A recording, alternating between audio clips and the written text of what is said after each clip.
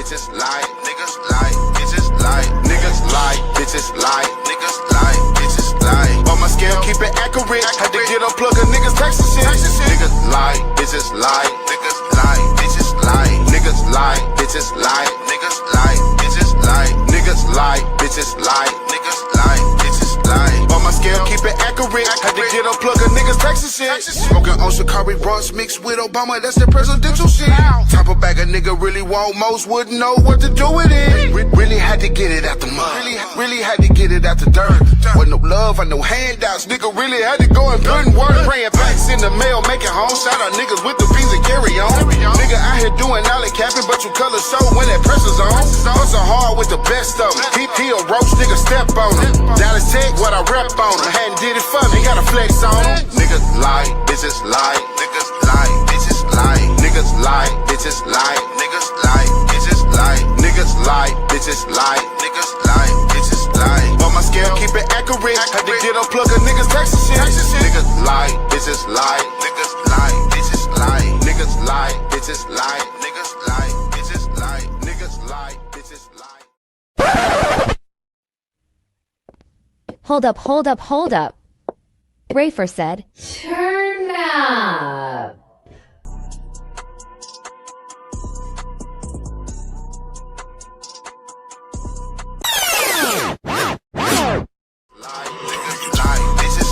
Niggas lie, bitches lie, niggas lie, bitches lie, niggas lie, bitches lie, niggas lie, bitches lie. On my scale, keep it accurate. Had to get unplug a niggas texting shit. Niggas lie, bitches lie, niggas lie, bitches lie, niggas lie, bitches lie, niggas lie, bitches lie, niggas lie, bitches lie, niggas lie, bitches lie. On my scale, keep it accurate. Had to get unplug a niggas texting shit. Smoking on Shikari Bronx mixed with Obama, that's the presidential shit. Top a bag a nigga really want most, wouldn't know what to do with it. Really had to get it out the mud. Really had to get it out the dirt. With no love or no handouts, nigga really had to go and put in work. Praying packs in the mail, making home. Shout out niggas with the beans and carry on. Nigga out here doing all that capping, but you color show when that pressure's on. Hustle hard with the best of them. He a roach, nigga step on him. Dallas Tech, what I rep on him. Hadn't did it for me, gotta flex on him. Niggas lie, bitches lie, niggas lie, bitches lie, niggas lie, bitches lie, niggas lie, bitches lie, niggas lie, bitches lie, niggas lie, bitches lie. On my scale, keep it accurate. Had to get unplug a niggas texting shit. Niggas lie, bitches lie, niggas lie, bitches lie, niggas lie, bitches lie, niggas lie, bitches lie, niggas lie, bitches lie. Man, shout out to everybody on here from the 214 where I'm from, across the states, to across the pond. Do you understand me? This is Ray from Dallas, aka RFD, and welcome to the show, ladies and gentlemen.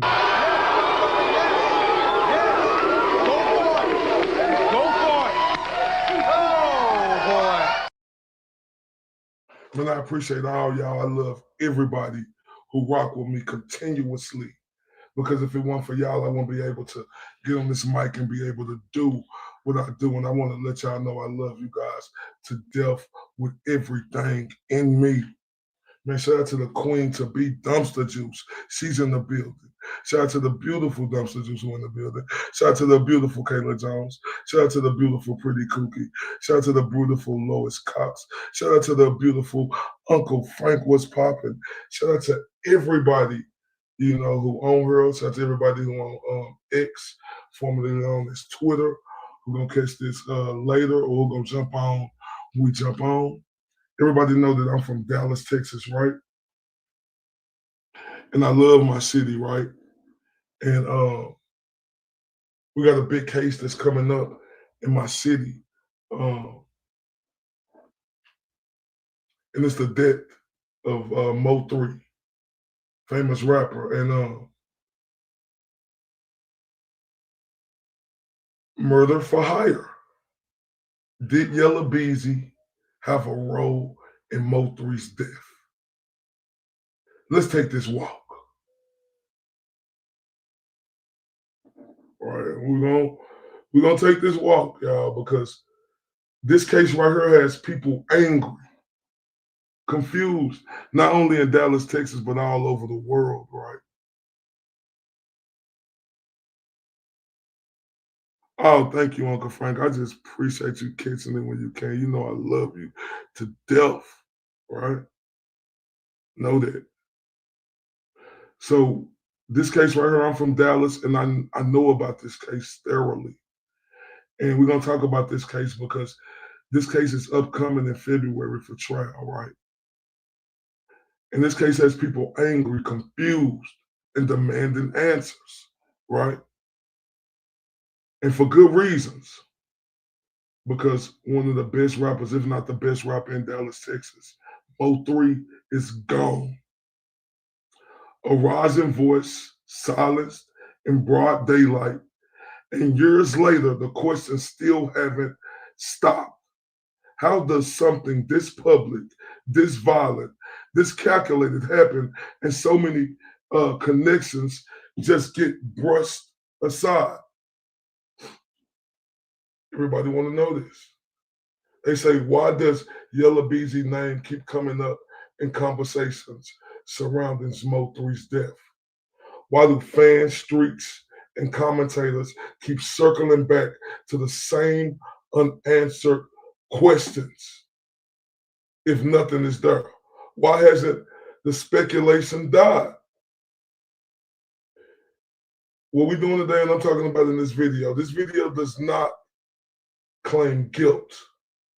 This video is about the pattern, the rumors, the allegations, and the anger of a fan base that feels ignored, right? People watch Mo3 get chased down on the Dallas highway. People watch the system move slow. People watch witnesses disappear, narrative shifts, and media go quiet.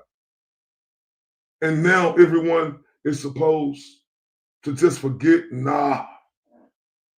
Was Mo3 a random murder or was it orchestrated? Was there a murder for hire angle or is that just another rumor buried under silence? Why were there known tensions, industry beefs, and street connections that never got fully explained to the public? Fans aren't crazy for asking questions. They're angry because someone they supported never got real closure. This video breaks down why Yella Beezy name keeps being mentioned and why, he's on trial now. What has been confirmed versus what remains speculation. Why the streets don't believe the official narrative. How hip hop history is full of cases where the truth came out years later, and why Mo3 supporters refused to let this story die. This isn't gossip. This is outrage. This isn't clout. This is accountability. This isn't saying someone did it. It's asking why the questions were never answered. But the case is coming up, and I want everybody to know on these upcoming days, I'm going to get y'all very familiar with this. Because if you believe Mo3 deserves justice, transparency, and truth, this conversation matters. I want everybody to drop your thoughts in the comments. What do you think really happened if you're familiar with it? Yeah. And that's how we coming, because in Dallas, these were two guys, right, who were on the rise, where they both were coming. They were major names. They were cool at one point.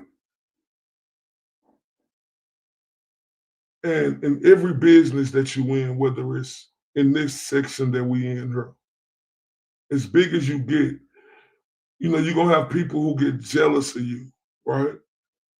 It's going to be tension in any profession you in, right? People get jealous. Shout out to my guy Prince of Wales in the building. Zach, what's popping? People going to get jealous in any profession that you in, or it's going to be tension. You're going to have the fans having conversations, people doing interviews where words get twisted and the other person will take it this way and that way, right? We seen that, you know, when I had Lindsay Gattani on the show. This is just truth. This ain't speculating. You know, how the reaction of when I had Lindsay Gattani and on the show, and you know how certain individual felt about that, right? But this is what happens, right?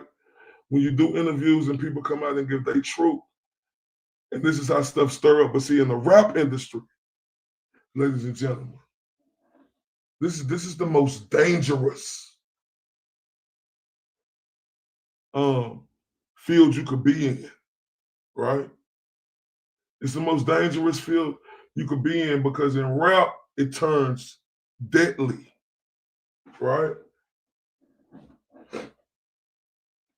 I'm not saying interviews don't stir stuff up, because they do. But interviews are necessary. Interviews been populating for years around, ladies and gentlemen, right?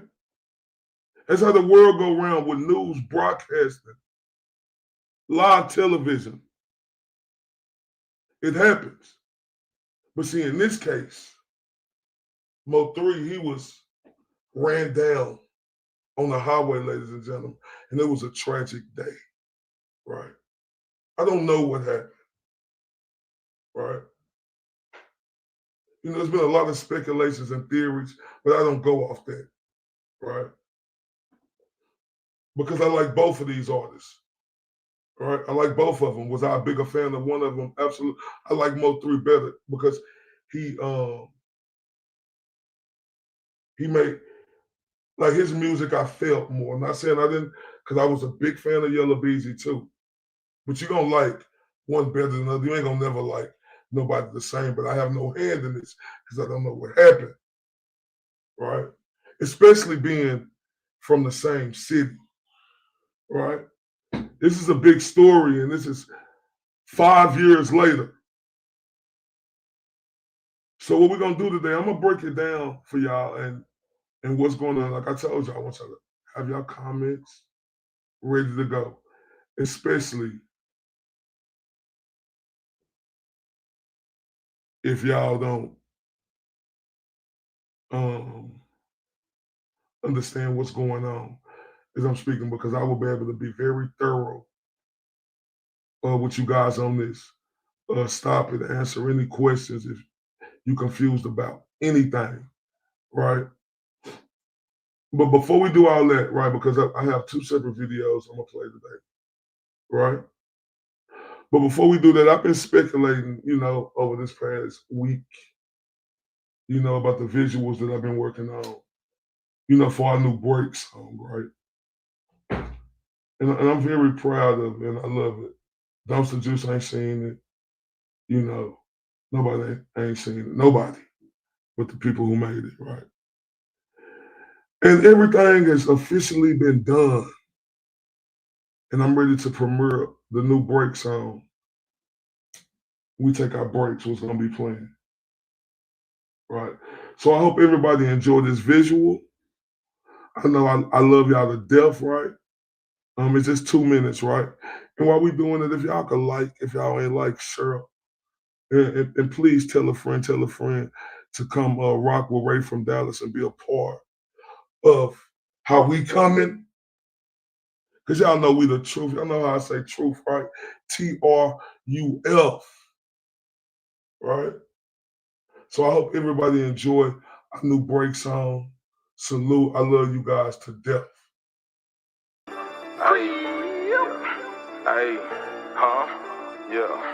Yeah. See, most of these rappers be gangsters and thugs on the internet. No, I'm not really into that. We pop up right at your spot with a Glock in the fitted, yeah. Like, fuck, nigga, give me that. What you know about setting it off at 8 in the morning? I ain't even brush my teeth yet. Slept on the floor with them roaches and rats in the trap. Now I'm jacking these traps like, come get your beat back. Rafer. Stop. I know what I'm doing. We shouldn't handle it like that. We should do it like this. Solid won't fall for no nigga. I rep for the clear. We really be stepping. He say he yellow, he probably a pussy. Would try me. I'm live with a cancer connection. I see these lanes from afar. I'm on top of my shit like a building. You ain't gotta vouch for me. I ain't spraying no nigga. You can't get a dollar if you ain't been broke on the couch with me. Eating them spreads in the tension, envision my future like Raven, that look how I'm living. I done had foreign on foreign and fuck that designer, white tees and force that's daily. I can't see me going broke, my kids gotta eat in that 40 cat getting impatient. Show me a nigga that told you I'm lazy, I bet that same nigga that told you that hate me. We ain't respecting no nigga who can't get his own, but begging like I own something. Calling my phone and threatening my life like he gon' come take it, you know how I'm coming. Stomp on the pussy, whole neck dirty up, my new forces and choke his ass out with my chain. Laugh at her eye while my partner recording the drama, you fuck niggas stay in your lane. Fuck all these niggas and bloggers all on my dick now. Yeah, I'm with the shit now. Ain't no gimmick, I look like a brick in the league now. Yo bitch, it get digged down. I'm a target, you won't catch me without a stick now. They probably will whack me. I'm stinking shit like a bumblebee, keep it out safety. I'm dying to catch a whole lacking. Hey man, nigga know how I'm coming, man. Stop on the pussy, whole neck dirty up, my new force and choke his ass out with my chain. Man, I hope y'all like that visual. But look, I love it. I gotta play that again, man. We gotta do a double take. Tell me how I'm coming. Tell me if y'all like it. If you don't like it, tell me the truth. And we could fix some things. So that's a raised bandana in the building. Tell me.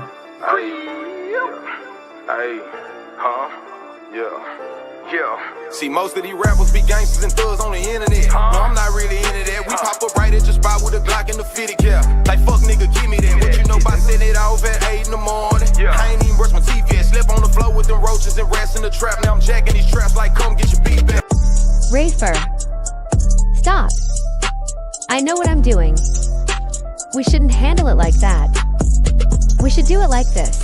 Solid won't fall for no nigga, I rep for the clear, we really be stepping. He say he yella, he probably a pussy, would try me, I'm live with a cancer connection. I see these lanes from afar, I'm on top of my shit like a building, you ain't gotta bash me. I ain't sparing no nigga, you can't get a dollar if you ain't been broke on the couch with me. Eating them spreads in the tension, envision my future like Raven, that look how I'm living. I done had foreign on foreign and fuck that designer, white tees and force that's daily. I can't see me going broke, my kids gotta eat in that 40 cat getting impatient. Show me a nigga that told you I'm lazy, I bet that same nigga that told you that hate me. We ain't respecting no nigga who can't get his own, but begging like I own something. Calling my phone and threatening my life like he gon' come take it, you know how I'm coming. Stomp on the pussy, whole neck dirty up, my new forces and choke his ass out with my chain. Laugh at her eye while my partner recording the drama, you fuck niggas stay in your lane. Fuck all these niggas and bloggers all on my dick now. Yeah, I'm with the shit now. Ain't no gimmick, I look like a brick in the league now. Yo bitch, it get digged down. I'm a target, you won't catch me without a stick now. They probably will whack me. I'm stinking shit like a bumblebee, keep it out safety. I'm dying to catch a whole lacking. Hey man, nigga know how I'm coming, man. Stop on the pussy, whole neck dirty up, my new force and choke his ass out with my chain. How we coming? How we coming? Y'all like the new break song? What's poppin'? What's poppin'? Man, look, this is how we coming. I'm finna rock tonight. But I gotta play this one more time because I love this shit.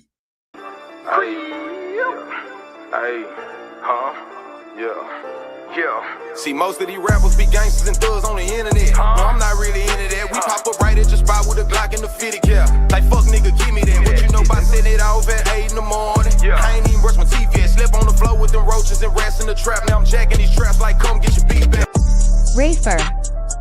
Stop. I know what I'm doing.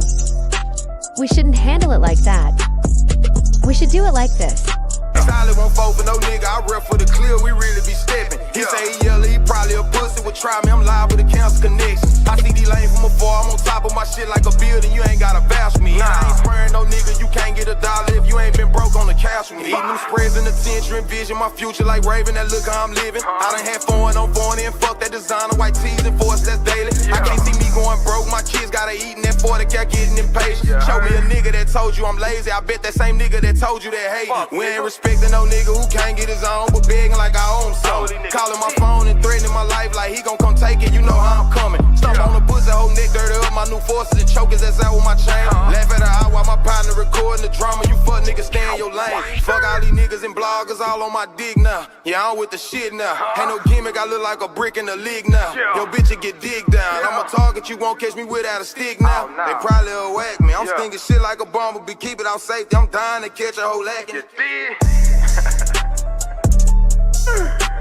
Hey man, nigga know I'm coming, man. Stop on the pussy, hoe neck dirty up my new force and choke his ass out with my chain. Man, y'all see how we coming, man, but I appreciate everybody who on her, right? I appreciate everybody. I love y'all to death, right? So every hour on the hour, that's the break song.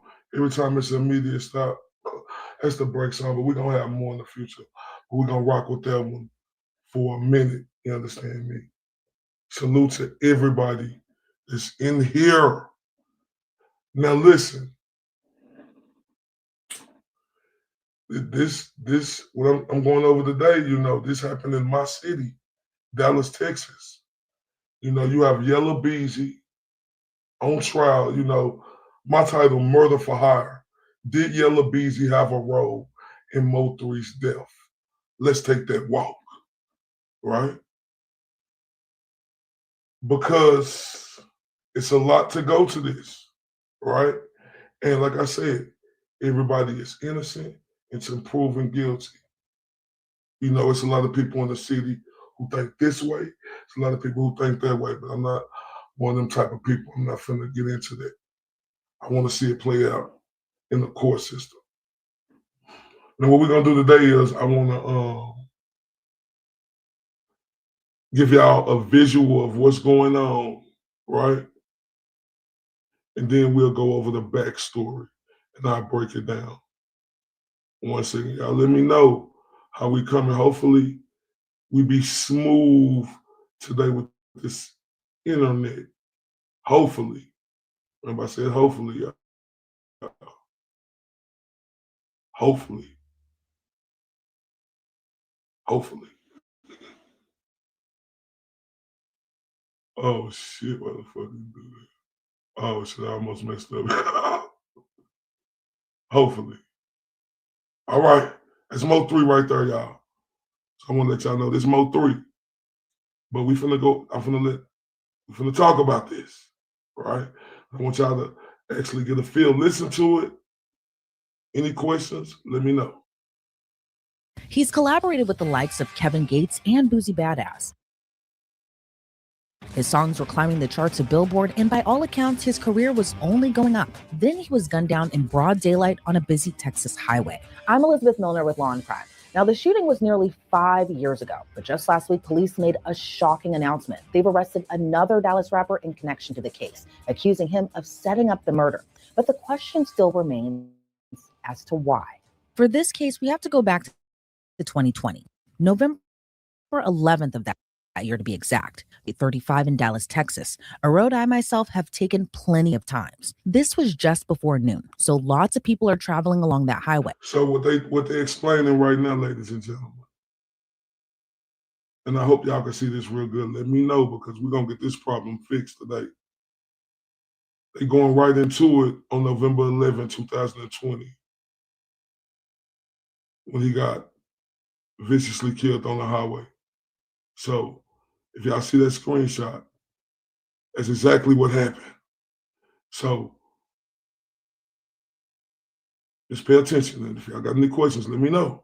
Then suddenly someone approaches Melvin's Hold car. up, shout out to Ray from Boston in the building. Charlie, what's poppin', beautiful? Now, before I get more into it, you might not know Melvin Noble by that name. You might know him better as Mo3. So someone approaches Mo3's car, but not just anyone, a masked gunman. According to police, Mo got out of his car and ran. Then he was hit by several bullets. Now remember, this is a busy highway that for the most part is locked in and no way really to escape. Mo died from his injuries, and a bystander inside another car was hit as well, but survived. Now the imagery, kind of hard to get out of your head. I mean, it's an ambush-style attack on a highway, a bystander is hit. It's a lot, right? So the next question that had to be answered, who did it? Well, that answer came a month later when homicide detectives arrested a 22-year-old believed to be responsible for Mo3's murder. And that person was Kewan White. So this guy right here, Kewan White, is the one who was arrested for Mo3's murder, right? And as you're gonna see, it was gonna be another guy that come up. His name gonna be Devin Brown, right? And allegedly, the guy named Devin Brown, Mo3 was putting that donkey you know, to his baby mama, right? But this dude right here is the first one who got arrested, Keywan White. And I'm gonna let y'all hear him talking from jail as well. But that's as the days go on, y'all understand. He was taken into federal custody for possessing a firearm by a convicted felon, but also charged with murder. Kiwan ended up pleading guilty on the gun charge and is currently serving a 9-year sentence, but that murder charge is still open. But the story doesn't end there. When Kiwan was arrested, it was reported that he had ties to It'll be Ray from Dallas.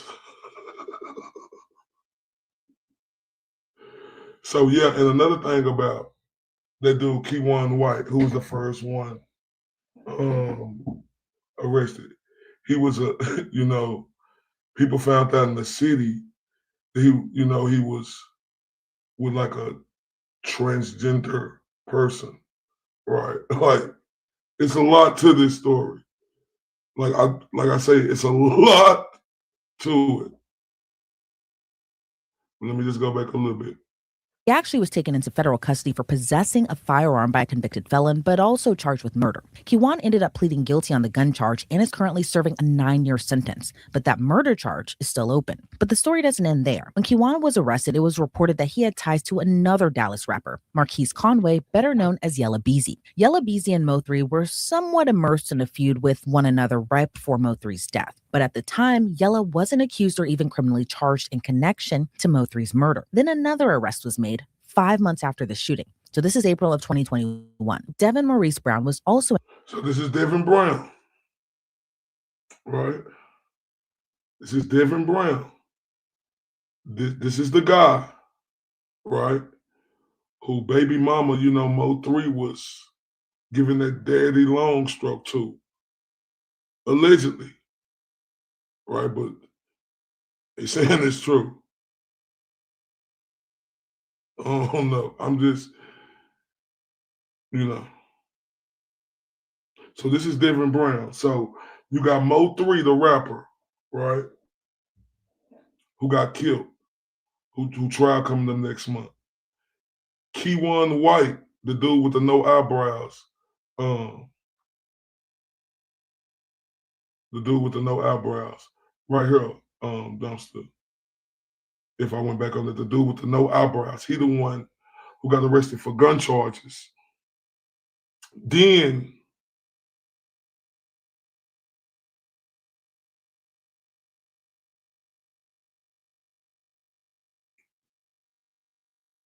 so you talking about the dark dude?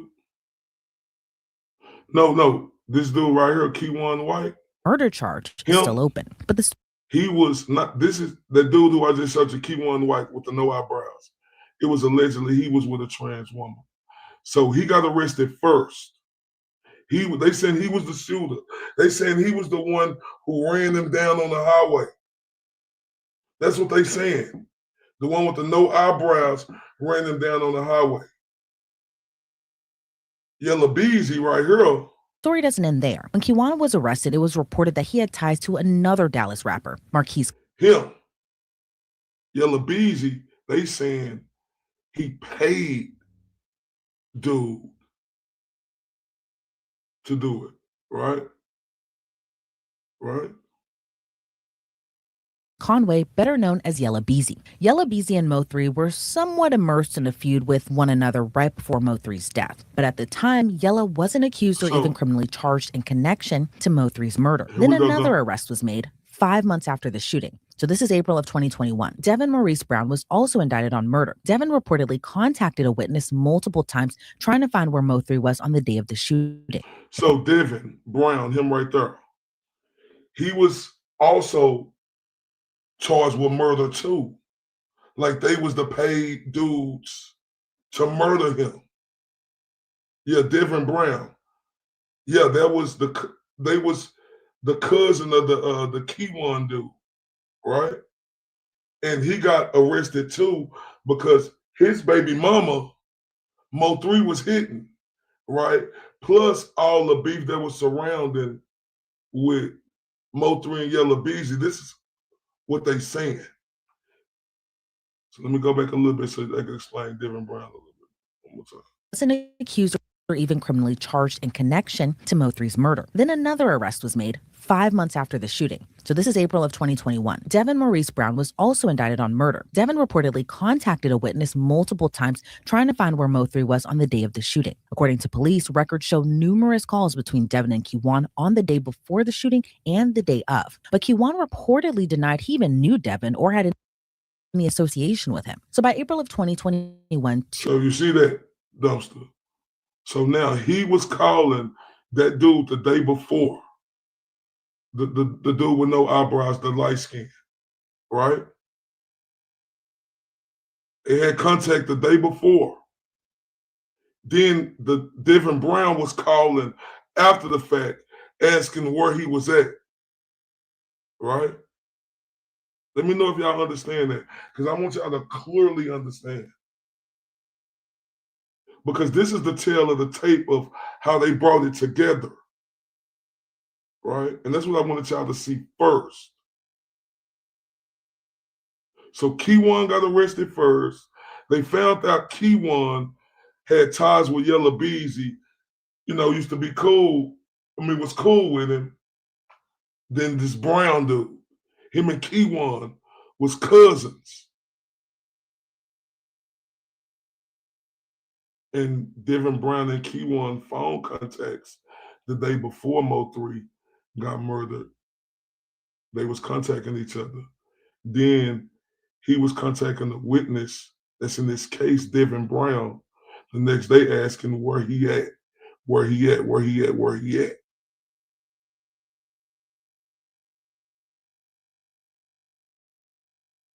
did a witness multiple times trying to find where Mo3 was on the day of the shooting. According to police, records show numerous calls between Devin and Kiwan on the day before the shooting and the day of. But Kiwan reportedly denied he even knew Devin or had any association with him. So by April of 2021, 2 people are arrested for Mo3's murder. And as you likely guessed it, the story still doesn't end there. Nearly 4 years after Devin's arrest, another arrest is made. Now remember how I mentioned Yella Beezy and Mo3 had beef before Mo was killed? Well, according to police, he set up the whole murder, even allegedly paying Kiwan White money to carry out the ambush attack. Police are keeping pretty tight-lipped on the full extent of Yella Beezy's alleged involvement in Mo3's murder. But if I personally had to guess, it might stem from the beef that you had right before Mo3's death. So do y'all see that? Now listen, Yella Beezy, now 4 years later, which was last year, 2020, he got arrested because they saying Yella Beezy paid them dudes to, and that's what they got him on, a murder for hire, to kill Mo3, right? And like she just stated, they keeping everything sealed, so we don't know what they got. This is what's crazy. And when I tell y'all this story is huge, this ain't just no Dallas story, no Texas story.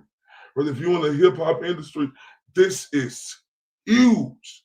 Not just hip hop, if you just in this field to where you know about this, huge right here. No. His charges ain't sealed. The evidence is sealed. We don't know what evidence they got. Well, that's what they saying, that they got showing that Yella Beezy hired them 2 dudes to kill Mo3. It's not out of the realm of possibility. We've seen it in other cases, right? So White money to carry out the ambush attack. Police are keeping pretty tight-lipped on the full extent of Yella Beezy's alleged involvement in Mo3's murder. But if I personally had to guess, it might stem from the beef that you had right before Mo3's death. It's not out murder for hire. He's been charged. Yella Beezy has been charged for murder for hire. Allegedly, they saying he paid Kiwan White, the no eyebrows, and Devin Brown, the dark-skinned dude, to kill Mo3. of the realm of possibility. We've seen it in other cases, right? So what was the feud really about? Well, you can trace it back years earlier, when Mo3's friend Roy Lee was shot and killed in North Dallas in 2018. Okay, now let's talk about Roy Lee. And I want y'all to understand this because it's a lot more when we get into the other story, right? Because Roy Lee was a famous comedian here in Dallas, Texas, right? He was from South Dallas. this community called Dixon. They was Crips over there, right? So what happened with Roy Lee, he initially, because Mo3 and Yella Beezy was beefing, right? And everybody was going against Mo3. And Roy Lee said something slick to Yella Beezy on Real Life Street Stars, right?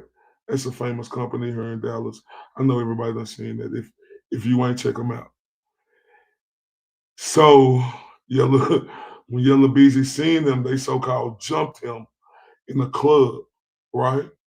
So they beef and feuded. Roy Lee, he kept saying, I want a box, I want a box, want a box, want a box, want a box. And it just kept going back. He kept making fun of Yella Beezy, and Roy Lee ended up getting shot and getting killed.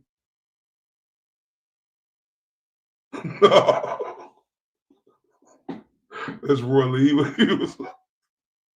He was a real famous comedian here in Dallas, right? Real famous, super popular.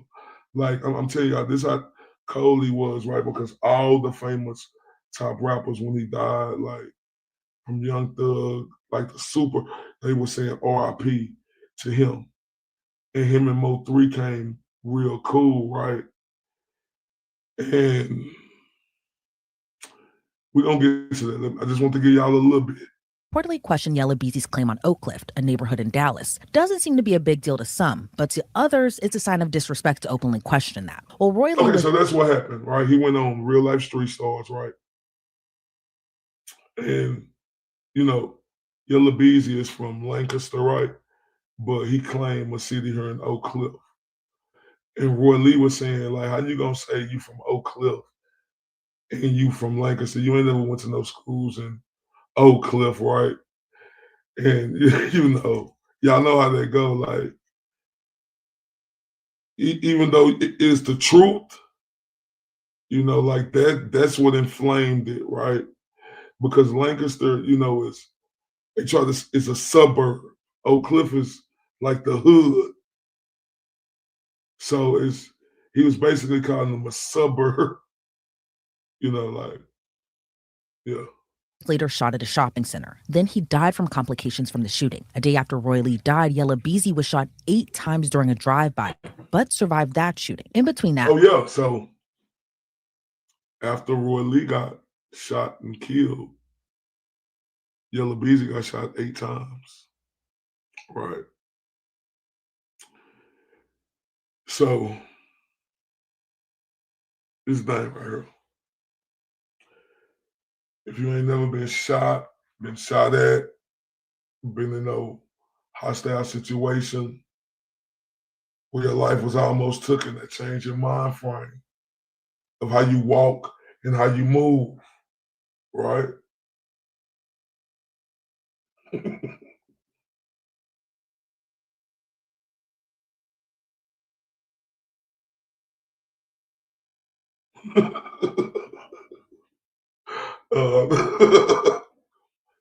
So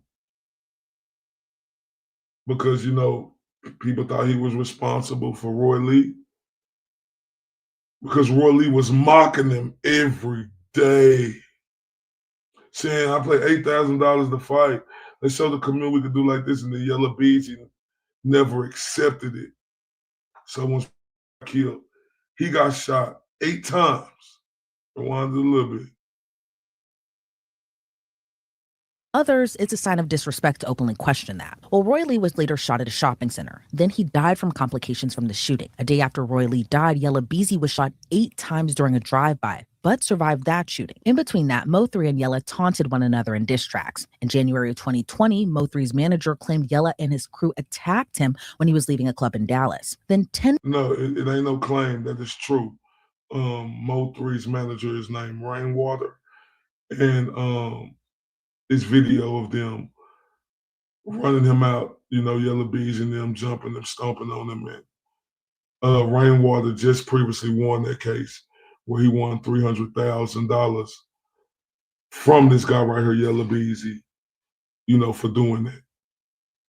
Months later, Mo3 was killed on I-35 in Dallas. But again, Yella Beezy wasn't arrested or even charged in connection to Mo3's death until 2025. And Yella Beezy isn't just charged with murder, but capital murder, meaning if convicted, that's life in prison with no chance of parole. Okay, so he charged with capital murder, like murder for hire, then they turned it to capital murder. So this series, I wonder, like, what they got, because shout out to Swiss Miss in the building, because I'm telling y'all, it's a lot of people in the city who think this guy did it. I don't know. Shout out to None Your Business in the building. And I'm telling y'all, when this dude got arrested, it was a lot of people who wasn't surprised because the beef was real. Like, I just want to give y'all, yeah. I want to give y'all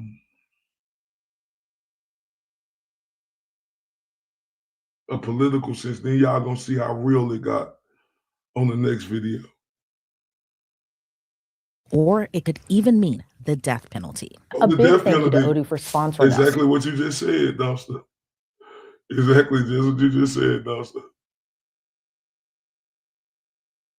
Okay, right. Joining me. Before we get into the allegations against Yella Beezy, take me back to November of 2020. What was your reaction to Mo3's murder, especially the scene of it being in the middle of I-35? But what was your reaction to his murder and just the ambush style of it?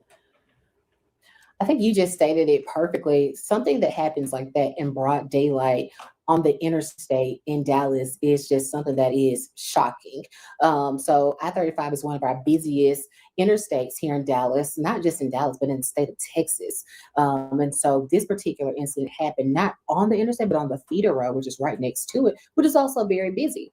And so what happened in this particular situation was the vehicle that stopped in front of Mo3 stopped. The person got out of the vehicle, ambushed him with a gun, running towards him, and shot him. He got out of the car running, right, and he was shot as in the back. And so something like that happening at any time is going to be insane and crazy, but happening in broad daylight in the middle of the day is something that is very much so disturbing and something that is not expected. Not expected in the slightest. And in your opinion, back then in 2020, we're in the midst of COVID, all of that sort. Was there any type of whispering kind of going on in Dallas about who might have been involved back then in Mo3's murder? I would say that there was definitely some whispering. There's a lot of people discussing these back and forth with both of these individuals on multiple podcasts, on multiple television shows, multiple just media. You said shooter got shot in the back. No. The shooter ran down with that sawed off and shot Mo3 down.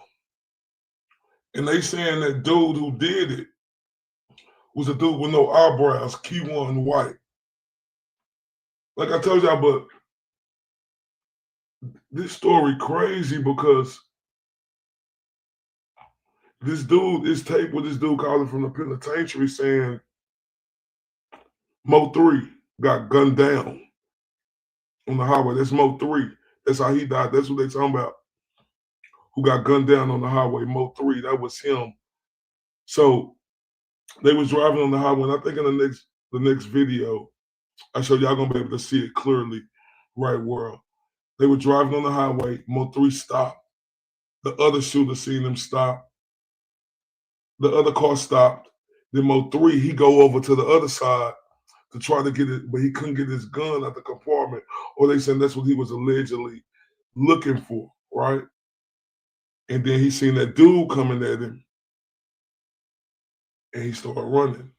But so yeah, he was the one who got gunned down and shot in the back. Mo3 was the chunky dude you was talking about, Dumpster. This discussion was going on because apparently this Shout out to the beautiful Petty LaBelle in the building. Salute, Sport. Particular back and forth, a controversy had been going on for some time. So this wasn't something that was that they didn't know that there was some type of controversy going on. But this particular just killing in broad daylight, I think that is something still to be surprised about. Yeah, and it's always disheartening, especially too, because these were both rappers by both accounts, all up and coming, could have gotten to a great point in their music career, into their rap career, but then something like this, where it feels like you can't really leave the streets behind, something like this happens, and now you have one person dead and another accused of murder for hire. With that being said, what was your reaction to Yella Beezy's arrest just last week? I mean, you said that so well. This is just something that can halt a person's career substantially. And that's real talk, y'all, because you got to understand, these were the two top guys. Like, even though, shout out to the beautiful Jordan, Yella Beezy, that's on me, baby. Yeah, you can snooze if you want to, but not on me, baby. He came out with a hit first. It's like when Mo3 came and was taking over, like he was, and like I tell y'all, ego, arrogance,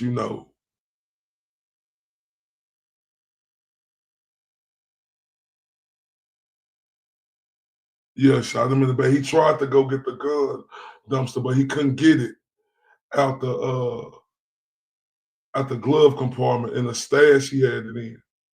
So he took off running, but oh boy, gunned him down. And rest in peace to Mo3. Right? Like in any field you in any community, right?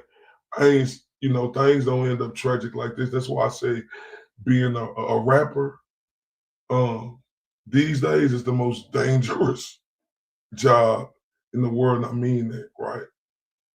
Because you see how stuff going now, how this beef turning to really DOA, and it's serious, and especially Earl. Because I promise y'all, Mo3 was on his way to be one of the greatest of all time, right? And shout out to the beautiful Catherine in the building, who I seen you a while ago. I'm sorry, I forgot to say your name. Shout out to the beautiful Catherine. So yeah. Oh yeah, he got out the car. Oh yeah, and I apologize about that dumpster. But this just them giving y'all the to where they explain it better. Even on the next video, they're gonna explain it better, but they're gonna show more videos, right, of them dudes really going at each other. And Mo3 was the best at doing that. So one person being killed, dying, and another person being charged with this capital murder case. Capital murder is the highest level of a charge that can possibly go forward. The person faces life in prison without parole or the death penalty. So you are facing pretty much the top consequences that our state has to offer in something like this. So this is a very, very serious offense. And so it's a sad situation for both parties. Absolutely. And why do you think, Yella Beezy wasn't arrested until this year? Mo3 was shot and killed back in 2020. See, that's the question everybody want to know. Why wasn't he arrested to this year? See, they're just telling everybody been saying somebody doing some talking. Somebody saying something. Right? Somebody saying something, but we don't know, if he did it or not. I don't know, but they arrested him, so they got something. But we got to see how they're gonna have to present it, because I forget who his lawyer is, and I got to look that up. Give me 1 second. Let me see who Yella Beezy lawyer is, because he got one of the top lawyers in Texas. I mean, who done been lawyer of the year several times. Dude is actually good. What is it? 1 second.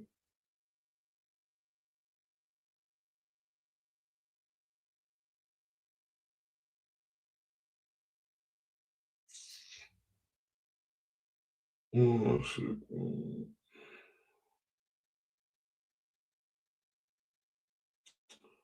Cause he got a great lawyer. I ain't lying to you.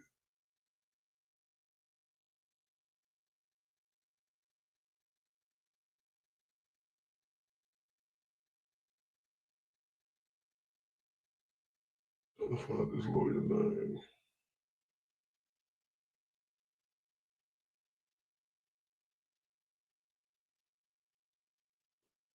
He is a great lawyer. I can't find his name, but I will find his name. But the lawyer he got, he done won like lawyer of the year, like in Texas. His name Toby Shock and John Ever. Let me see who these guys are. Let me see.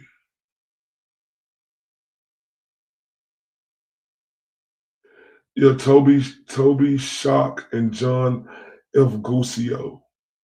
So, yeah, one of them.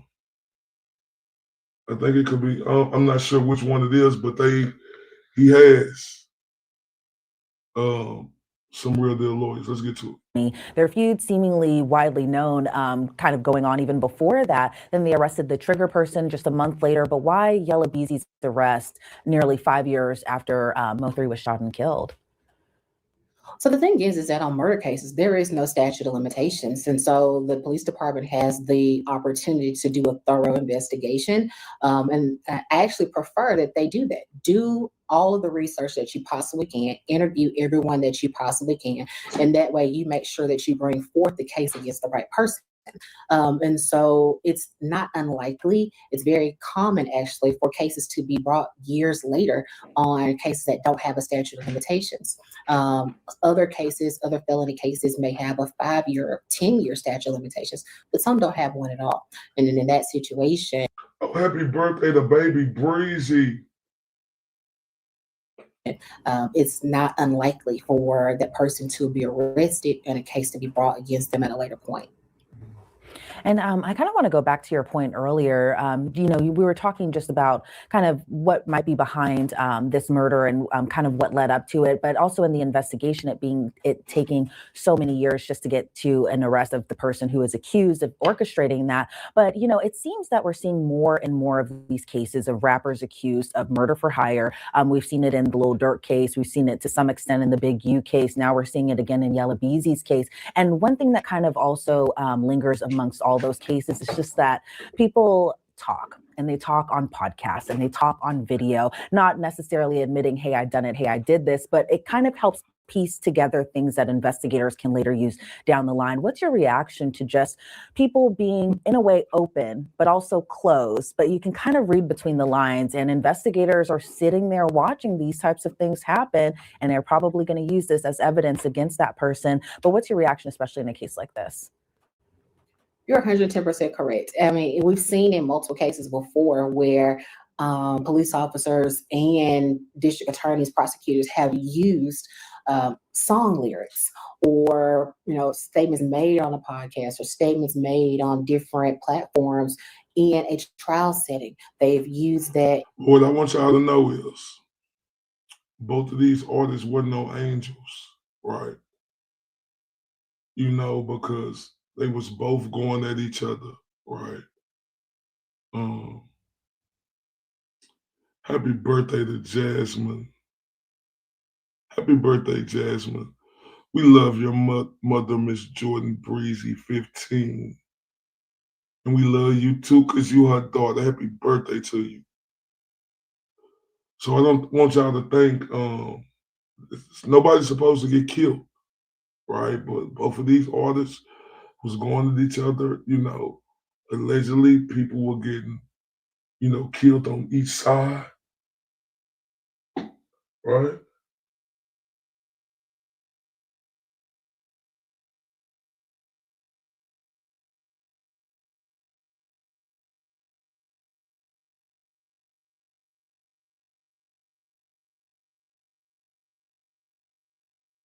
Okay, so I just got, and I want y'all to know this, while major trials for high-profile cases sometimes get televised, there's no indication that Yella Beezy's ongoing murder for hire case related to rapper Mo3 2020 murder has been selected for TV airing, though Local Dallas news like Fox 4 covers his court appearances with clips showing courtroom moments on YouTube. So I'm hopeful that they do it. I hope. Right? But if not, we'll definitely be covering everything. I'm gonna let y'all know it wasn't no angels. They was going at each other. Right? And y'all gonna see that in the next video, like how it got serious. In the investigation, but even further And we down, know it got serious because Mo3 no longer here. May he rest in peace. in the trial. And so everything that you say on a public platform can be used against you or for you, right? It can be used in your case. And so I think that's something that people have to take into account. But once you release it out on a public platform, it's just like if you try to throw something in the trash, right? You threw it out, but that still can be used in your case, used against you. You thought that you may have thrown it out and it was used years ago, and then somebody comes back, recovers that now. Yeah, it's no regard for life. And this is what I was talking about last night. It's a lot of black on black, black on brown, brown on brown crime. That we just shoo away when it's going on a lot. And this is one of these cases. And that can still be used against you. So it's just something for Like, this will need to be talked about. How we killing each other.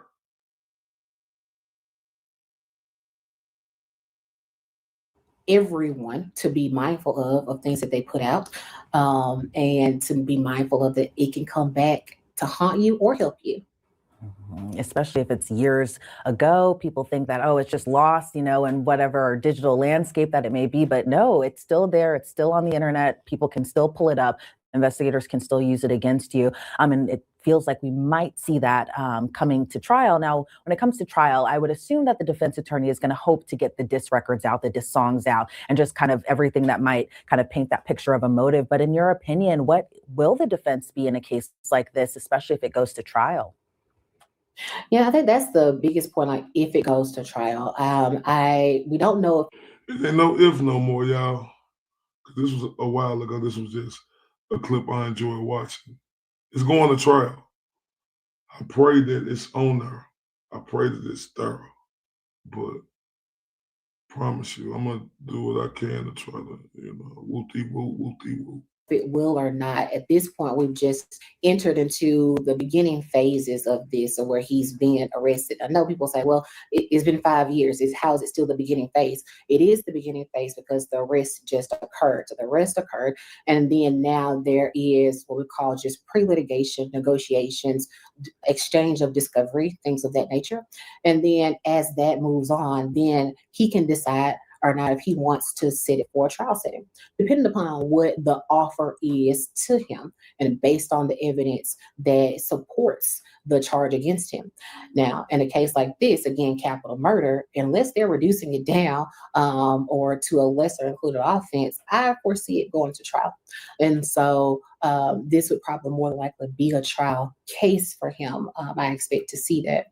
And so when we look at this, he's being charged with capital murder for hire, like you said, or for some type of financial gain. So the state would have to prove that he was the person that was behind this, orchestrating everything, and that he had something to gain from it. He was, in fact, gaining a financial attribute from it. And so that's really, I think, where the defense counsel will target.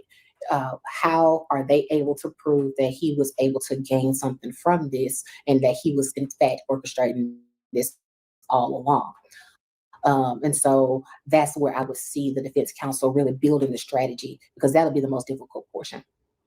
Do you think it would be wise for him being Yella Beezy, to get on the stand and testify in his own defense? At this time, I'm not going to say that I don't know enough information about the case and what the strategy is and what the evidence that's been. Tell you like this.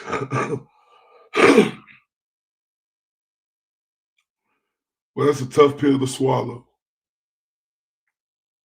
if your life on the line and you got to pick and choose, you got to get on that stand. Oh my. Being presented against him, that's going to be something that I think comes along with time. And as evidence is presented, then they can make a determination of if it's a good idea. A lot of times, it's really a case by case basis. What I would say though, a lot of times we as defense counsel, we only put clients on the stand when it's absolutely necessary. Because if that's the case, then the prosecutors can then ask them a wide range of questions because now they're on the stand. They can ask them about their criminal history. They can ask them about just things that you may not want to come out on the stand. They now have access to. And so it just really depends on the strategy.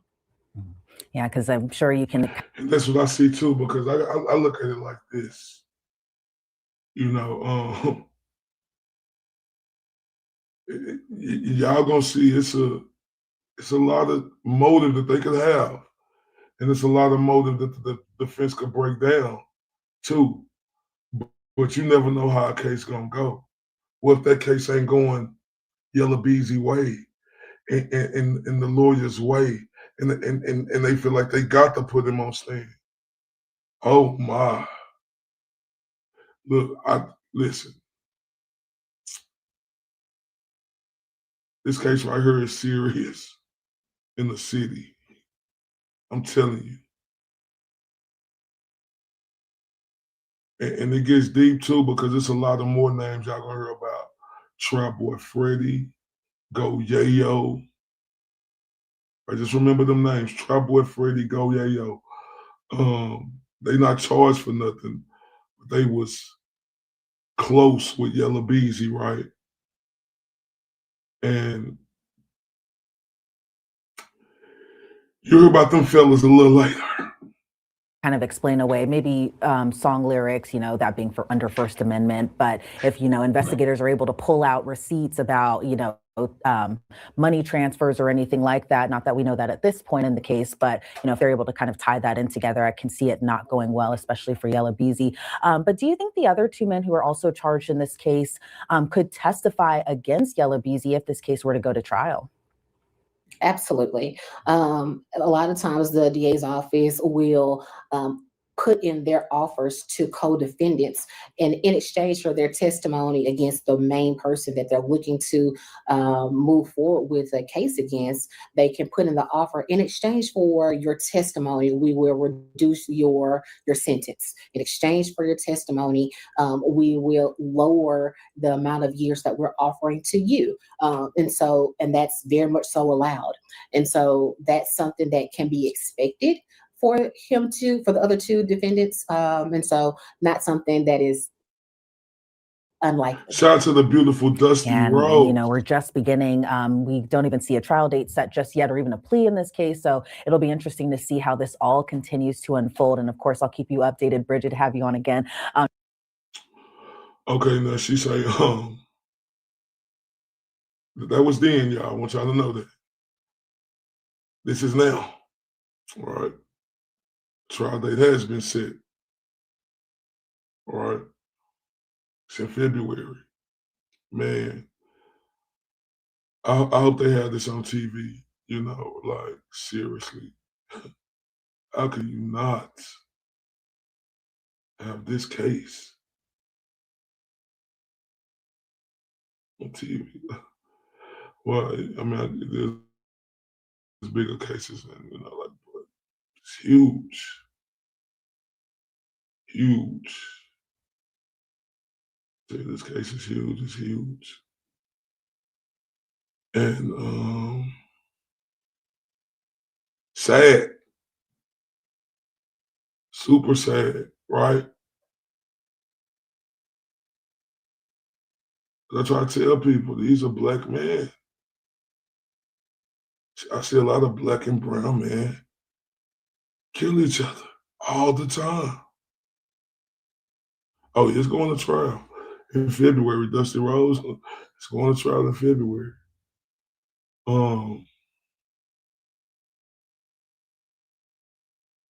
Let's try to see which one I want y'all to see, because Man, it's sad, y'all. Sad, sad, sad. What I'm gonna show y'all first is I'm gonna show y'all this before we take our break. I'm gonna show y'all this right here of when they went to court and they showing him, you know, that happening to him on camera. 1 second. So y'all could actually see how he got yeah, gunned down. 1 second, bring it to the stage. All right, I'll take this out.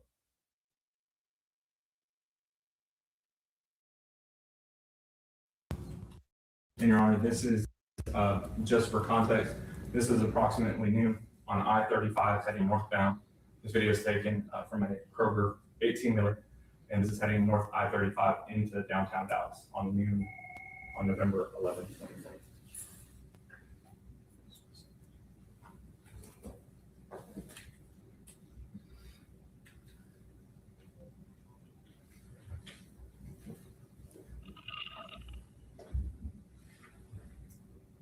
So you see that's them two cars. He in the little gold car, the other dude in the black car.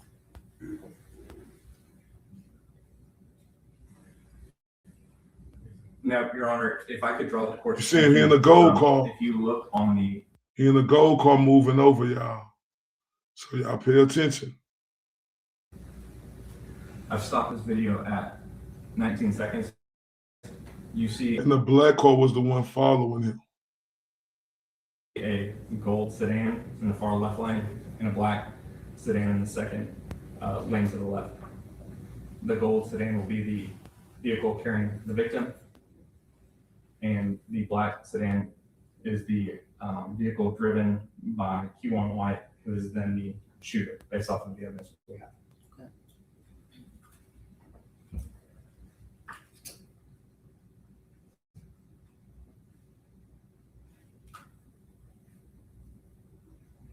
So you see Mo3 stop. He stopped. He stopped. He finna get out of this car, y'all.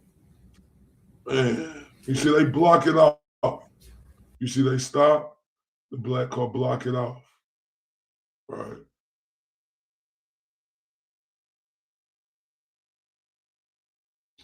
I could check on that. This is I think so. I'm gonna check on that real quick. I just want y'all to see this. Yeah, they do. I think they do got more stuff. When he was in jail, like I'm gonna show y'all some more stuff.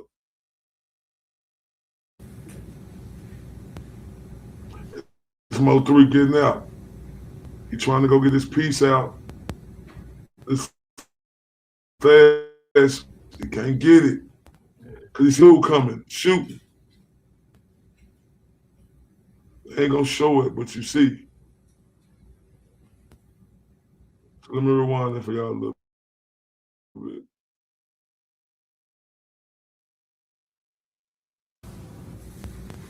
It is I-35 here in Dallas.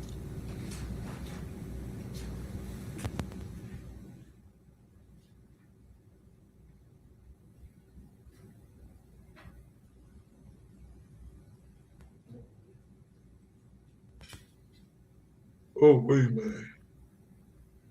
This was heartbreaking in the city, y'all.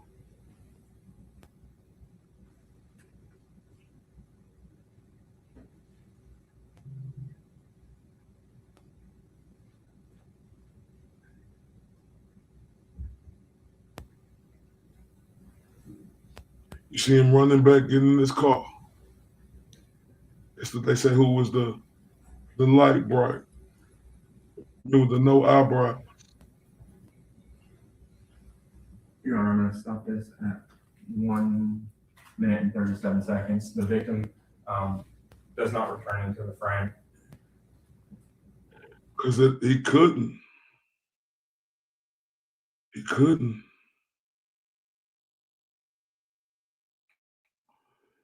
I mean, I you know, you never. Man,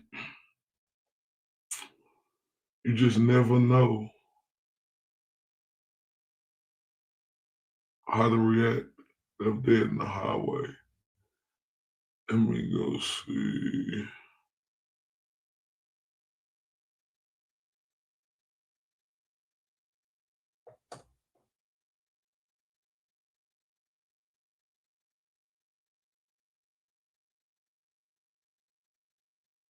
Mm. It's crazy, y'all.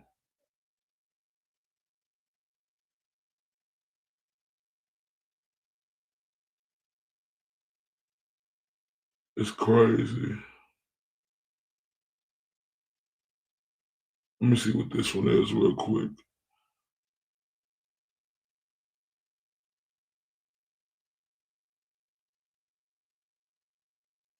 Okay, yeah, this is one I want to let y'all see why they got him in jail. He trying to. But before we do that, y'all, let me pull this up. Let me stop that. Before we do that, y'all, we passed a little bit past the hour. Please don't go nowhere. Please hit that like button, share for me. We finna go to our new commercial break. If y'all wasn't here for it, here is the new one. Hope y'all love it. Hey, huh? Yeah. See, most of these rappers be gangsters and thugs on the internet. No, I'm not really into that. We pop up right at your spot with a Glock and a 50 cal. Like, fuck nigga, give me that. What you know about setting it off at 8 in the morning? I ain't even brush my teeth yet. Slept on the floor with them roaches and rats in the trap. Now I'm jacking these traps like, come get your beat back. Rafer. Stop. I know what I'm doing. We shouldn't handle it like that. We should do it like this. Solid won't fall for no nigga. I rep for the clear, we really be stepping. He say he yellow, he probably a pussy. Would try me, I'm live with a cancer connection. I see these lanes from afar, I'm on top of my shit like a building. You ain't gotta bash me. I ain't sparing no nigga, you can't get a dollar if you ain't been broke on the cash with me. Eating them spreads in the tension, envision my future like Raven. That look how I'm living. I done had foreign on foreign and fuck that designer, white tees and force, that's daily. I can't see me going broke, my kids gotta eat in that 40 cat getting impatient. Show me a nigga that told you I'm lazy, I bet that same nigga that told you that hate. We ain't respecting no nigga who can't get his own, but begging like I own something. Calling my phone and threatening my life like he gon' come take it, you know how I'm coming. Stomp on the pussy, whole neck dirty up, my new forces and choke his ass out with my chain. Laugh at her eye while my partner recording the drama, you fuck niggas stay in your lane. Fuck all these niggas and bloggers all on my dick now. Yeah, I'm with the shit now. Ain't no gimmick, I look like a brick in the league now. Yo, bitch, you get digged down. I'm a target, you won't catch me without a stick now. They probably will whack me. I'm stinking shit like a bumblebee, keep it out safety. I'm dying to catch a whole lacking. Hey man, niggas know how I'm coming, man. Stop on the pussy, whole neck dirty up, my new force and choke his ass out with my chain. Man, salute everybody who back. I hope y'all love that. Thank you, Catherine. I appreciate that. So,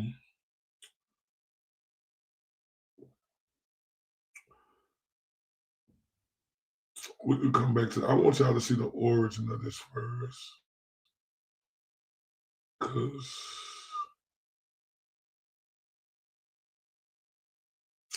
it's something serious.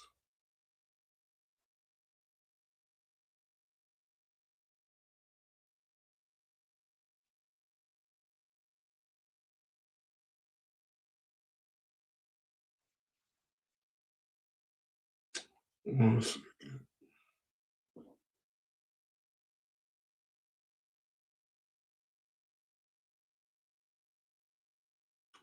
I want to give y'all a clear distinction of this, how it went on. I want y'all to really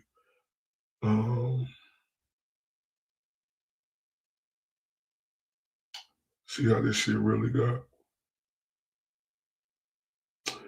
And shout out to Trap Lord Clips.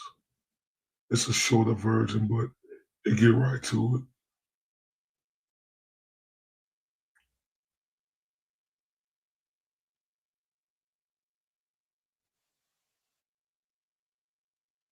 Shout out to Trap. He got some of the best shit popping out here. He breaks it down. So let me get this up so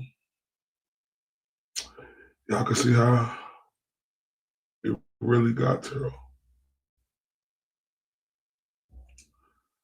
I want to play the longer clip, but I just feel like that's too long. But this a nice long clip. Get it twisted.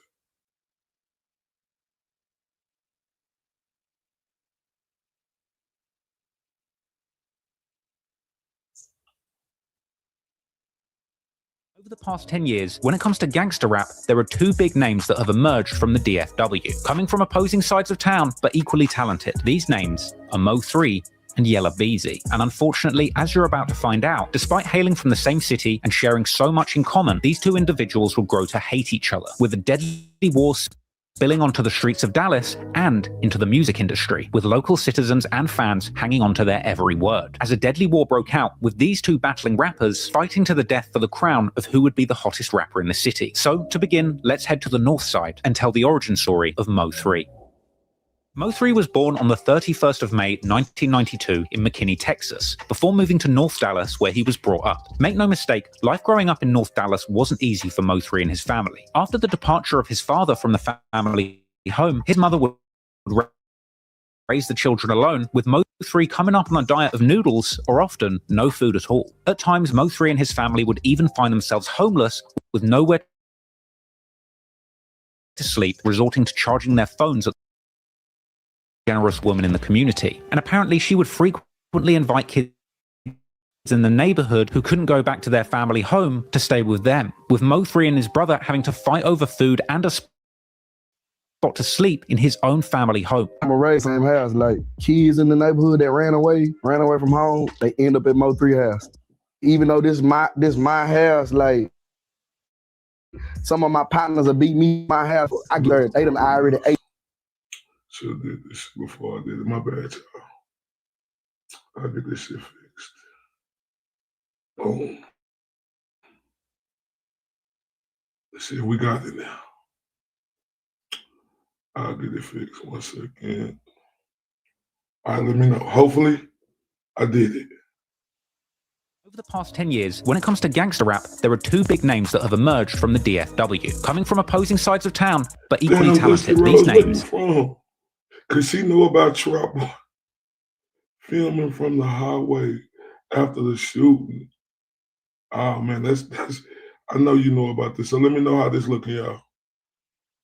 Are Mo3 and Yella Beezy. And unfortunately, as you're about to find out, despite hailing from the same city and sharing so much in common, these two individuals will grow to hate each other, with a deadly war spilling onto the streets of Dallas and into the music industry, with local citizens and fans hanging on to their every word. As a deadly war broke out, with these two battling rappers fighting to the death for the crown of who would be the hottest rapper in the city. So, to begin, let's head to the north side. Mo3 was born on the 31st of May 1992 in McKinney, Texas, before moving to North Dallas where he was brought up. Make no mistake, life growing up in North Dallas wasn't easy for Mo. So how we looking, y'all? Is it still glitching?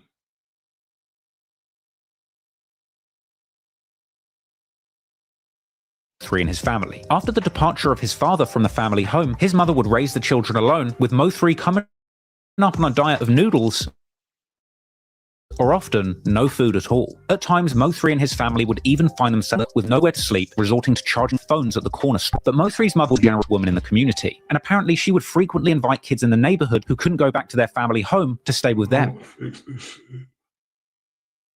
I want to fix this, y'all. I want to fix it. I want to fix it. Oh, man, you know it, Dusty. I see you got connection.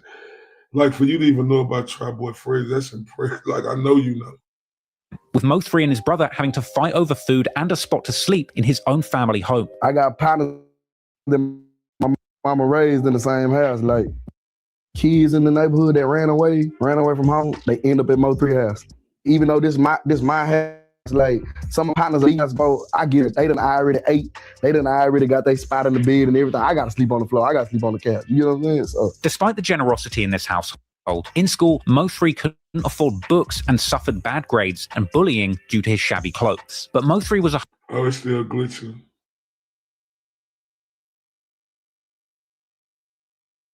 Hold up. Hold up.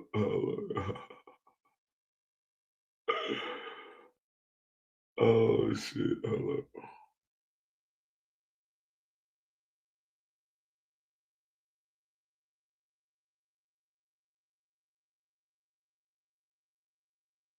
Yep. After the fact, that's correct. After the fact. Hustler, and he would get jobs at a young age to help his mother financially, eventually deciding to pursue a path as a rapper after high school. But making something of himself would not be easy, coming up in some of the harsh streets of Dallas. Much like the nickname Chirac given gang-infested hoods of Chicago, where the violence is considered nearly as bad as the military conflicts going on in Iraq, Mo3 claimed that the area of North Dallas where he grew up to be similarly dangerous, earning it the nickname North Afghanistan. So you grew up in Dallas? Yeah.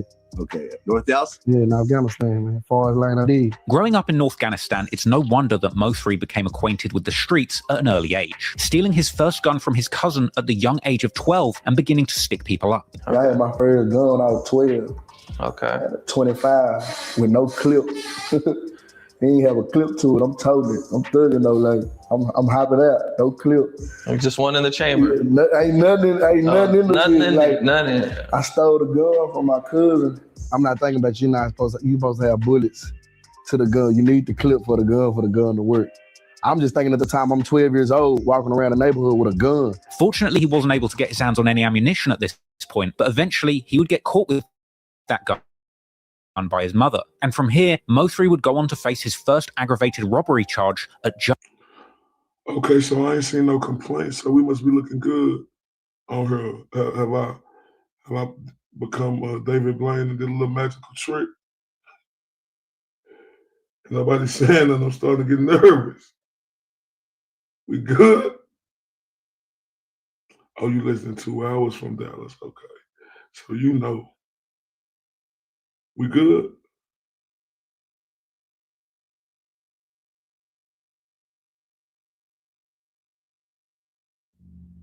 It still glitches.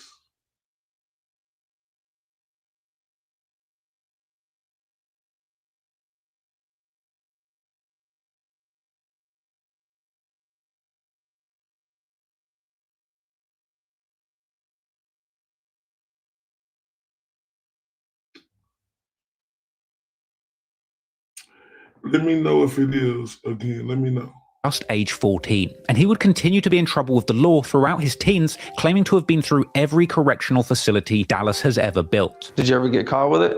Yeah, my mama called, man, somebody seen me with it. Police came and took the goddamn gun, had it in the goddamn Ziploc bag.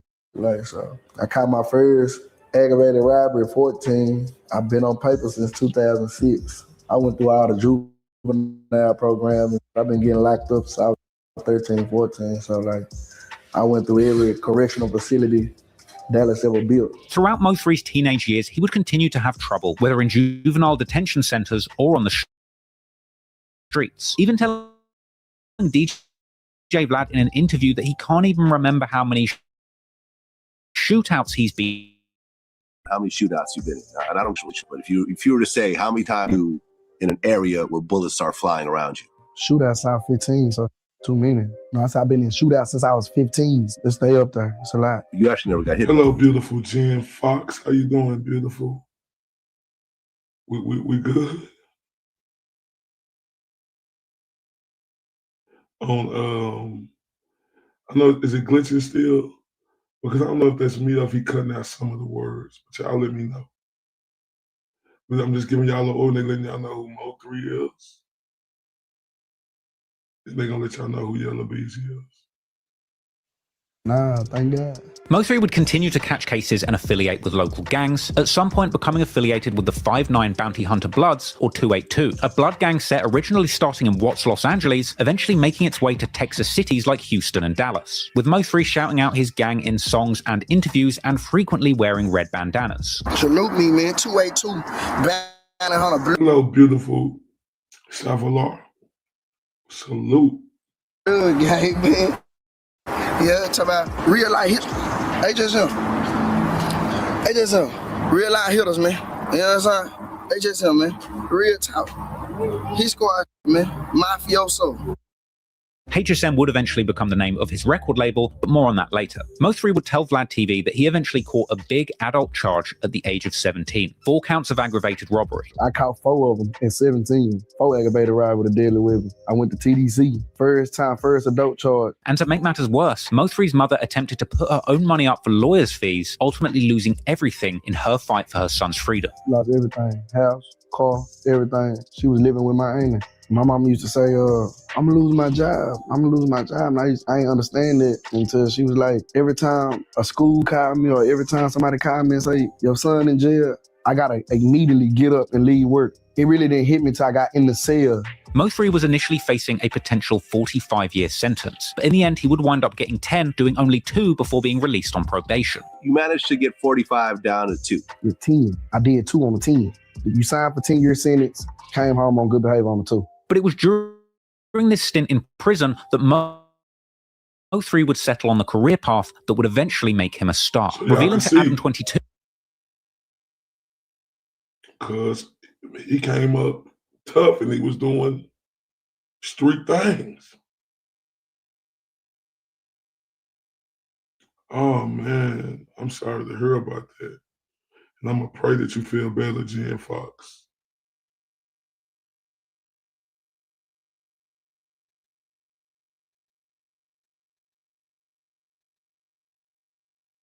This is the backstory on Mo3, y'all. So he was like that. And you know, when you come up like that, you know, they always say you in jail or you will end up dead.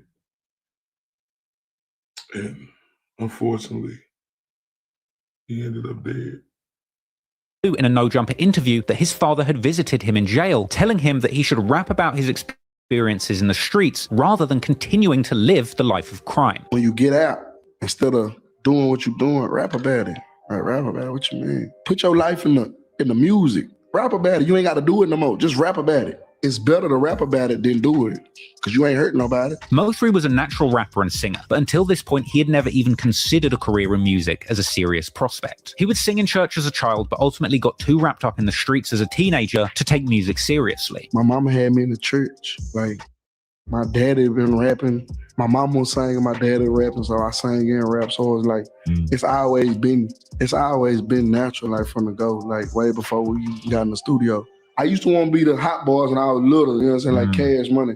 But I ain't, you know, that's when I was little. You get what I'm saying? But like when I grew up, by the time I hit 14, I don't know, I was out here in the streets, so it was like all that was fantasy. But fortunately, after nearly losing 45 years to the streets, and with his father's wise words in his ear, Mo3 would get out of jail and begin taking a career in the rap game seriously, beginning to record early music and mixtapes that would eventually make him one of the most famous names to come out of the city of Dallas. And it was around 2014 that Mo3 began picking up attention, both from fans and from former enemies in the streets. One of Mo3's earliest songs in the rap game came out on the 14th of August 2013 on the HSM or Hit Squad Music YouTube channel. Hold Your Tongue.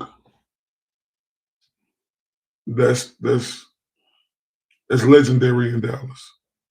Shout out to Shelly in the building. Hello, beautiful. Like I say, when you start getting fame, like they say, a lot of people start attacking you, and that's what Mo3 was saying, because they was going off his fame.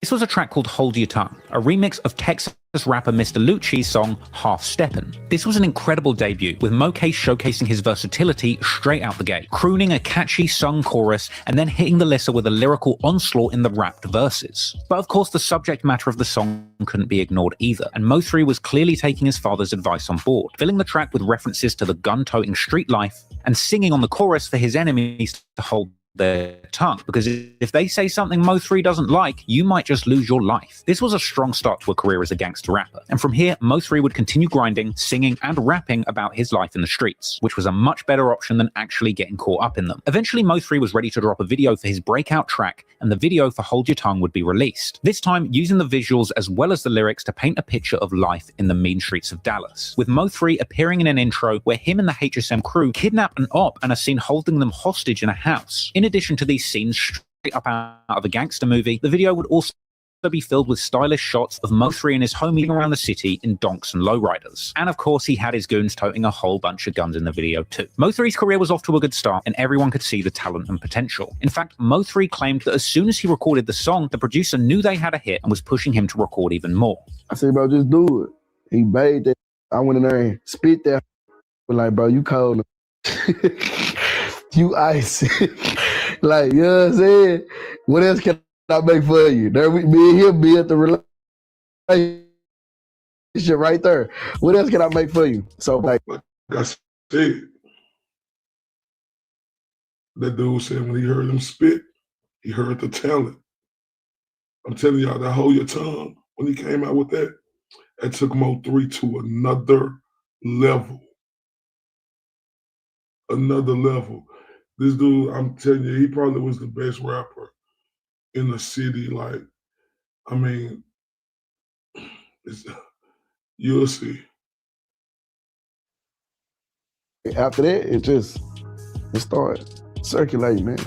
And so, Mo3 would go on to record song after song, eventually releasing his debut mixtape, Shotters, on the 3rd of September 2014, inspired by the 2002 Jamaican gangster epic of the same name, which Mo3 says is his favorite movie. Shotters was a 20-track lyrical onslaught from Mo3, where he raps all about the drug dealing and gun-toting life that he has lived on the streets of Dallas. And at this point, he was building up a big reputation in the city as one of the big street rappers on the rise to watch out for. But it would be his next release that would truly put him on the map and on the charts, as his next release, Shotters Reloaded, coming out on the 20th of November 2015 on the HSM YouTube channel, and later getting an official commercial release on the 5th of April 2016, would include Mo3's next breakout song, All the Way Down, which got its own music video on June the 30th, 2015. Yet another great example of Mo3's versatility on the mic. He would sing on the chorus about the struggles that he had to... song by Mo3. All the way down, you know I heard it. All the way, you know, I'm all the way down. Man. It's probably my favorite song, like one of them, but this one right here, yeah. Go through to keep the lights on and feed his family, launching into a verse where he swings effortlessly from singing notes about shooters having Rugers to rapping about the haters in his city beginning to target him. Mo3 was beginning to get recognition in his city and from the country as a whole. Shotters Reloaded went on to peak at number 23 on the Billboard R&B and Hip Hop Albums charts, staying on that chart for 26 weeks. And Mo3 would admit himself that this was the project that put him on the map, with most of his fans seeing this as his first real project in the rap game. But Shotters Reloaded is what broke everything. Like, so people take like Shotters Reloaded, they look at that like that's the first one. You know what I mean? That's the second one. You know what I'm saying? So by this point, Mo3 was making big money off the rap game, taking to social media to show off his cars, guns, and money. Big farm with him, you know what I mean? Yeah. Panoramic roofs, you know, panoramic roofs. I got some cars. Yeah, man. Quit playing, man. This is how we really living, man. You know, big money, big everything, yeah. Big diamonds, big rollers, big jewels. Y'all walk in my house, see me, man. Y'all walk in my house, I see me, man. Quit playing, man. You look real good, man. My view look real good, man. My view look real good, man. Clearly, Mo3 was grinding and making a name for himself on the Dallas rap scene. And while the charts and the fans were beginning to take notice, so too were the streets. As Mo3 would later tell DJ Vlad that his enemies from the streets started hating on him when he started making it in rap, suggesting that they thought it would be easy to bring their street feuds into the rap game. That I used to get into when I was right here at this level. Even when that beef was dead, once I got here, they just restarted it all over again. You know what I'm saying? This was a perfect time for them to for them to be on. This is a perfect time for them to be heard and, you know. Salute to the beautiful growth renewal. But this how it happened, y'all. When you get money, your haters start coming out the woodwork. When you get on top, people start want to go at you.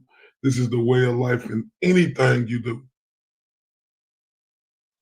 And it was like easy. It was right up their alley. Like we done already beat for Mo3 before when he was just that Mo3. It ain't gonna be hard. You get what I'm saying? Like, whilst Mo3's impressive versatility on the mic made him one of the most buzzing artists in the Dallas rap scene, he wasn't the only one. Sadly, it's often the case in rap that when two big artists come out of the same city, rather than getting along and lifting their city up musically together, often there emerges a bitter rivalry and battle over the top spot in that respective city. And when it comes to Dallas, the other big name that rings bells in the city is Yella Beezy.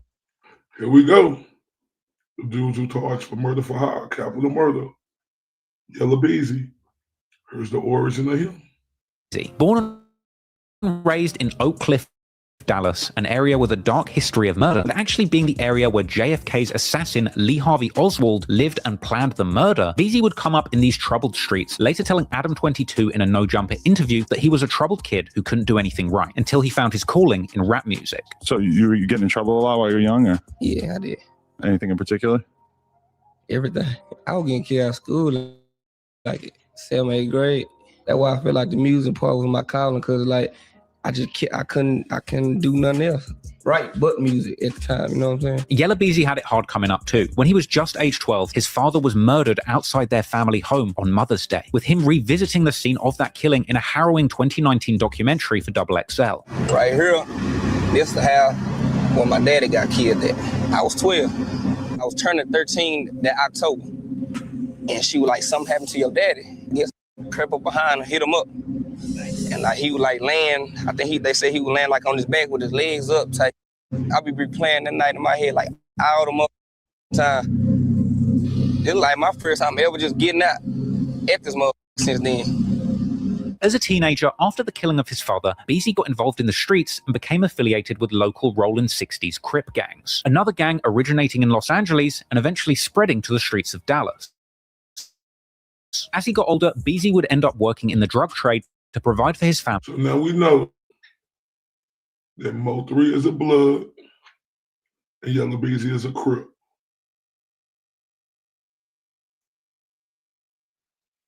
After the loss of his father. But since finding his calling in the rap game, he would find an alternative route to the money that his family needed to survive. And at just 13, Beezy would begin rapping after being inspired by Baton Rouge rappers Boosie Badass and Kevin Gates. Yella Beezy would release his first mixtape at just age 14, titled Mash Mode Overload. And in 2012, he would drop his second mixtape, Lil Yella Mane. From here, he would continue grinding and dropping freestyles like this 2014 freestyle on Say Cheese. But he would land his first hit in the rap game in 2015 with the track Trappin' Designer. Beezy claimed in a XXL interview that Dallas is a fashion city, and the concept of a song all about designer clothes appealed to the many fashionable hustlers in the city of Dallas. Trappin' Designer would end up on his 2017 mixtape, Broke Nights, Rich Days.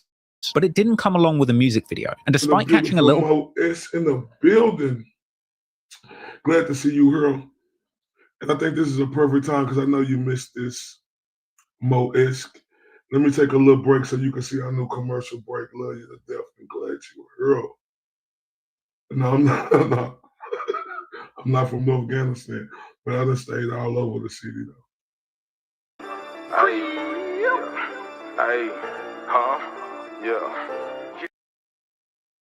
Okay, so Mo3’s, this right here, the visual I've been telling everybody about that we've been working on. So now you heard, I want to see your thoughts on this, sweetheart.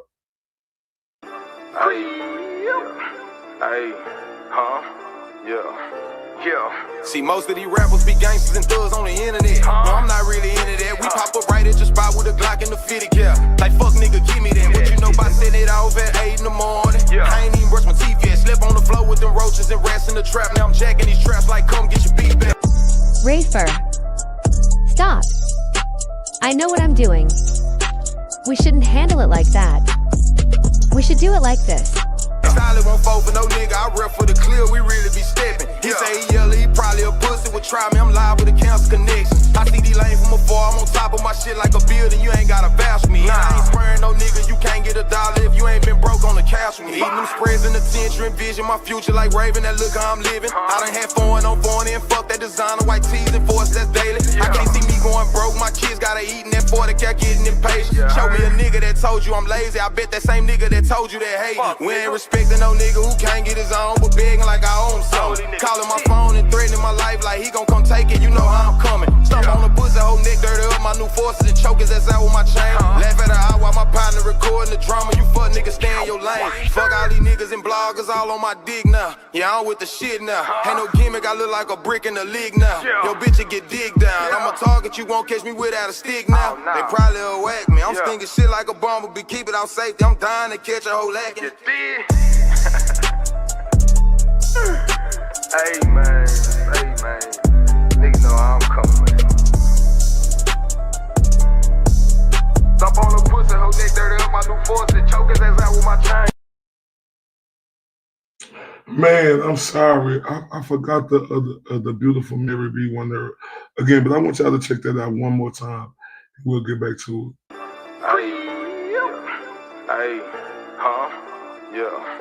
Yeah. See, most of these rappers be gangsters and thugs on the internet. No, I'm not really into that. We pop up right at your spot with a Glock in the fitted cap. Like, fuck nigga, give me that. What you know about setting it off at 8 in the morning? I ain't even brush my teeth yet. Slip on the floor with them roaches and rats in the trap. Now I'm jacking these traps like, come get your beat back. Rafer. Stop. I know what I'm doing. We shouldn't handle it like that. We should do it like this.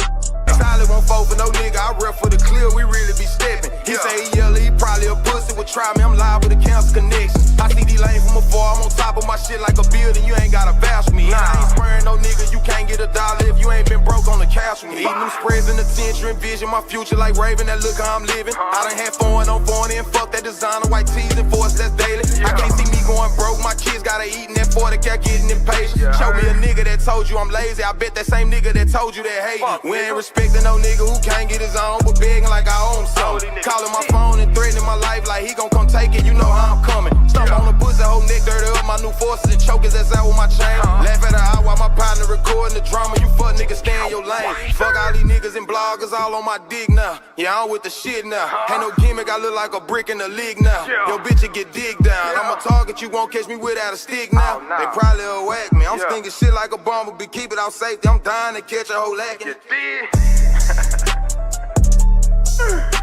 Hey man, niggas know how I'm coming, man. Stop on the pussy, whole neck dirty up my new force and choke his ass out with my chain. Man, shout out to everybody, man. I appreciate all the great compliments about that. I hope y'all love that. I was trying to get that perfect because I really enjoy that song and I just want to bring a good visual with it. And like I'm telling you, the visual is real. If you understand me, the visual is real. So when you see that, just know that's real. It's, you know, you got to understand and don't understand, you know, and I hope y'all enjoyed that. Shout out to the beautiful Helen Keller, who's finally arrived in the business, and shame on you for not letting us finish learning about you yesterday, and me to be exact. Why did you do that to me?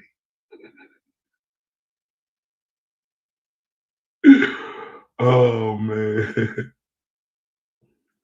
Oh man, thank y'all for real. I really love it. I ain't gonna lie to y'all. We got a lot more to go, but just one more time, please, y'all.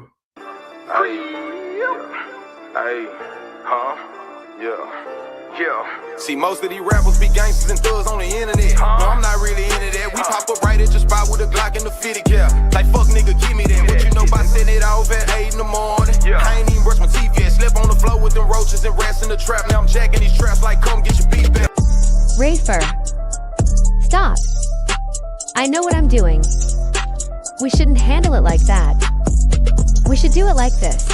Solid won't fall for no nigga, I rep for the clear, we really be stepping. He say he yellow, he probably a pussy, would try me, I'm live with a cancer connection. I see these lanes from afar, I'm on top of my shit like a building, you ain't gotta vouch for me. I ain't swearing no nigga, you can't get $1 if you ain't been broke on the couch with me. Eating them spreads in the tension, envision my future like Raven, that look how I'm living. I done had foreign on foreign and fuck that designer, white tees and force, that's daily. I can't see me going broke, my kids gotta eat in that 40 cat getting impatient. Show me a nigga that told you I'm lazy, I bet that same nigga that told you that hate me. We ain't respecting no nigga who can't get his own, but begging like I own something. Calling my phone and threatening my life like he gon' come take it, you know how I'm coming. Stomp on the pussy, whole neck dirty up my new forces and choke his ass out with my chain. Laugh at her eye while my partner recording the drama, you fuck niggas stay in your lane. Fuck all these niggas and bloggers all on my dick now. Yeah, I'm with the shit now. Ain't no gimmick, I look like a brick in the league now. Yo bitch, you get digged down. I'm a target, you won't catch me without a stick now. They probably will whack me. I'm stinking shit like a bumblebee, keep it out safety. I'm dying to catch a whole lacking. Hey man, niggas know how I'm coming, man. Stop on the pussy, whole neck dirty up my new force and choke his ass out with my chain. Man, hold up. Shout out to the beautiful Mo3’s. She done turned us up. She said, props to the visual. No, props to you, beautiful. Love you to death. Y'all turn up for her and put them hearts up for Mo3’s, please.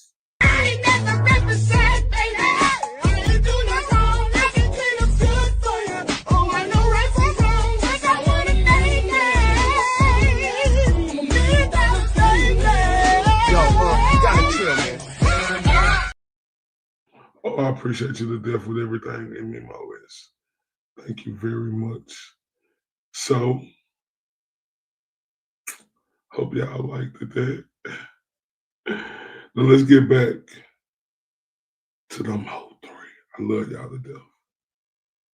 Buzz on Dallas radio and in the clubs, it would be Beezy's next single, That's On Me, that would make him a star in Dallas and the whole of America. Recorded in March 2017 but released in October, Yella Beezy later told Adam22 on No Jumper that he threw out the song with a basic music video and the city threw their support behind him and the song. So when That's On Me came out, did you like release it as a single? You knew that was a special song? I actually just threw it out there because I thought it was another song on my tape that was going to do it because it had like more of a club energy. Right, because I was reading about how it kind of popped off on the radio before it popped off on streaming services.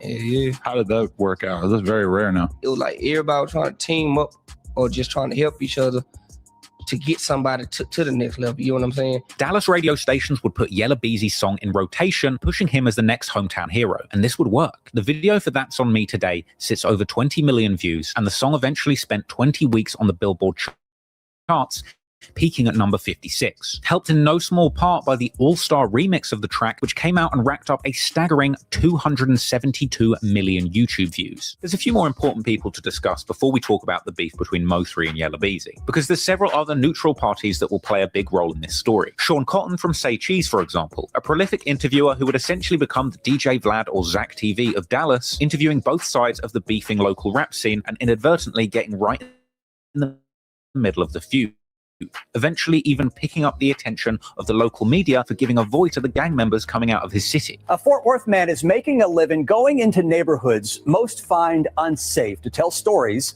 about gang life. Sean Cotton runs the YouTube channel. What I was talking about earlier, y'all. Like, people out here got a job to do, and hey, you could say that it's starting stuff or not, but that's the same thing with anything you do. In interviews, people ain't gonna like what you say or like what you do. But like I say, you ain't the fault that people retaliate or do things they do like that, especially in this way. And that's what they try to blame Sean Cotton to Say Cheese. Say Cheese TV and regularly visits high crime neighborhoods looking for stories about street gangs and gang affiliated rappers. 28-year-old quit his $7 per hour job cleaning refrigerators 6 years ago to document gang life. And now he makes up to $15,000 a month with his YouTube channel. He also has deals with advertisers and rap labels through his work on Instagram. But danger is part of the job. Cotton wears a bulletproof vest and got a license to carry after a well-known Chicago blogger, Zach Stoner, was killed doing the same work just last year. My wear, for safety reasons, after my homie Zach TV, got killed, I kind of took in consideration to be more safe when I'm out in, poverty areas doing interviews. Cotton says that he gives rappers like 30 Rich the chance to change the narrative about his lifestyle, and he provides an unfiltered look at how life and rap music can intersect in the toughest neighborhoods in our country. Critics, though, say these types of videos glorify gang violence, but Cotton says the rewards outweigh the risks. Sean Cotton would actually say himself in an interview with Boss Talk 101 that he came up with the likes of Mo3, Yella Beezy, and Trap Boy Freddy. Mo3, Mo3, Yella, and all the stuff that happened with Trap Boy and all that. Every time I would hear about that, I would hear Sean Cotton is the one that was in the middle of that. No, it was because I came up with all three of them. So you got to understand. And I remember that. I remember you're the only one that interviewed him. Yeah. That I really can think of. I would interview. So what's your thoughts on that? Of him interviewing these guys and words getting said because of him interviewing them. What's y'all thoughts on that? Do y'all think he in the wrong, or do y'all think he was doing this job?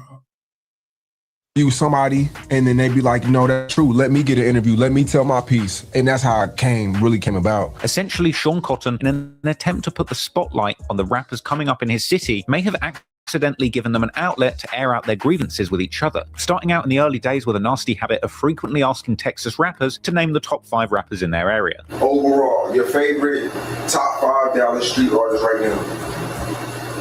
Freddie, Lowe's, Libido, K-Rilla, the Potato Pillar, my mother Suda, my mother Fat Pimp. You know, shout out to man. You'll be blowing up your phone after this joint. I ain't worried about it, but I call my phone up.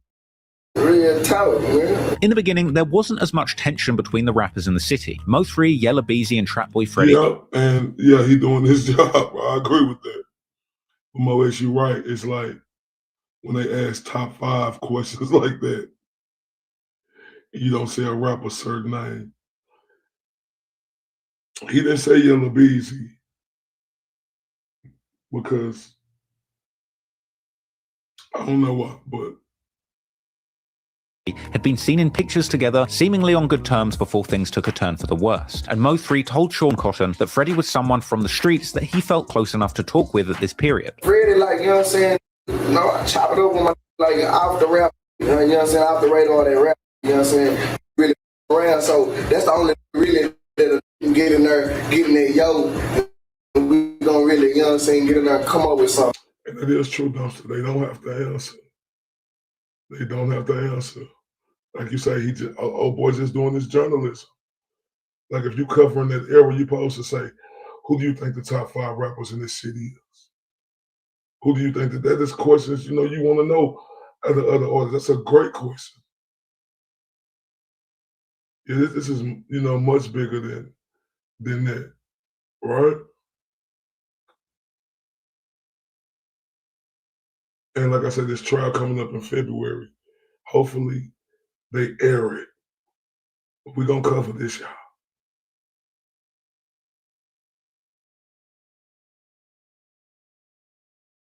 You know, no charge added type. It seemed like only when some of the biggest names in Dallas had emerged from the streets, beginning to get fame and fortune and radio play, that the tension begun to rise. Mo3 would claim that his fame in the rap game caused a lot of people to bring their old beefs from the streets into the record industry. Meanwhile, Go-Yayo had claimed that when he blew up in music, yeah, people shouldn't be offended, but you know, people, you know, again, their feelings. Remember I told y'all about Go-Yayo, right? So y'all finna see that Mo3 had a problem with all these other people they finna bring up. We already know Yella Beezy on trial, murder for high capital murder. But he had a problem with Go-Yayo, Trapboy Freddy. So the story is coming. Rappers shouting at other rappers shouldn't be a bad thing. Yeah, just work harder, right? Don't take it to offense. I agree.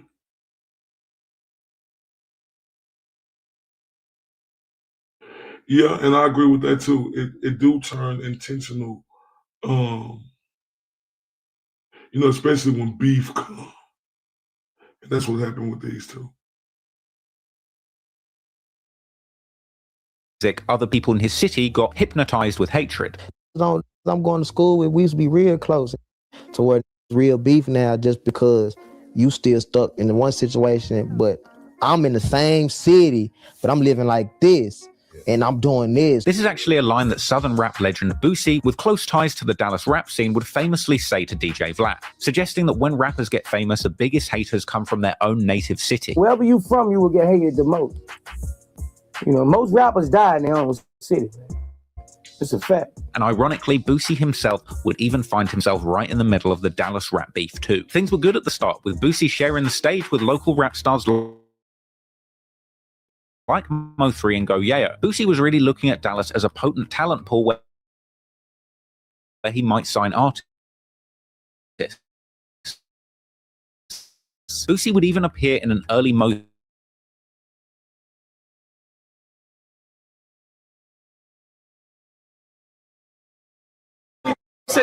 Gonna make me some money. No, my big brother said, I gotta check you out, man. I gotta check. Like you come to me and they say, do open it up for you. You thinking about signing? It ain't nobody there. Yeah. Speaking of Lil Boosie, right? Lil Boosie was cool with all of them, right?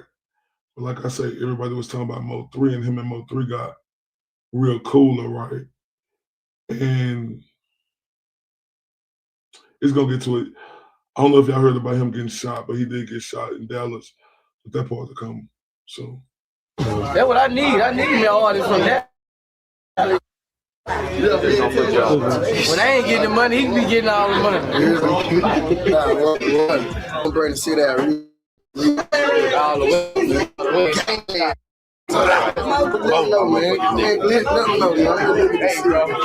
Yeah, they say selling out show. My brother called me this morning like, you gotta see this from Dallas, man. This got.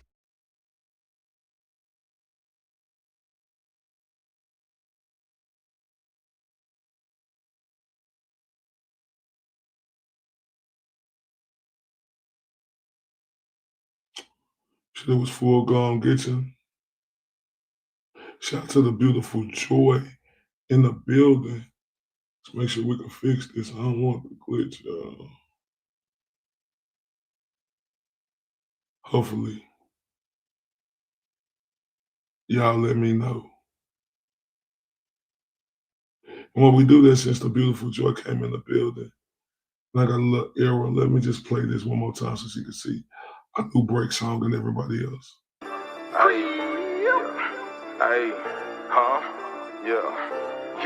See, most of these rappers be gangsters and thugs on the internet. No, I'm not really into that. We pop up right at your spot with a Glock and the 50 cal. Like, fuck nigga, give me that. What you know about setting it off at 8 in the morning? I ain't even brush my teeth yet. Slept on the floor with them roaches and rats in the trap. Now I'm jacking these traps like, come get your beat back.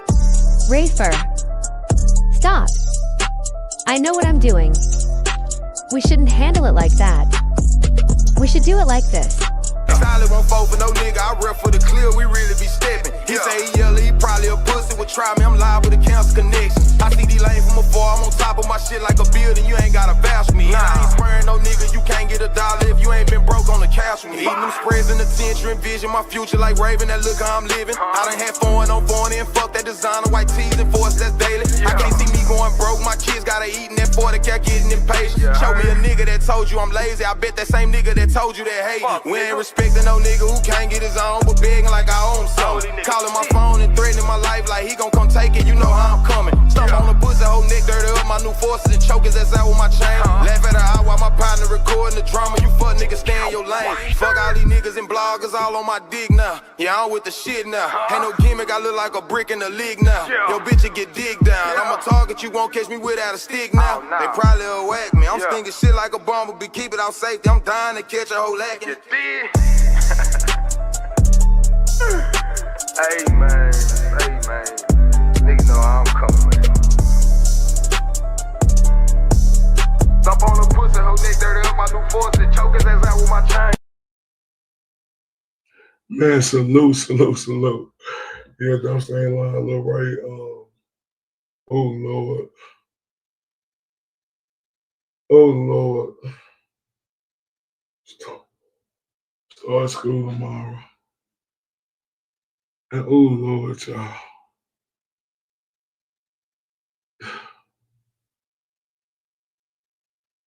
I wonder how this gonna go.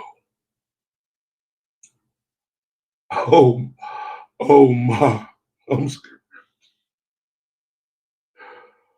Oh my.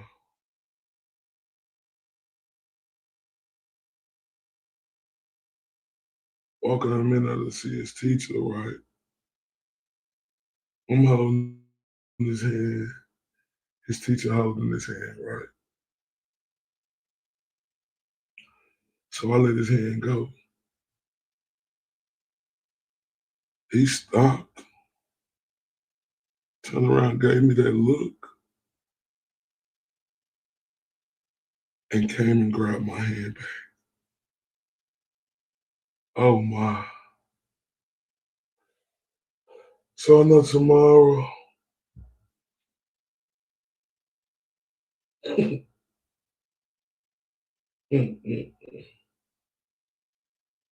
It's gonna be tough. Just pray for me. Let's see if we back on. Y'all let me know if we're messing up, though. A meet and greet and expressing interest in signing him. Oh, that's TQ talking about you want time, huh? Say you gonna make me some money. No, my brother say.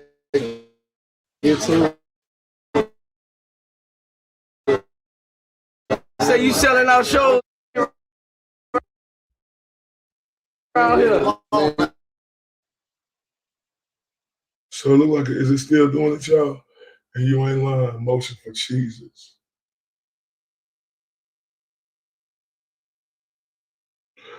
You ain't lying, motion for cheeses.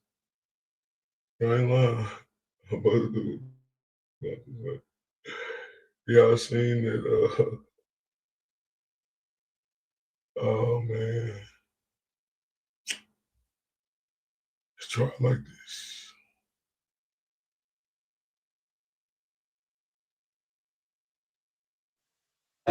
Yeah, that's what I need. I need me an artist from Dallas. When I ain't getting the money, he can be getting all the money. I'm ready to see that real street. All the way, like that. All the way. Gangland. Hey, bro. Yeah, they say selling out show. My brother called me this morning like, you gotta see this from Dallas, man. This nigga got no love. Yo, man. So I'm be checking him out tonight. I'm gonna do this nigga everybody. We might be signing this. This moment clearly meant a lot to Mo3, who had previously called Boosie one of his favorite people to emerge from the rap game. Growing up, Boosie was your favorite rapper. So how we looking?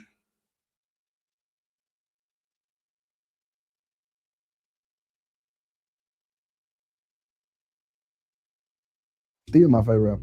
Still your favorite rapper. He ain't my favorite rapper. He my favorite street. He's my favorite person. He's not a rapper. And after making a personal connection with Boosie Badass, Mo3 would begin to refer to himself as Mo3 Badass, with the name appearing in an alternative cover art to his breakout mixtape Shotters Reloaded. And from there, continuing to release music with Boosie's blessing, like his next project, 4 Indictments, which would feature a collaboration between the two, the track What She Said, an explicit thug love anthem, which I have no doubt had the ladies of Dallas's panties thoroughly moistened. I've heard Boosie Cologne has the same effect. Anywho, while Mo3 is developing his career and forging deep ties with the rap legend Boosie Badass, Yella Beezy is pushing his forward too. Off the back of his street hit Trap in Designer, he was picking up some buzz, playing shows and doing interviews. And of course checking in with Sean Cotton on his channel, Say Cheese, to reveal his top 5 Dallas rappers at the time too, naming himself, Trapboy Freddy, Go Yayo, Lil Ronnie, and Mo3.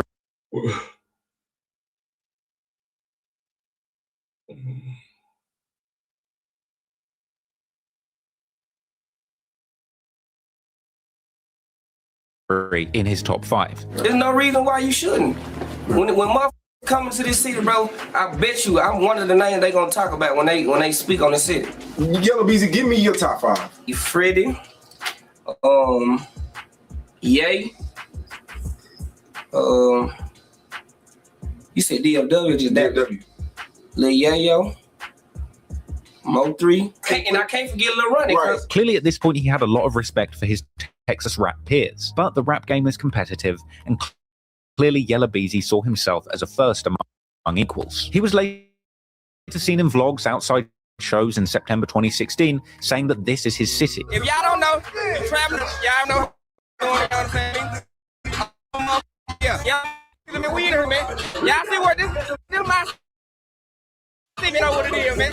Okay, so y'all can see. Saying it's my city. But hey, you got the right to feel like that. It's your city, right? So y'all understand? He said, it's my city. So, you know, as you start blowing up, this Yella Beezy, he on trial for murder, for hire. They saying allegedly he killed the little chunky guy that you see talking. His name is Mo3. Oakland America said that meant that stand on it. Man, for real. Beezy was still a few months away from dropping his monster hit That's on the 7th of October 2016, which included the hit track Going Through Some Things, which sits at 50 million views on YouTube today, with the track including lyrics where Yella Beezy and his city are hanging on him because his team are on the rise. The light work mixtape was by Broke Knight's Rich Days on February the 3rd, 2017, and going into 2017, it seemed that everybody in the Dallas rap scene was beginning to see success. Gangsta Love, Mo3’s latest mixtape with a female focus, released on Valentine's Day 2017, even coming along with a feature called Gangsta with Trap Boy Freddy. And the month after this released, it was announced that Mo3 Badass had signed a full-blown record deal with Epic Records. Mo3 was on his way to the top. You see, they both own. They both own. Now it became that, you know, who the guy in the city.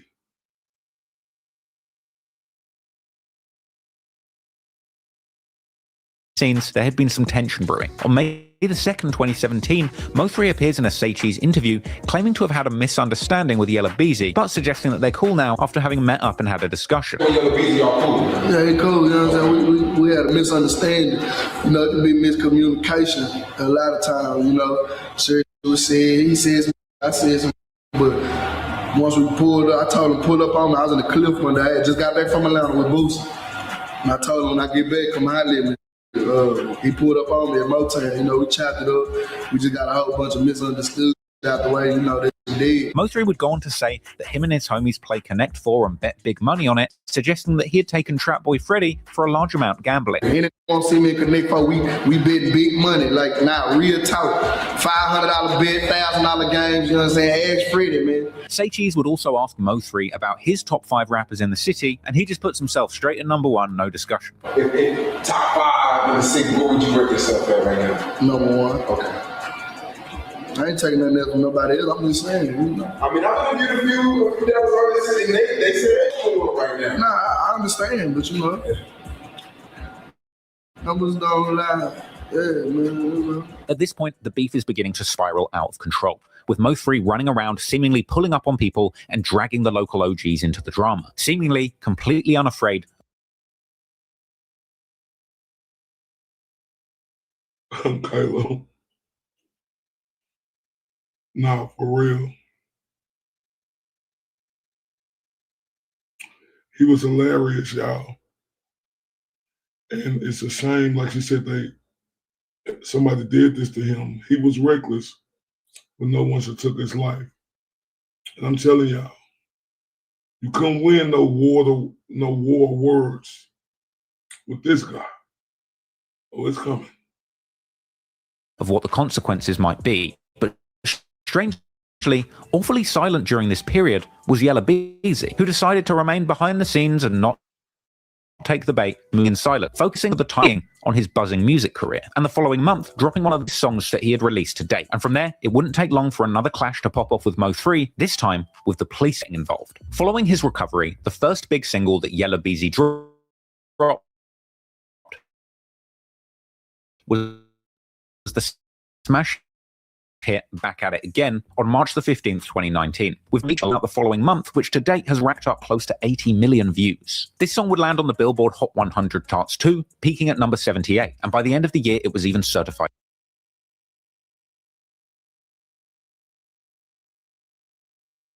As y'all can see, Yella Beezy was making some waves, right? He was charting. Right? And with you, whatever happened to fighting with your fist.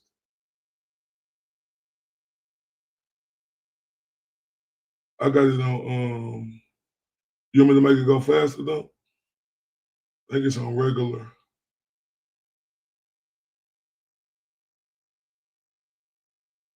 It's on regular.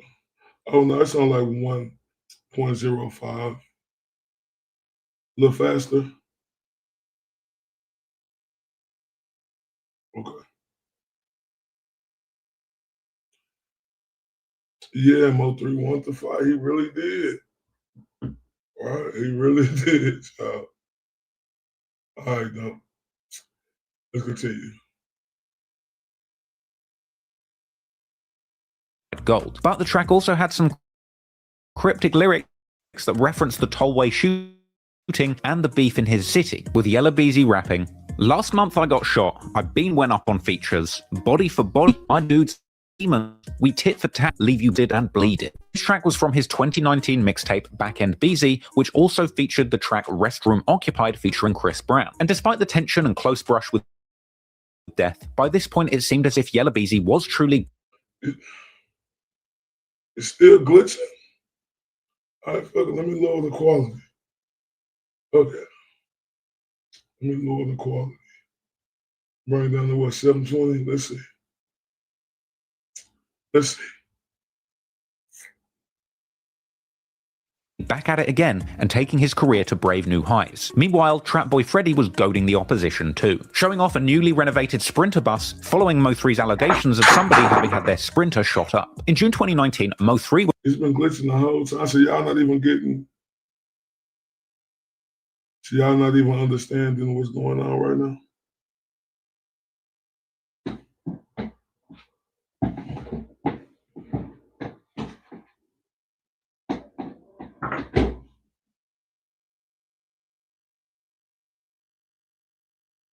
Why it's glitching, but I'm checking on my other things and it don't show me.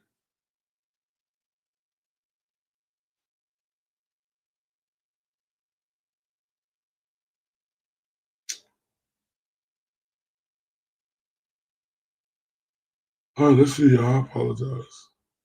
Would release his new video for the track Alter Ego, aka Mo3 versus Osama. And this song would see Mo3 introduce the new alter ego Osama 3 Laden. Yeah, that's really what he called himself, along with revealing his provocative iced out Osama pistol chain that he would become synonymous with. This song would see Mo3 rapping back and forth between his two alter egos, Mo3 and Osama 3 Laden, his evil side, an apparent body-catching demon. Clearly Mo3 didn't mind playing the villain in his city to the point where he would nickname him after one of the most hated terrorists in American history. And with that mindset, it's really no surprise that things would pop off once again between these Dallas rappers, with the next clash happening in July 2019, when allegedly a promoter attempted to book Mo3 and Yella Beezy to play the same concert. The 2019 Unruly Citizens Festival at the Ford Center. Mo3 would arrive to perform, being told that he would not end venue where Yella Beezy was, ultimately leading to him being arrested, with Mo3 broadcasting his own arrest on IG Live. Hey, what's your first name, sir? Melvin Noble. Nobos? N-O-B-L-E. Hey, what's your birthday? No. May 31st. May 31st? 1992. That's your real birthday. Hey, I'm on the show. I ain't did nothing. I'm on the show. I ain't did nothing. You're not in the show, dude. You're not in the show. Since when? You got canceled. I ain't know that, sir. Mo3 would be escorted from the venue in handcuffs, later taking to social media to mock the police and Yella Beezy for having him removed from the show, and suggesting that a flyer that had both Mo3 and Yella Beezy's names on it had been taken down from the internet. All right, y'all give me 1 second. Let me try something real quick. We're at 2 o'clock, so I gotta take a break anyway. Yeah. See, most of these rappers be gangsters and thugs on the internet. No, I'm not really into that. We pop up right at your spot with a Glock in the fitty cap. Like, fuck nigga, give me that. What you know about setting it off at 8 in the morning? I ain't even brush my teeth yet. Slept on the floor with them roaches and rats in the trap. Now I'm jacking these traps like, come get your beat back. Rafer. Stop. I know what I'm doing. We shouldn't handle it like that. We should do it like this. Solid won't fall for no nigga, I rep for the clear, we really be stepping. He say he yell, he probably a pussy, would try me, I'm live with a cancer connection. I see these lanes from afar, I'm on top of my shit like a building, you ain't gotta bash me. I ain't sparing no nigga, you can't get $1 if you ain't been broke on the couch with me. Eating them spreads in the tension, envision my future like Raven, that look how I'm living. I done had foreign on foreign and fuck that designer, white tees and force, that's daily. I can't see me going broke, my kids gotta eat in that 40 cat getting impatient. Show me a nigga that told you I'm lazy, I bet that same nigga that told you that hate me. We ain't respecting no nigga who can't get his own, but begging like I own some. Calling my phone and threatening my life like he gon' come take it, you know how I'm coming. Stomp on the pussy, whole neck dirty up, my new forces and choke his ass out with my chain. Laugh at her eye while my partner recording the drama, you fuck niggas stay in your lane. Fuck all these niggas niggas and bloggers all on my dick now. Yeah, I'm with the shit now. Ain't no gimmick, I look like a brick in the league now. Yo, bitch, you get digged down. I'm a target, you won't catch me without a stick now. They probably will whack me. I'm stinking shit like a bumblebee, keep it out safety. I'm dying to catch a whole lacking. Hey man, niggas know how I'm coming, man. Jump on the pussy, whole neck dirty up my new force and choke his ass out with my chain.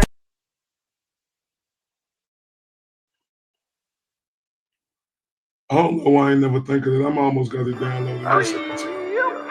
Hey, yeah. See, most of these rappers be gangsters and thugs on the internet. No, I'm not really into that. We pop up right at your spot with a Glock and the fitted cap. Like, fuck nigga, give me that. What you know about setting it off at 8 in the morning? I ain't even brush my teeth yet. Slip on the floor with them roaches and rats in the trap. Now I'm jacking these traps like, come get your beat back. Rafer. Stop. I know what I'm doing. We shouldn't handle it like that. We should do it like this. Solid won't fall for no nigga. I rep for the clear. We really be stepping. He say he yellow, he probably a pussy. Would try me. I'm live with a cancer connection. I see these lanes from afar. I'm on top of my shit like a building. You ain't gotta vouch for me. I ain't spraying no nigga. You can't get $1 if you ain't been broke on the couch with me. Eating them spreads in the tension, envision my future like Raven. That look how I'm living. I done had foreign on foreign and fuck that designer white tees and force that's daily. I can't see me going broke. My kids gotta eat and that 40 cat getting impatient. Show me a nigga that told you I'm lazy. I bet that same nigga that told you that hate me. We ain't respecting no nigga who can't get his own, but begging like I own something. Calling my phone and threatening my life like he gon' come take it. You know how I'm coming. Stomp on the pussy, whole neck dirty up my new forces and choke his ass out with my chain. Laugh at her eye while my partner recording the drama. You fuck niggas stay in your lane. Fuck all these niggas and bloggers all on my dick now. Yeah, I'm with the shit now. Ain't no gimmick, I look like a brick in the league now. Yo, bitch, you get digged down. I'm a target, you won't catch me without a stick now. They probably will whack me. I'm stinking shit like a bumblebee, keep it out safety. I'm dying to catch a whole lacking. Hey man, niggas know how I'm coming, man. Jump on the pussy, whole neck dirty up my new force and choke his ass out with my chain.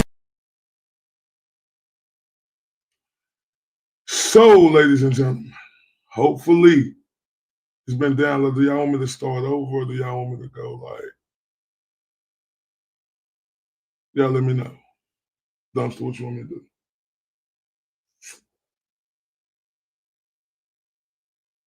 Cause I'm sure y'all understand.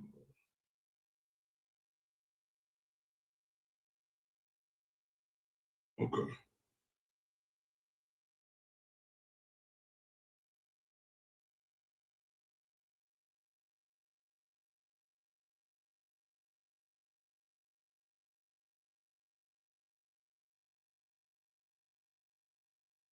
Yeah, it's cool. You know what I'm saying? We had a misunderstanding. You know, it could be miscommunication a lot of times. You know, Sir said, he says, I said something, but once we pulled up, I told him pull up on me. I was in the cliff one day. I just got back from Atlanta with Boosie. And I told him when I get back, come holler at me. He pulled up on me at Mo3’s. So is this down a little better, y'all? Is it better? No. We chopped it up. We just got a whole bunch of misunderstood out the way, you know, they did. Mo3 would go on to say that him and his homies play Connect 4 and bet big money on it, suggesting that he had taken Trap Boy Freddy for a large amount gambling. Anyone want to see me in Connect 4, we bet big money, like now, real talk. $500 bet, $1,000 games, you know what I'm saying? Ask Freddy, man. Say Cheese would also ask Mo3 about his top 5 rappers in the city, and he just puts himself straight at number 1. No discussion. If top 5 in the city, what would you rate yourself at right now? Number 1. Okay. I ain't taking nothing else from nobody else. I'm just saying, you know. I mean, I'm gonna get a few that was already saying they say they don't right now. Nah, I understand, but you know, numbers don't lie. Yeah, man. You know. At this point, the beef is beginning to spiral out of control, with Mo3 running around seemingly pulling up on people and dragging the local OGs into the drama, seemingly completely unafraid of what the consequences might be. But strangely, awfully silent during this period was Yella Beezy, who decided to remain behind the scenes and not take the bait, moving in silence, focusing for the time being on his buzzing music career, and the following month dropping one of the biggest songs that he had released to date. And from there, it wouldn't take long for another clash to pop off with Mo3, this time with the police getting involved. Following his recovery, the first big single that Yella Beezy dropped was the smash hit Back at It Again on March the 15th, 2019, with this track coming with big features from the likes of Quavo of the Migos and Gucci Mane. And a music video came out the following month, which to date has racked up close to 80 million views. This song would land on the Billboard Hot 100 charts too, peaking at number 78, and by the end of the year it was even certified gold. But the track also had some cryptic lyrics that referenced the Tollway shooting and the beef in his city, with Yella Beezy rapping, "Last month I got shot, I've been went up on features, body for body, my dudes are some demons, we tit for tat, leave you busted and bleeding." This track was from his 2019 mixtape Back End Beezy, which also featured the track Restroom Occupied featuring Chris Brown. And despite the tension and close brush with death, by this point it seemed as if Yella Beezy was truly back at it again and taking his career to brave new heights. Meanwhile, Trap Boy Freddy was goading the opposition too, showing off a newly renovated Sprinter bus following Mo3's allegations of somebody having had their Sprinter shot up. In June 2019, Mo3... Okay, now y'all gotta understand where we coming at with this. Mo3 rapped about everything that happened to dudes, right? So people was believing he did it. It's crazy. Bree would release his new video for the track Alter Ego, aka Mo3 versus Osama. And this song would see Mo3 introduce the world to his new alter ego, Osama 3 Laden. Yeah, that's really what he called himself. Along with revealing his provocative, iced out Osama pistol chain that he would become synonymous with. This song would see Mo3 rapping back and forth between his two alter egos, Mo3 and Osama 3 Laden, his evil side, an apparent body-catching demon. Clearly Mo3 didn't mind playing the villain in his city, to the point where he would nickname him after one of the most hated terrorists in American history. And with that mindset, it's really no surprise that things would pop off once again between these Dallas rappers, with the next clash happening in July 2019, when allegedly a promoter attempted to book Mo3 and Yella Beezy to play the same concert.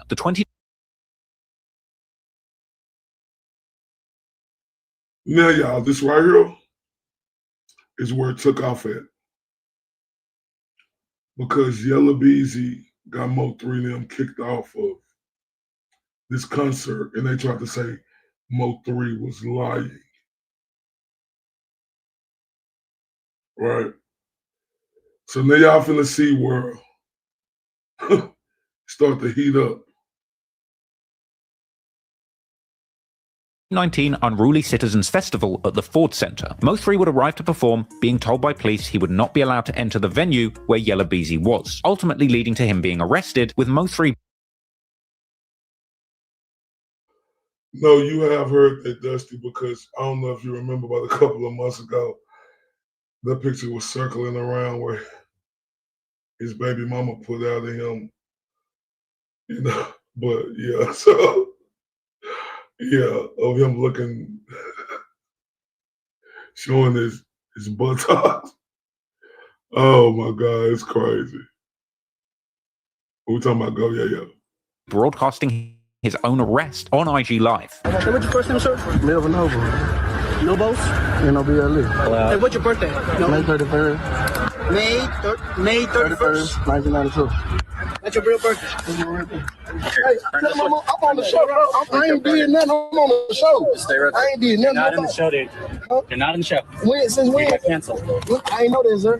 Mo3 would be escorted from the venue in handcuffs, later taking to social media to mock the police and Yella Beezy for having him removed from the show, and suggesting that a flyer that had both Mo3 and Yella Beezy's names on it had been taken down from the internet, leading some skeptics to suggest that Mo3 was never booked to perform there at all. I ain't going in the show if he in the building. I ain't gonna do the show if he's still here. I told y'all it was a problem. My son feared for his safety. Y'all need to get him out of here. Okay, we're gonna hit him with trespassing. Okay, we're gonna hit him with trespassing.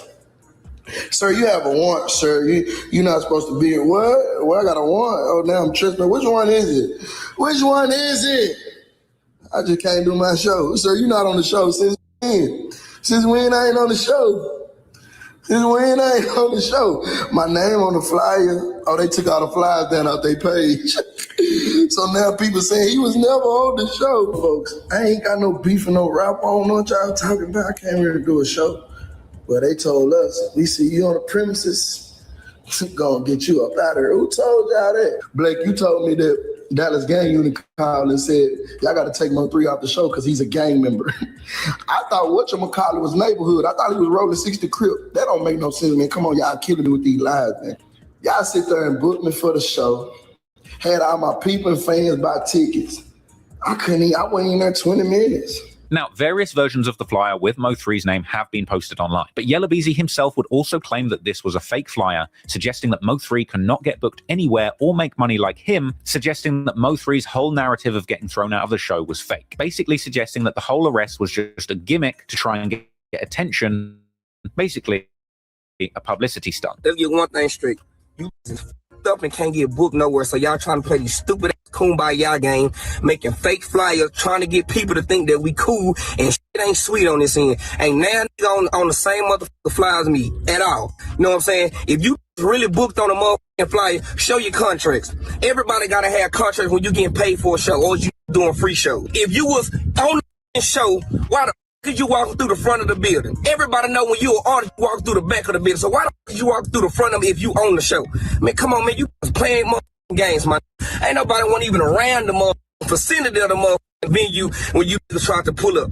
Out of all the motherfucking shows we've been doing in Dallas, we do shows all across Dallas, Fort Worth, all this shit. Why the fuck would you go to the one that's in Frisco when you know they're gonna have a whole bunch of police for you can be safe? You so focused on trying to ride my wave and trying to look at my motherfucking pocket, you can't even do your own shit. You know what I'm saying? Like all that publicity, it's not gonna get you nowhere. You trying to come up off gimmicks. That's why you can't come up, because gimmicks don't last long. That's why I ain't with y'all. The whole city know you asshole. The whole city know you. All y'all want to do is pull publicity stunts. Ain't about you solid, man. That's why you can't get past. Because you trying to come up out gimmicks instead of being authentic. So you can see he came out saying this, going real hard at Mo3, like Mo3 was lying about not being on the flyer. Oh my, why he do that? You trying to watch what's going on over here. Mad at the paper, man. I ain't worried. What the fuck I'm gonna worry about? Who trying to do free shows? I just got 70,000 this week off shows. I done made 70 this week off shows. So why the fuck am I worried about who trying to do shows for free? Trapboy Freddy would also take to social media to call Mo3's arrest a publicity stunt. A publicity stunt. Oh, look at the fire. I want to be relevant. Dumb. Hey, let me be with them. Look at that over there. Hey, you ain't one of us. Shit on the other side. I really don't think you went to jail today. Me personally, I don't think you went to jail. So this is Trapboy Freddy, who Dusty was talking about earlier. Trapboy Freddy was the one who went live, and y'all see that later. On the highway. Same highway Mo3 got killed at the same time. Y'all see that later, but this Trapboy Freddy, him and Yella was real tight, still tight. You did for church class and whatever. Man, come on, man, suck it up, man. No bun out. What ass, that's a misdemeanor, bro. 2 days after that incident, a clip would be posted to Vlad TV where Vlad asks Yella Beezy about the beef with Mo3, with Yella Beezy claiming to have no idea who Mo3 is, also denying having ever heard Mo3's diss song 219. After we did the interview with you, I interviewed Mo3. Who? Mo3. I don't know who that is. Where you from? I think he's from the same place you're from. Same area. Dallas? Yeah. I don't know him. Never heard of him? I know everybody from my city making noise. Mo3 dropped a song called 219. You see right here, he acting like he don't know who he is. Remember. So you do shenanigans like this, people gonna clap back, so. Man. Some people say it's a diss song towards you.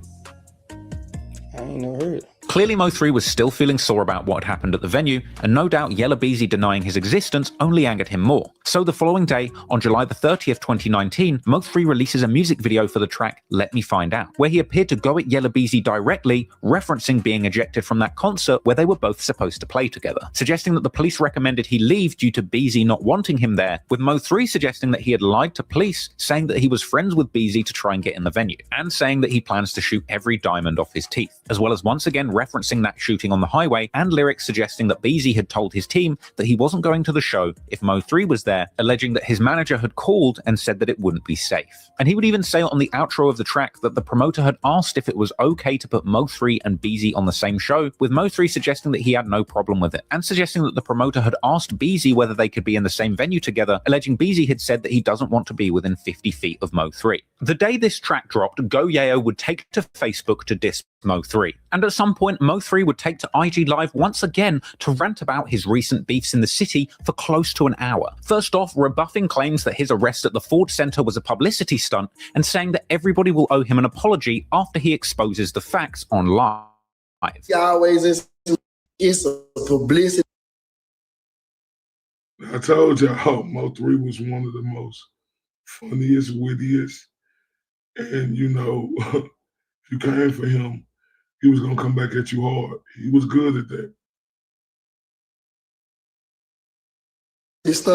If you was one of them in the comments before I'm finna expose you, please apologize to me after this. He would go on to show a flyer and an Instagram post confirming that he was indeed booked for the show. Who I was on the phone with? I was on the phone with Unruly Citizens. That's who, you know, the concert at the Ford Center. Unruly. Let me show you how, man. So, you know, Unruly. There they go. Unruly. Mo3 would explain that there were 4 promoters, and that one of 4 promoters claimed that Beezy called them and said that he doesn't want Mo3 to be there. You got a couple members of Unruly. It's like a group of them. At first, you had 3 of them saying, okay, cool, it's good for the show. And then you got this one saying, man, I don't like saying these rappers. Man, I don't know if that's a good idea, man. What you call it, it's calling us saying they don't want to be on the show with them and whoop and all this. You know, we done already paid them and stuff. And, you know, we're just now adding you on. They just added me on. They did. I'm already doing shows. Mo3 claimed to have told the promoters that there was no beef between him and Yella Beezy, with them saying that Beezy told them that there was beef, and that Mo3 had asked them to put Beezy on the phone, which they wouldn't do. Now, I don't got no beef with no rapper. I don't know nothing about that. I don't know nothing about no rap beef. I don't have that. Sir, what you talking about? Man, he said that y'all got a problem. He said that. Let me talk to him. Put him on the phone. Nah, we can't do that. Man, just put us on the phone, man. This business. I ain't got no rap beef. Mo3 went on to say that he thought he was booked for the show, even saying that Future, one of the headliners, shared the flyer with Mo3's name on it publicly, suggesting that they only deleted the flyers mentioning Mo3 after the event had taken place without Mo. So I told the promoter, I'm good. I'm gonna do, you know what I'm saying? Book me, I'm gonna do my shit. I don't know nothing about no rap beef. So he was like, man, 3, you for real? I'm like, bro, I'm for real, bro. All my kids. How y'all think I got on this show? Is y'all at y'all mind? Did y'all really think I just popped up out of somewhere? I was promoted on the radio, billboard ads, and hold on, Future even posted me. Future, you can't, if y'all don't believe me, Future page, when he promoted the shows, they waited till y'all was saying, they waited till the internet started saying, he wasn't even on the show. They was like, oh, bet, the internet thinking he wasn't even on the show. Let us hurry up and go delete all the promotion we did of him. So I'm looking like, they deleted it. Guess what? I recorded it. Future. This Future page. This, watch this. See, they wasn't too quick on their feet. Look, this Future page. Future, Wednesday at 9:23. Who name that say at the bottom? Oh, apologize to me, y'all. Say sorry, Mo3.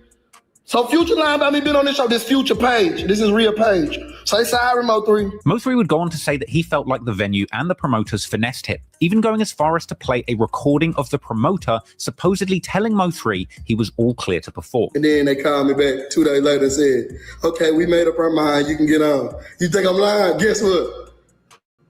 Y'all recorded it! Let's let the game begin. They called me at 11:50 in the morning. Listen, and this is what they told me. They said, okay, we all came to an agreement. You can get on the show again. I'm like, so I told you I ain't tripping with the rapper. You know what I'm saying? I don't know nothing about that rap beef. I'm steady saying that. I'm hollering at this whole time. Hello? What's going on? All right, Mo3.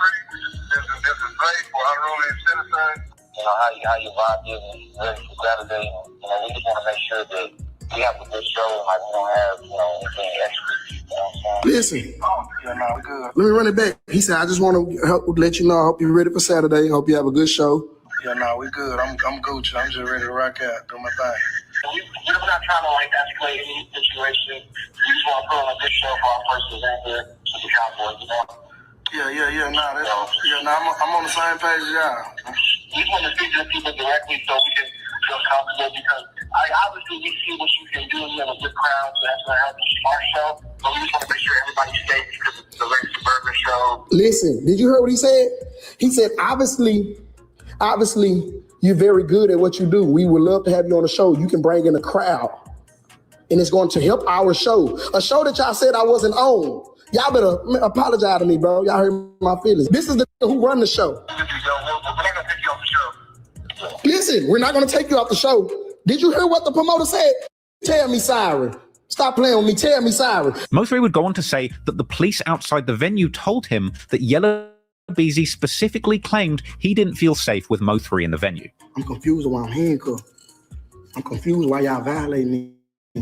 I'm an artist, sir. I'm verified. Y'all see, I want y'all to hear that. Y'all see, like, cuz dropping them. I mean, so who do y'all believe? So what you doing, sir? I'm supposed to be here, sir. Your show has been canceled. When, sir? I don't know nothing about that. When did they cancel the show? When? He got me in the car and said, you had beef with a rapper. I don't have beef with no rapper. Well, that's what him and his team is saying. Him and his team are telling us that they don't want to be near you. Wow. What's going to happen in Frisco? Mo3 would then address Yella Beezy's DJ Vlad interview, where he said that he didn't know who he was just the day before this, with Mo3 saying rather menacingly, how are you going to say you don't know me when you felt me? Why you get on Vlad TV talking about you don't know me? When you don't felt me, you get what I'm saying? But come on, man, you felt my presence before, sir. I didn't act like I didn't know you, sir. I said he's a good rapper. Mo3 then proceeded to mock Yella Beezy for telling Vlad he doesn't know him, but telling the police all about their business. You know what you could have did? You could have told him like me, it wasn't no smoke, and then they would have let us get in there. We would have been in the same thing. You ain't gonna do that, did you? Nah, you ain't gonna do that. I know. It's okay. I ain't mad at you. I ain't mad at you. I want to tell y'all, yeah. The internet on fire like it's a bunch of shit that of him. Man. Nah, I ain't mad at you. I'm just playing with you. You made me look like a liar. You made me look like a liar to the cops, man. Because I sit up there and I was trying to, keep it real and say that it was not any beef, because I don't even know anything about no beef. And you went right over there with your little light skin and you told those folks it was some smoke. You told those folks you cannot be by me. Sir, you were sweating, sir. They told me, sir, you were sweating, sir. Sir, I would have loved to see you sweat. Now, to be fair, Mo3 does kind of go on to contradict himself here, playing a call that apparently shows the promoter telling him that he was being taken off the show because of his gang ties. Mo3, we got to put you off the show. I say, what? What you mean you got to put me off the show? Because you're a gang member. I said, isn't whatchamacallit a Crip? I said, do y'all have something against Bloods? I didn't know it was illegal to be a gang member. As long as you're not doing gang member crimes, it's okay. You have the freedom of speech and freedom to represent whatever you want to represent. They got Ku Klux Klan out here. 50 Cent was gangbanging once upon a time. He's successful. Sir, I'm not comprehending Lil Wayne. I always say, so woo. He's successful. Y'all think I'm lying? They said I could cook because I was a gang member. Guess what? I recorded it. That is gang. Oh, gang unit police? Yeah. Listen, he said the Dallas gang unit police called them and said, y'all have gang members on y'all show. And they said, who? And I guess I'm the only gang member. So they had to take, me off, but I thought whatchamacallit was a 6-0 neighborhood crip. Right? That don't, come on, man. Y'all got something against them bounty hunters? Whoa, 282. Whoa. But he over there talking about neighborhood, let the seeds lie. But I'm the only gang member. This the both of us. So these facts don't make look bad. What I'm lying for? Chasing for what? And after some bounty hunter blood banging on the phone, Mo3 would claim that after his arrest, he managed to get the promoter to admit that it was Yella. So you think playing the Fed. I mean, a lot of people say that, but you know, these people got the right to choose their words correctly before they come on these interviews or do anything on social media, because that could be used against you in the court of law. Even with Mo3 side, you know, even with Yella Beezy side, because you know the prosecution, they're gonna bring up some stuff that, as y'all gonna see in a minute, Yella Beezy said. There's a lot of stuff Mo3 said too that they're gonna be able to bring up. And if they let all that stuff in court, I don't know, y'all. I don't know. Yella Beezy, who didn't want him in the show, not the gang unit. Mo3. So, but you just said they got all them gang members. Why I'm the only gang member that got to be taken out? How they just gonna call me a gang member? I'm not blaming nothing on the police. Listen, this him. Mo3 on the show. Is it good? Don't blame nothing on the police all the time. Stop that. Don't do that. I'm not blaming nothing on the police officer. What I'm trying to tell you is that on Wednesday. Hold on. No. I understand it. Listen, a rapper and his management felt like it was a bad idea. True or false? No, watch me get quiet. Hello? Yeah. Listen. He didn't want to listen. All this was a bad idea. Don't stop blaming the police. All this is going on. All this commotion caused up. I'm going to jail because a rapper is getting on your by letting me on the show because he feared for his mother safety. How many times did you tell me that? And I said, why would he fear for his safety? I can't do nothing up here. I'm not gonna lie to y'all. Everybody say, you know, like Mo3 was like that, and he had these rappers around him. He said these rappers were scared of him, right? And I'm telling you, like, here in these Dallas streets, Dallas-Fort Worth, it's real out here. I'm from the heart of it. I was in the mix. I know these guys, right? So that's why I'm telling y'all, it's real. But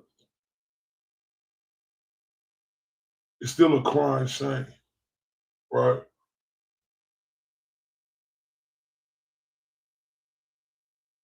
Because one of them, Mo3, ended up dead.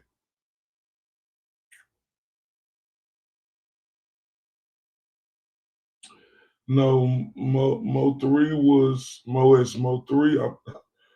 I mean, we finna go over a lot of stuff since I know how to get these videos. So when I'm flipping them, I'm finna start downloading them. Mo3 was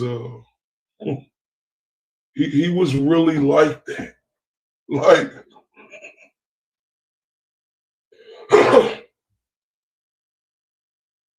he was really like that, and I'm gonna get y'all to learn who this guy was. Nah, it's just, you know,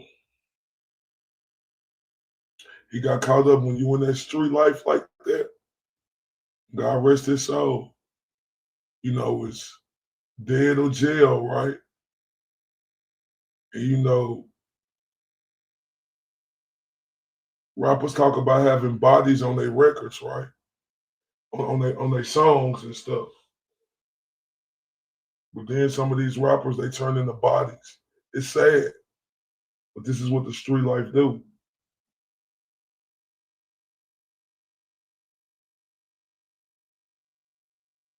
Never too late to get out that shit. yeah, that record deal doesn't cut off your passion. Mo3 was and then he was.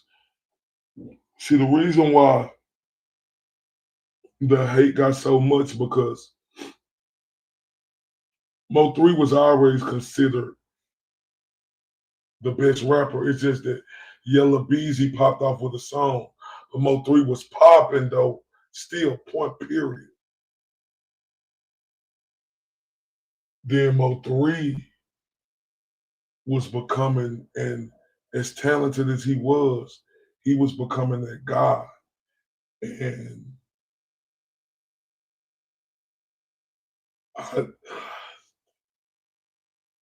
Mo3’s, I don't know. Right. And it's a thing right here, Mo3’s. They arrested him last year for murder for hire, charging him with capital murder with the death penalty, right? And it also includes life without parole. But they arrested a person named Keywan White earlier and another dude named Devin Brown 4 years before that. So I think somebody talking. I don't know if he guilty or not. I know it was beef though.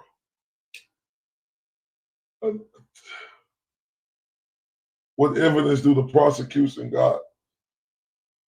They had them dudes in jail for 4 years. And I'm gonna show y'all an interview of Keywan White. He's saying, oh, Yella Beezy didn't have nothing to do with it. But we'll get to that. Let me keep going, y'all. I just wanted to say that. Let me keep going.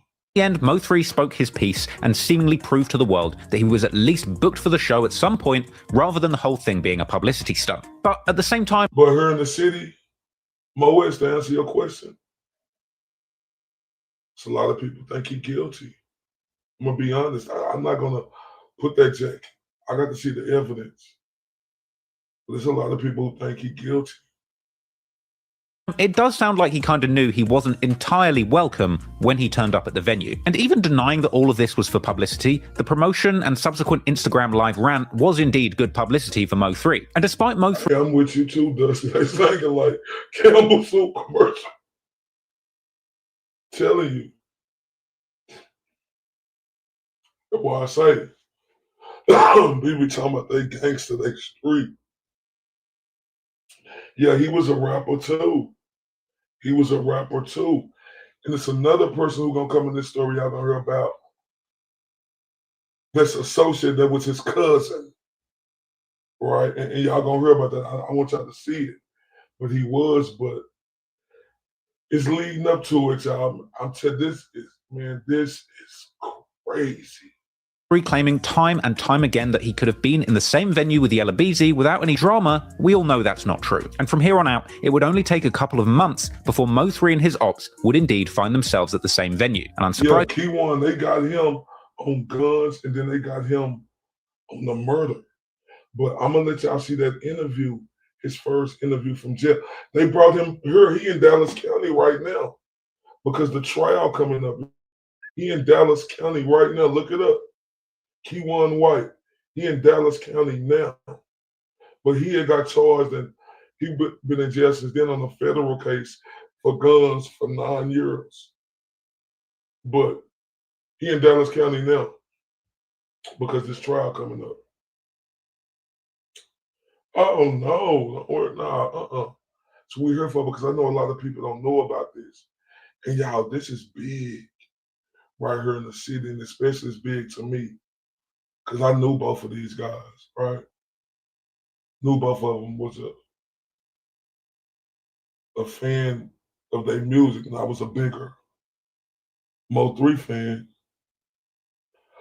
No, I think it's they all Yella Beezy trial coming up, right? So let me see.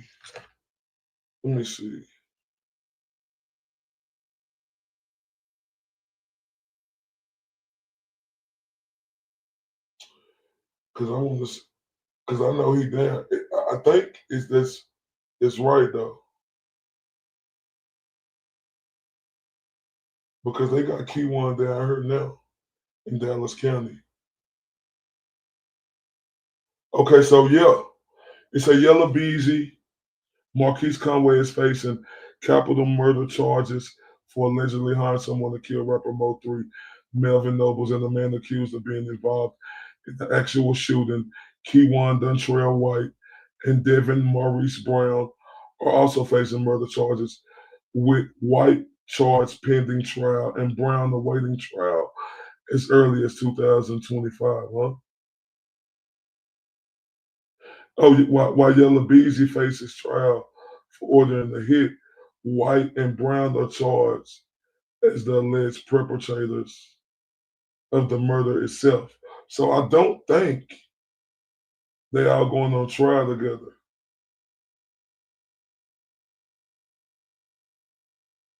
I don't think they are going on trial together. Yeah, I did. Like when you in the city and you around in the city, you know everybody. Well, I'm gonna just say it like this: you got to do something you got to be how can I say this?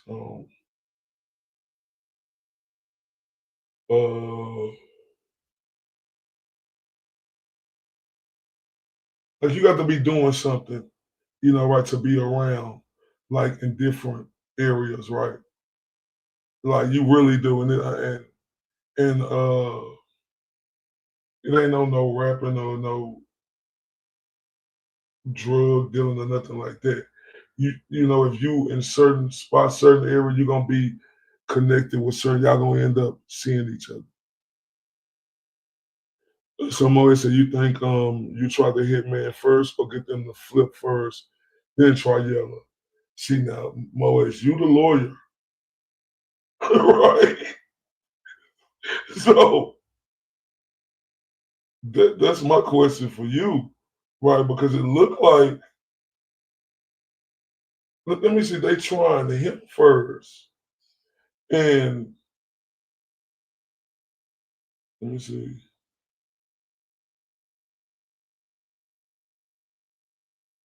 Oh, hold up real quick.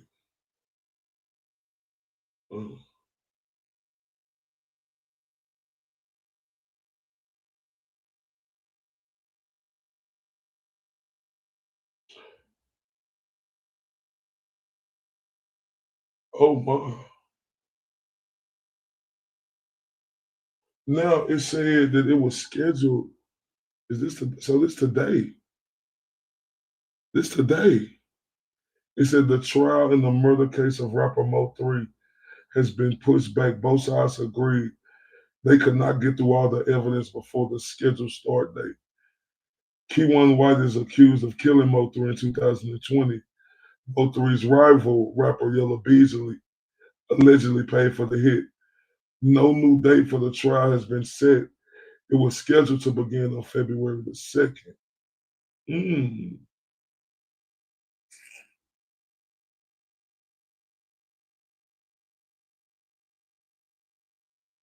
So it's delayed. The state made clear that while there is a lot of evidence, to go through, they have not delayed getting it to the defense. Both sides will meet again next week and try to come up with a possible new trial date. So then they say, what are they saying? During the hearing, the prosecution talked to the judge about White's tattoos and possible gang affiliation, arguing that they're relevant to their case. The judge ruled the state can photograph White for trial to use if it were to come up. It said the defendant does have unique tattoos, including down the right side of the face, his left arm, his forearms. I'm not going to get into any gang evidence during this hearing, Tommy Adamas, assistant district attorney, said.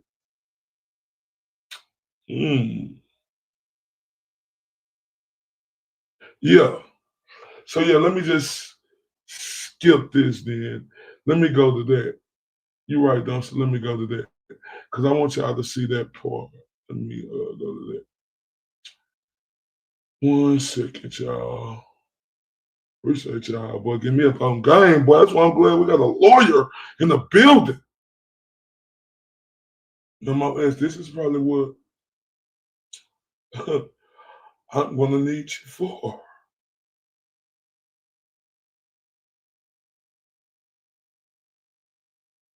Seriously. To help me get through this. Cause yeah. Cause I don't know, because they was talking, cause I heard people talking about that, saying that if it got pushed back, somebody might trying to get a deal. Right? But when we reading this, I guess that they just trying to figure out the evidence. Shout out to tons of fun in the building. Salute, sweetheart. Okay, so what I gotta do, y'all, I gotta download this shit. So give me one second, my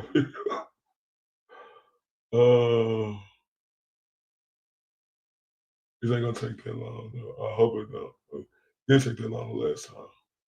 But shout out to let me erase this one, because I don't think we're gonna come back to that one. Remove that one from downloads. Yeah. But so look, while I'm waiting on this to download, it's like 15% through right now. So y'all can see this, the little pre-trial here. Anybody who ain't seen our new break song, and I love everybody on here. I love y'all for rocking with me. Check it out.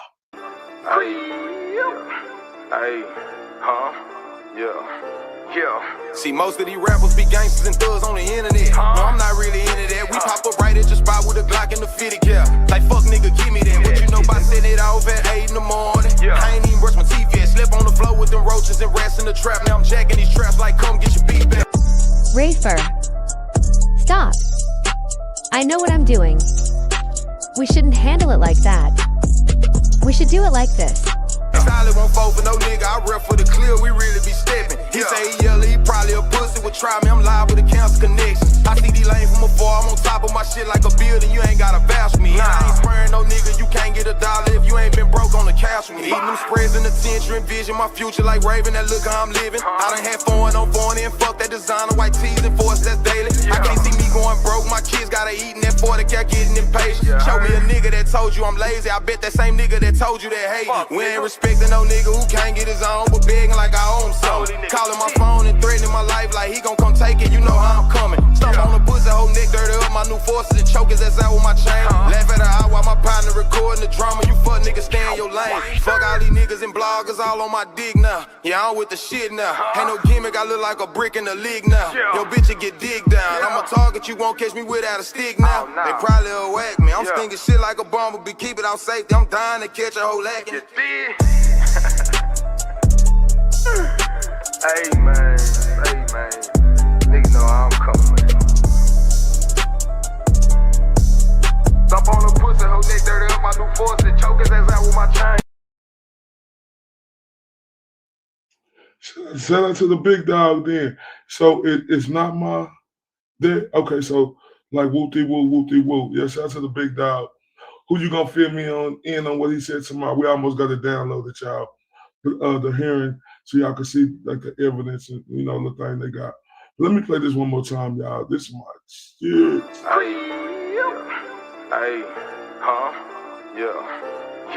See, most of these rappers be gangsters and thugs on the internet. No, I'm not really into that. We pop up right at your spot with a Glock and the 50 cal. Like, fuck nigga, give me that. What you know about setting it off at 8 in the morning? I ain't even brush my teeth yet. Slept on the floor with them roaches and rats in the trap. Now I'm jacking these traps like, come get your beat back. Rafer. Stop. I know what I'm doing. We shouldn't handle it like that. We should do it like this. Solid won't fall for no nigga. I rep for the clear, we really be stepping. He say he yellow, he probably a pussy. Would try me, I'm live with a cancer connection. I see these lanes from afar, I'm on top of my shit like a building. You ain't gotta vouch for me. I ain't sparing no nigga, you can't get $1 if you ain't been broke on the couch with me. Eating them spreads in the tension, envision my future like Raven. That look how I'm living. I done had foreign on foreign and fuck that designer white tees and force that's daily. I can't see me going broke, my kids gotta eat, and that 40 kept getting impatient. Show me a nigga that told you I'm lazy, I bet that same nigga that told you that hate me. We ain't respecting no nigga who can't get his own, but begging like I own him something. Calling my phone and threatening my life like he gon' come take it, you know how I'm coming. Stomp on the pussy, whole neck dirty up, my new forces and choke his ass out with my chain. Laugh at her eye while my partner recording the drama, you fuck niggas stay in your lane. Fuck all these niggas and bloggers all on my dick now. Yeah, I'm with the shit now. Ain't no gimmick, I look like a brick in the league now. Yo, bitch, you get digged down. I'm a target, you won't catch me without a stick now. They probably will whack me. I'm stinking shit like a bumblebee, keep it out safety. I'm dying to catch a whole lacking. Hey man, nigga know how I'm coming, man. Stop on the pussy, whole neck dirty up, my new forces, choke his ass out with my chain. Man, y'all know how we coming, me and Dumpster coming over here, and we just appreciate all of y'all who rock with us. You know, just rock with us, you know, through it all. We appreciate y'all with everything in us, right from the bottom of our heart. We love all of y'all, right? Seriously. And I appreciate y'all, all right? And just know we ain't stopping.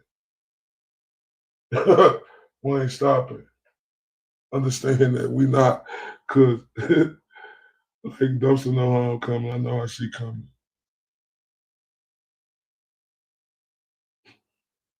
Like for real, for real. I'm telling you, in the other mirror be I got you. I just got to get with my kinfolk to see how, you know, like whoop-de-whoop, because, you know, but you know, I tell Dumpster to tell you about it. But yeah, man. So look, it's the Hearn. You know, when they got him in jail, right? So, but he out of jail now because of this the little thing. So we can go over that, or if not, I'm waiting for Dumpster to send me something else after this, and we can keep going. I'm rocking long as y'all rock.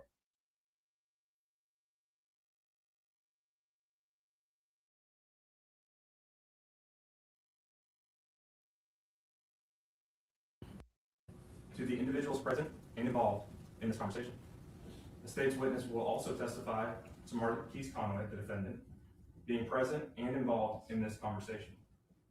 The state's witness will testify to the amount of money that was to be paid for the murder. A state's witness will testify to the individuals responsible for the payment.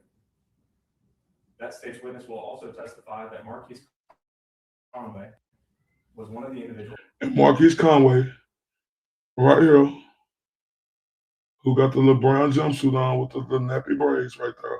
He been in jail. That's Yella Beezy.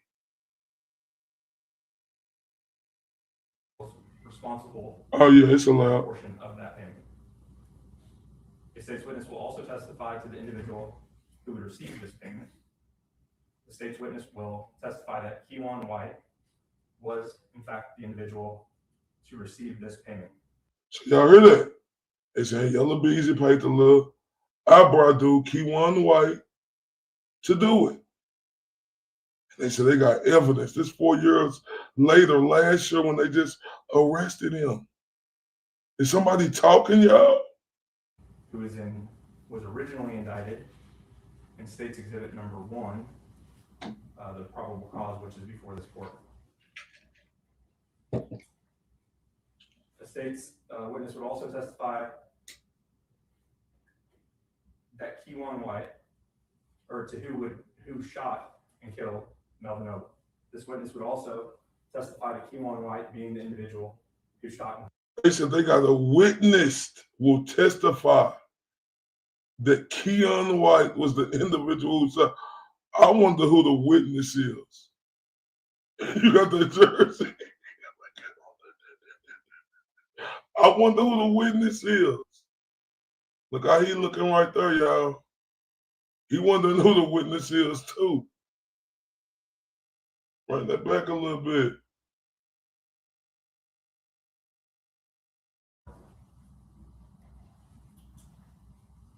The state's witness would also testify that Kewan White, or to who shot and killed Melvin Noble.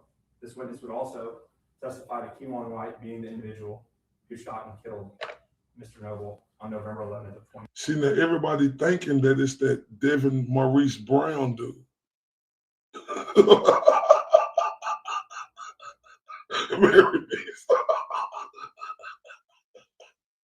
Yeah, that's what I'm saying, Mo3’s. Mo3’s, I ain't lying to you. Yeah. This right here, I know you can help me out with this a lot. Oh, yes. Oh, yes. Again, this conversation took place in the days following Mr. Noble's murder. The state has also had an opportunity to review bank records. So Melvin Noble, y'all, is Mo3. I'm sorry, y'all. Melvin Noble is Mo3. And you said probably because Devin Brown, because where's his trial? Exactly. Exactly, because you're right, Mo3’s. Like you're right, just thinking about it. They wouldn't they try somebody to kill us first? Right? Why would they try him first? But see, the other dude, I'm going to get that for y'all after this. He said Yella Beezy didn't do nothing. Like I said, we'll see. The defendant, Mo3’s Conway. These records would show that the defendant drew $40,000 in the days following the murder of Melvin Noble. Paper trail. Hey, Mo3’s, that paper trail is everything, ain't it? Yeah, I think so too. Hey, Mo3’s, that paper trail is everything, ain't it? Because I know we didn't get to that part, but whoever was watching, like Kayla, we watched it. It showed that dude Keywan White flexing on Instagram with a bunch of money. Oh, hey, Mo3’s, listen, I'm so the whole city intrigued by this. I wonder how hard it'll be to get in court. And for the record, that was a cash withdrawal. These records would correspond to the Kayla, see, look at that paper trail. But you know what I'm tripping on, y'all? Look though, y'all, this is what I'm tripping on. Right here. It's the only thing that's confusing me. Right here, Mo3’s, make me understand this. You way smarter than me, right? Make me understand this. Give me 1 second. Because I want to make sure I have this exactly correct. Okay. So at first, Mo, it's a Dallas rapper Yella Beezy, Mo3’s Conway, was released on a $750,000 bond on March 2025 after his initial $2 million bond was reduced in connection to a capital murder charge for allegedly orchestrating the 2020 murder of rapper Mo3. So why would they take it from $2 million, Mo3’s, to $750,000? Is that's a thumbs up in his way, right? Especially for capital murder or murder for hire. They reduced it from $2 million. Good night, Jordan. Breezy 15. Once again, happy birthday to little Jordan Breezy. But he had to surrender his passport. He on the ankle monitor, and he on house arrest. No, he ain't gonna make no. I don't know. Like, I don't know.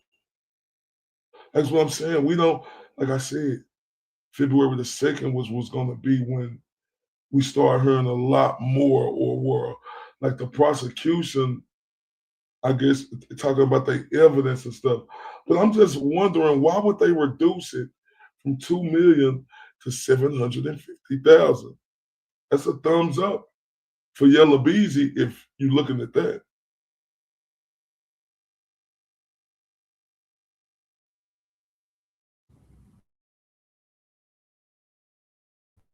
Which these state's witness would testify to. You said they filed a motion, I imagine, after he couldn't afford it. Yeah, and they do got some with his granny coming up there. Yeah, but that, like, because he couldn't afford, like, oh my. Oh, wait. I don't get that, though. Like, if they charging you with this because you can't afford it, but you say they do this a lot, hey, I'm going with you. It ain't for me to understand. It's for me to understand that you know the law. In reviewing these records, the state also became Yep. aware. Oh, his grandma gave compelling testimony. Oh, yes. Oh, yes. Oh, yes, she did. I think it's in this one, too. I think it's in this. I think so. It's in this clip. And believe that they would show that the defendant had anywhere between $800 and $900, but more specifically, $870,000 between a checking account and a savings account with one particular bank. 370 of which was in a checking account, a little over 500,000 which was in a savings. Yeah, but you know more than what. Yeah, but you know the law. You know more than what I know. Definitely. What they say his account has what?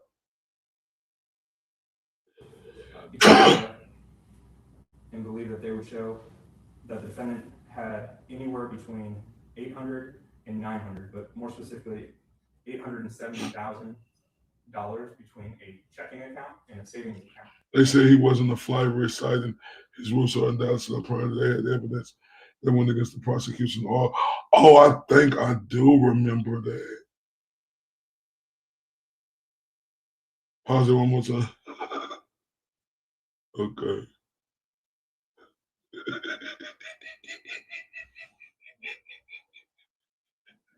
Yo, I'm sorry.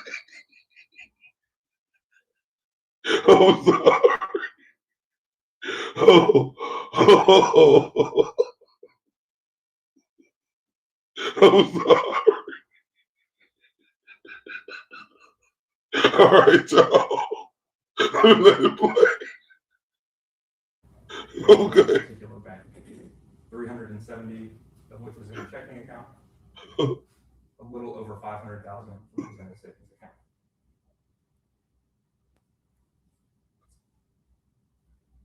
The state at this time would like to publish to the court what's been marked as State's Exhibit number 3, which is the video. Thank you, Your Honor. Before that's published, just something here in my file. Sure, it's clear for the record. You decided the state's witness. That's just one witness.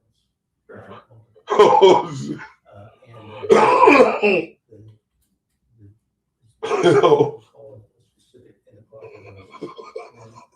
the date that this witness reported that he was conversation. I do not have a specific date. The days following the offense.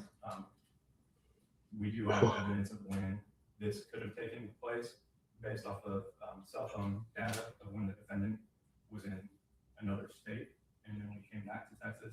So we believe we have a time frame. As far as the exact date, I do not have it this time. Anything else? No, no. You want the lights up?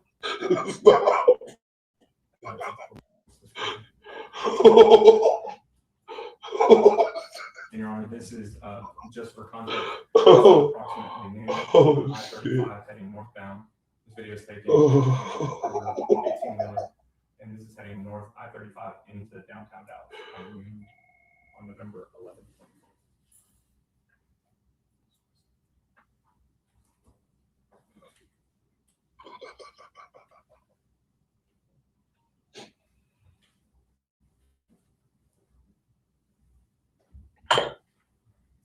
It's that little part of what we was watching earlier, y'all. But now this the full like deal of it.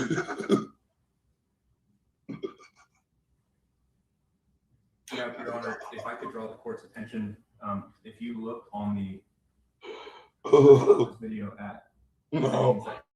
I'm a send a Braille letter to Helen. Okay, Helen, I'm gonna send you a Braille letter. The gold sedan will be the vehicle carrying the victim, and the black sedan is the vehicle driven by Q1 White, who is then the shooter, based off of the evidence we have.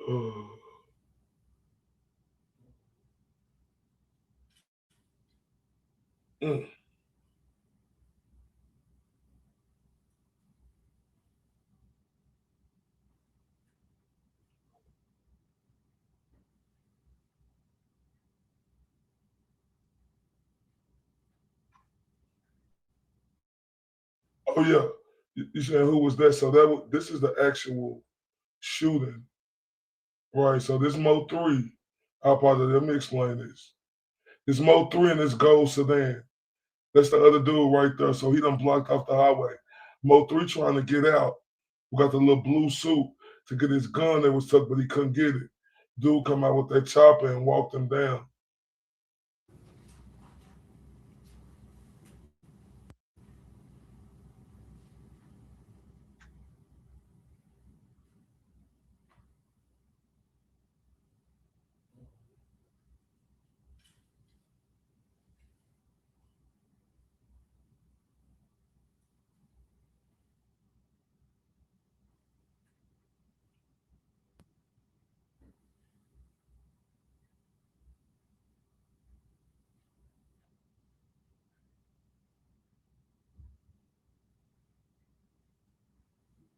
Look at him running back with that gun. Oh, wait, man.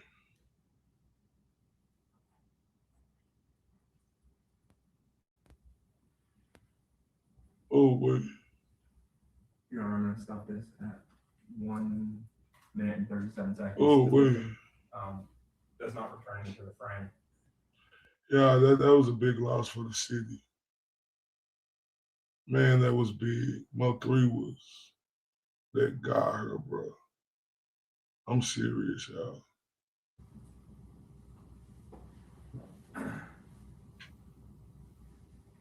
The only other things that the state would like to proffer as far as this bond hearing, since the court does not have a probable cause affidavit, of course, this is a grand jury referral.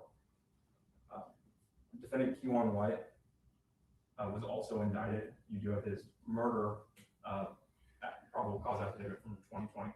He was also indicted at the same time in cause number F21-75377. Yeah, they jumped his manager. For Dr. Randall Graham, who also sustained injuries, a neurosurgeon who was heading north on I-35 that day and was struck as well. However, he did survive. And finally, Your Honor, the last thing that I would proffer at this time would be that there were a total of 44 fire cartridge casings, all from the same style of firearm as far as the caliber that were recovered on the freeway on November 11, 2020.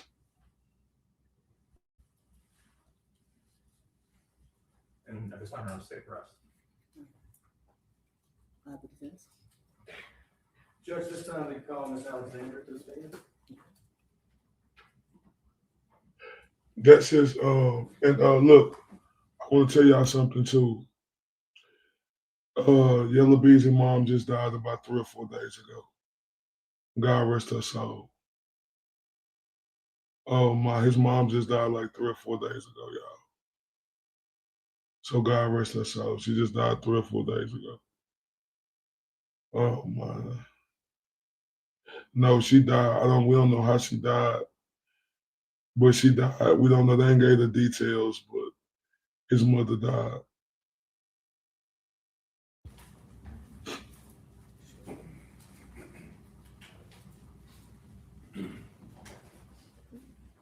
And think about that right when he finna, and I think this is her right here.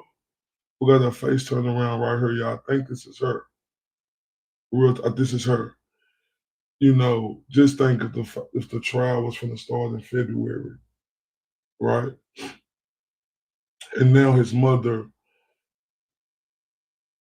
has passed away now. Man. Because you innocent until proven guilty.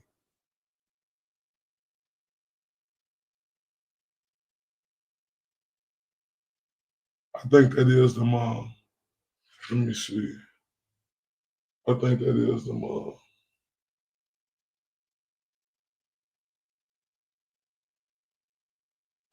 Because that was his people right. That's his people right there.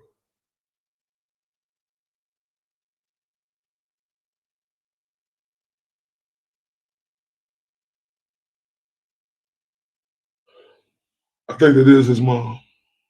Yep. And raise your right hand, please.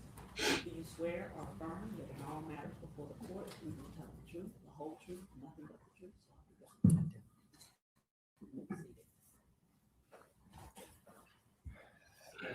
Yeah, that was his mama. Miss Alexander, could you introduce yourself to the court and spell your last name for the court reporter? Yes, my name is Alma Jean Alexander.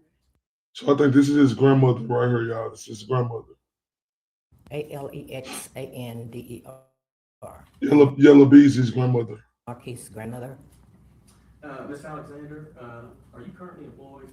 No, I retired from Dallas County in 2014. Now, when you tell the judge you retired from Dallas County in 2014, what was your occupation? Deputy clerk. And just for the record, a deputy clerk, what does a deputy clerk do? Process paperwork from the attorneys for the judge. Basically handle the paperwork for the courts. And this is a building that you were employed, is that correct? Yes, it is. And back in the clerk's room, where in the old days, we had a lot of paperwork. Lawyers would take the file, take it back to the clerk. You would handle the file stamps and put all the papers into the file. And type up the judgments. Type up the judgments. Can we back up a little bit? Just tell the judge a little bit about where were you born and when did you move to Dallas County? I was born in Washington, Arkansas. I moved to Dallas County when I was 11. So I've been here like 63 years.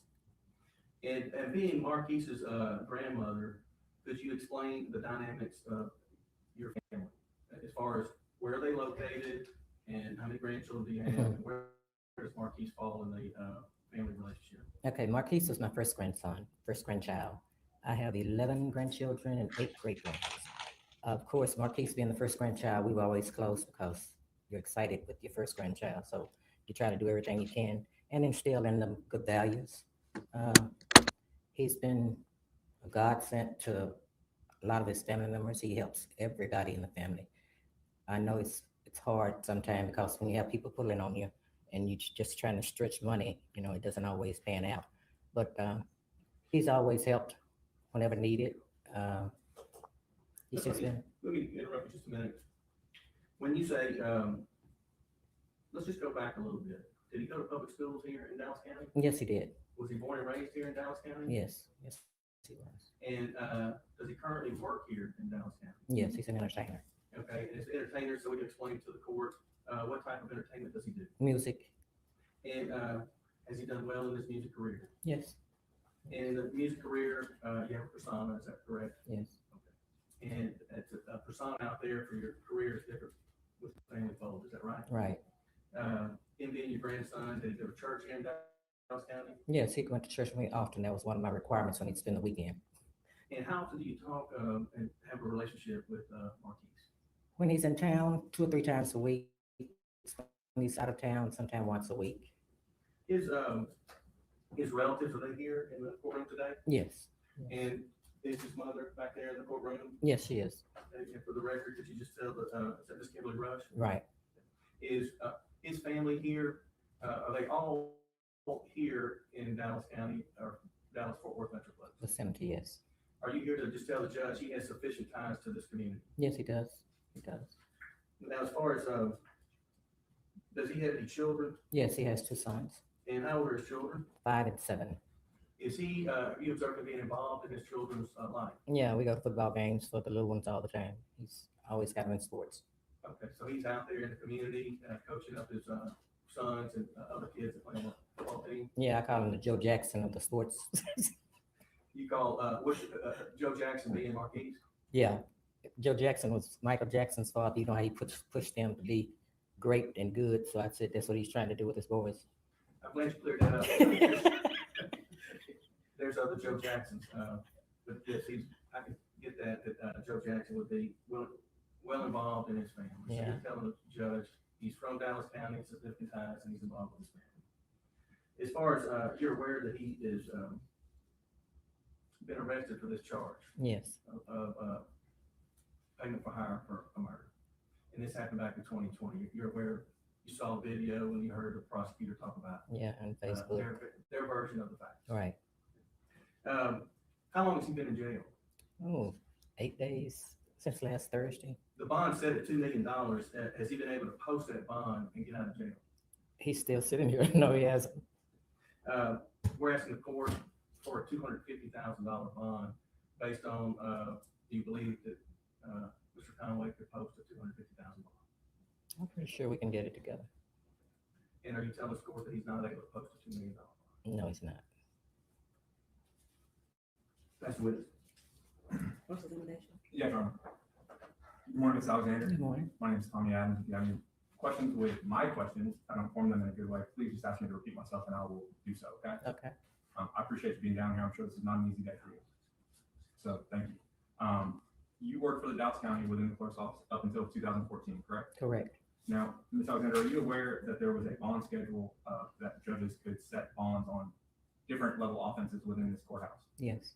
And are you aware that that bond schedule has since been done away with and was subject to a federal lawsuit against all the district judges within Dallas County? No. Now, when you talk about your grandson being an entertainer, I mean, he's more than just an entertainer, correct? Yes. He's in fact a double platinum artist, correct? Right.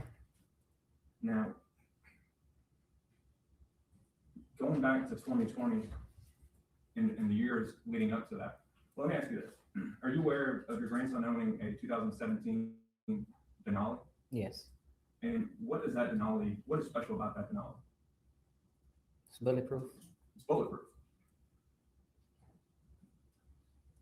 Now, Ms. Alexander, I can imagine in all your years working here at the clerk's office that you ever felt like you needed a bulletproof vehicle. I don't need one.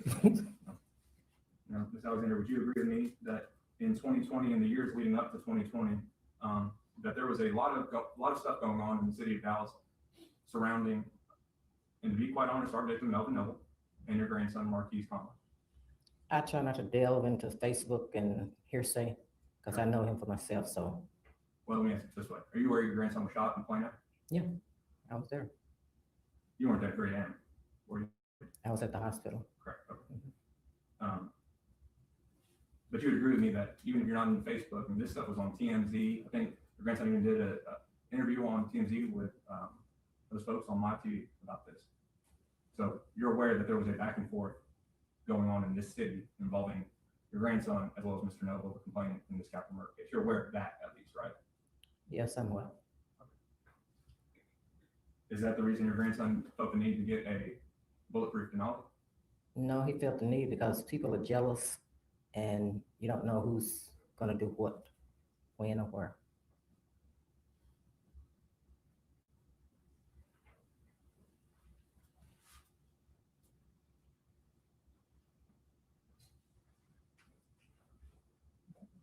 Now, are you aware of whether or not he had to, if a Denali comes that way off the lot, or do you have to actually pay money to get something like that done?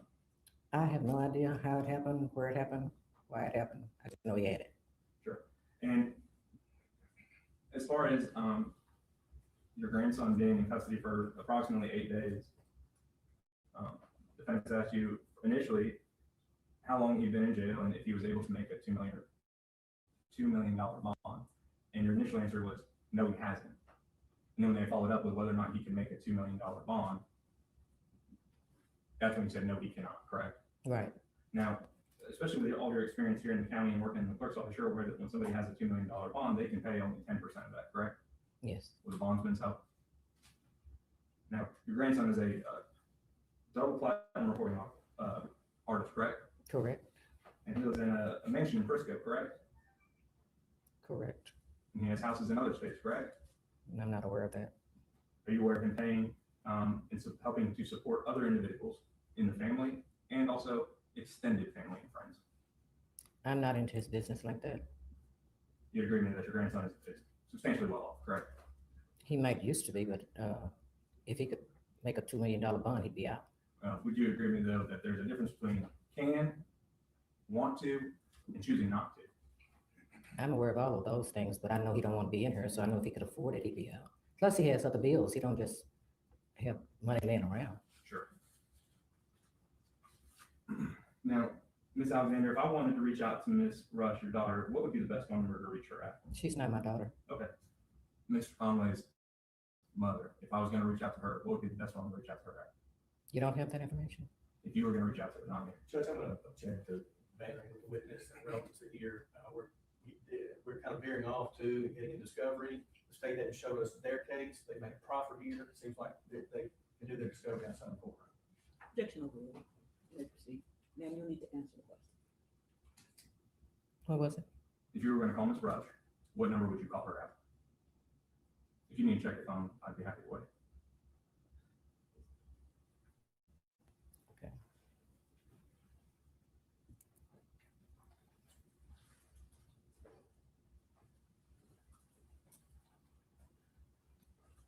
Thank you.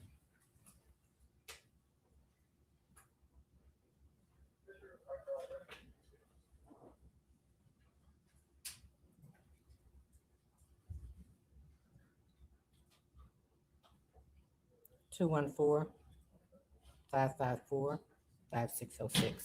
5606. Judge, again, I'm going to object to this as far as being public information and getting out to the public. This is a media case.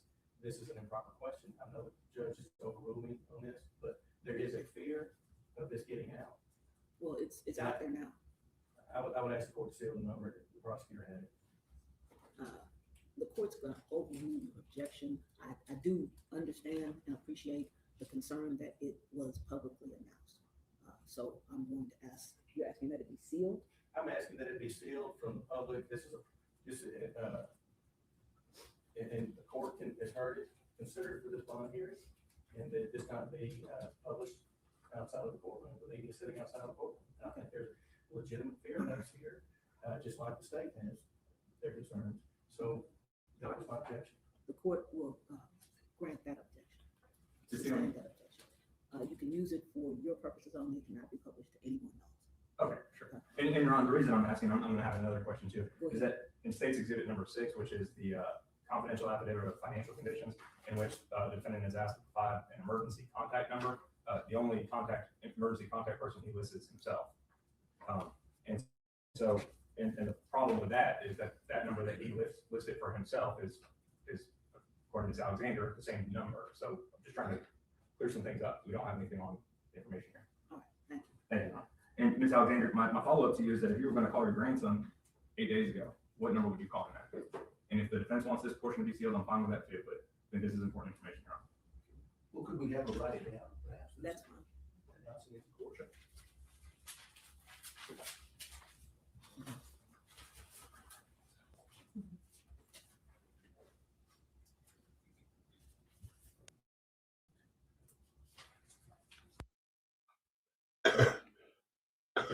Kayla, why you think he's guilty? Why you say, yeah, I think he's guilty. Well, that, damn, Kayla, you on that, huh?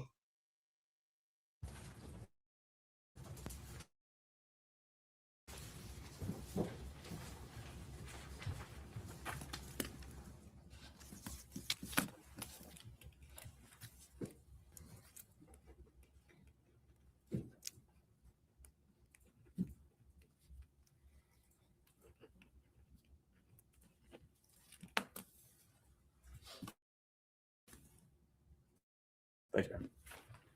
Defender to defense for Mark, Stacy to for side. Okay. Stacy did it, then.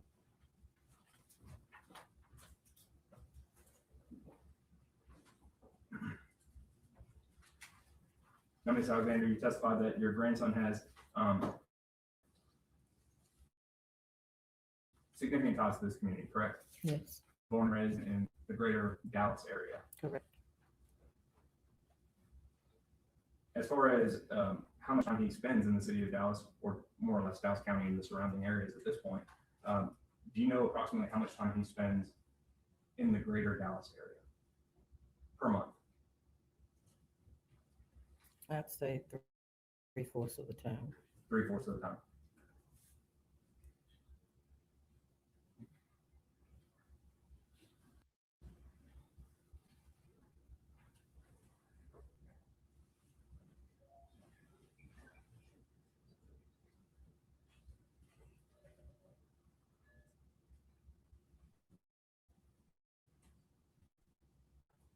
Now, as far as his ability to travel and major that like planes and getting around, you're aware that he travels quite a bit via private jet, commercial, all that, right? Yeah.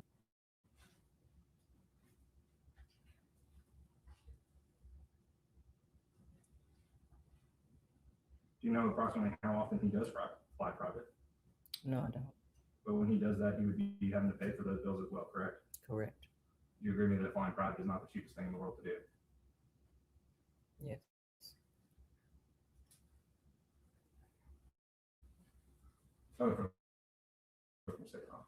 Anything else from this witness? No further questions, Your Honor. All right, thank you, ma'am. You can step down.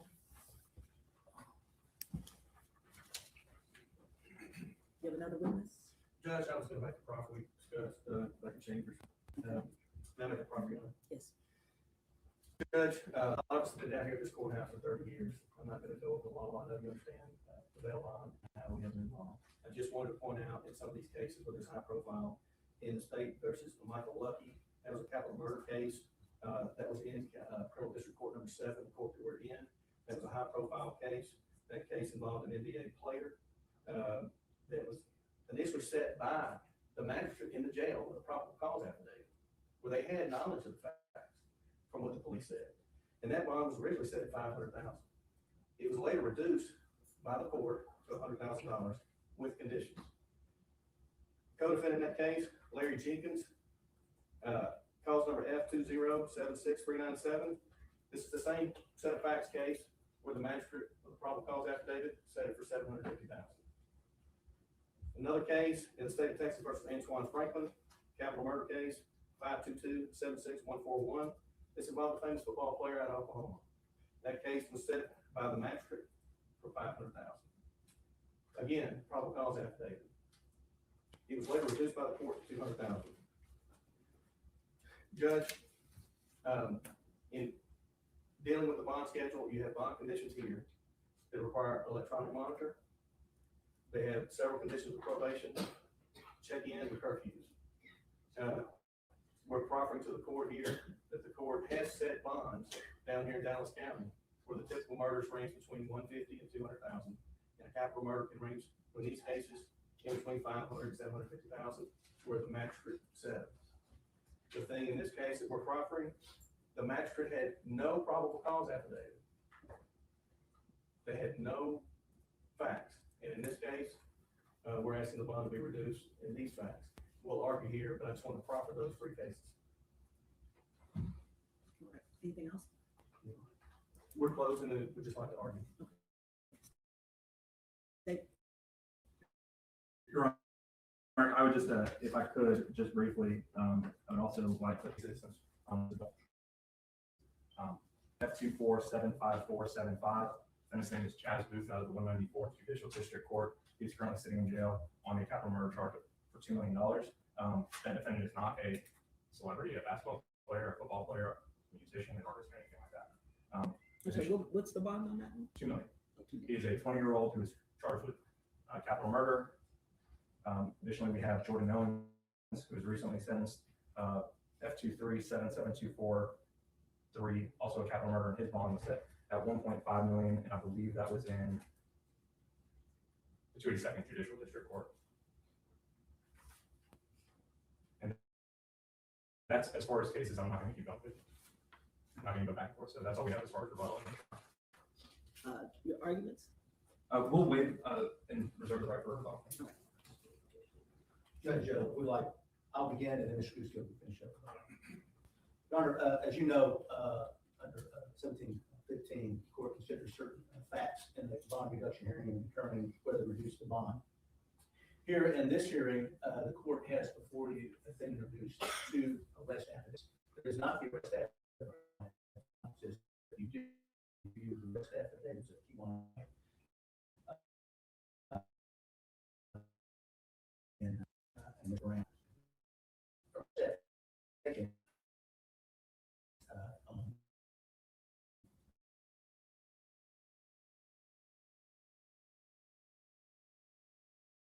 You carefully review those affidavits and set out how they all offense and saw the video. Nowhere in those affidavits is there any mention of our client, any mention of his role, any mention of connection to this case, either one of those affidavits that you have before you that you can consider. As far as the proffer given by the state, they choose what they can proffer. They said they have one person who overheard a conversation after the incident that happened on the highway in which he heard money being discussed and our client present at that during that conversation about paying money. You received no information in the proffer as to the credibility of that witness, if they have a bias or a motive for coming forward now at this time, 4 years, 4 months later, with this information. You only have you don't even have a proffer that this was a confidential informant, which you know requires some type of vetting, just that it's a person who said they were present during this one conversation. And that's the only evidence that you have before this hearing that connects into this offense. The state also proffered a bank record that said there was after the incident in November of 2020, there was a withdrawal of $40,000 cash. No proffer was made as to if that money was traced anywhere to the other defendants charged in this offense. You received no information of any text message, any message on social media platform that our client paid for this murder, any type of remuneration, no recording of any sort, just this person who came forward and said he overheard this conversation.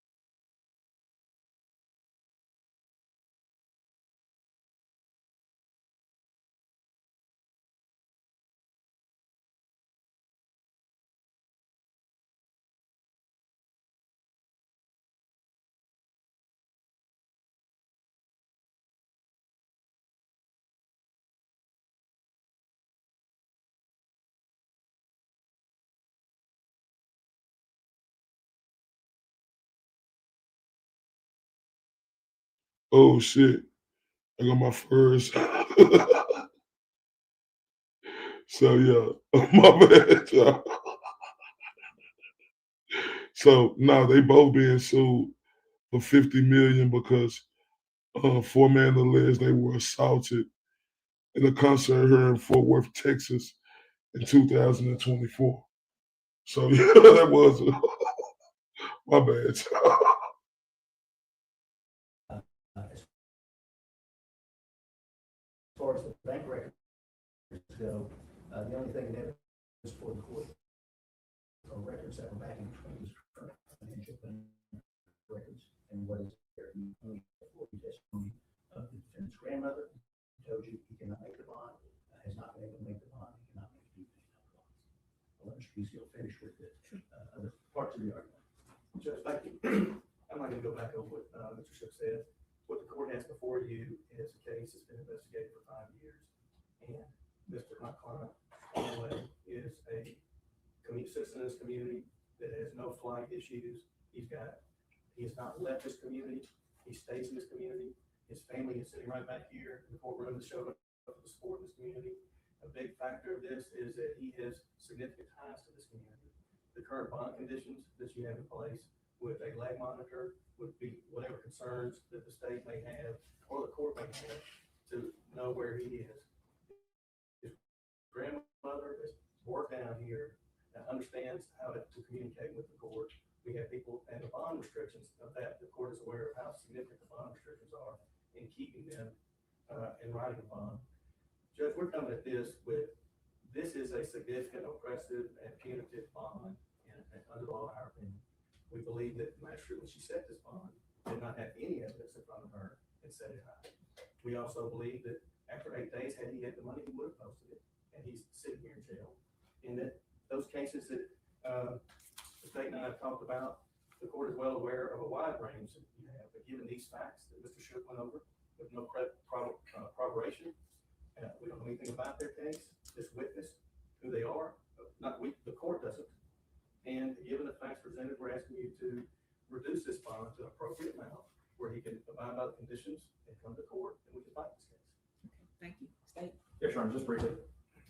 In regards to an individual's ability to pay the bond, Ms. Alexander testified specifically that she is not involved in her grandson's business and doesn't keep up with his financial stuff. So she really was not in a position to testify what he can and what he cannot afford. She did testify to the fact that he is a double platinum, I believe that's recently 2 weeks ago, recording artist, that he travels about a quarter of the month, that he lives in a mansion in Frisco, that he drives a Denali, a bulletproof Denali, which also will lead into safety concerns.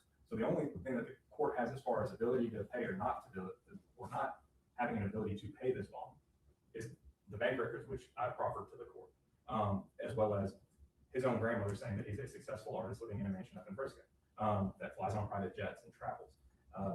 The important thing about the Denali is not just the fact of the cost and all that, but it's the fact that when we're talking about safety concerns for the community, one of the factors that the court should take into consideration is if this individual were to get out of the vehicle and drove one at the time and was arrested in it 8 days ago, that should tell you all you need to know.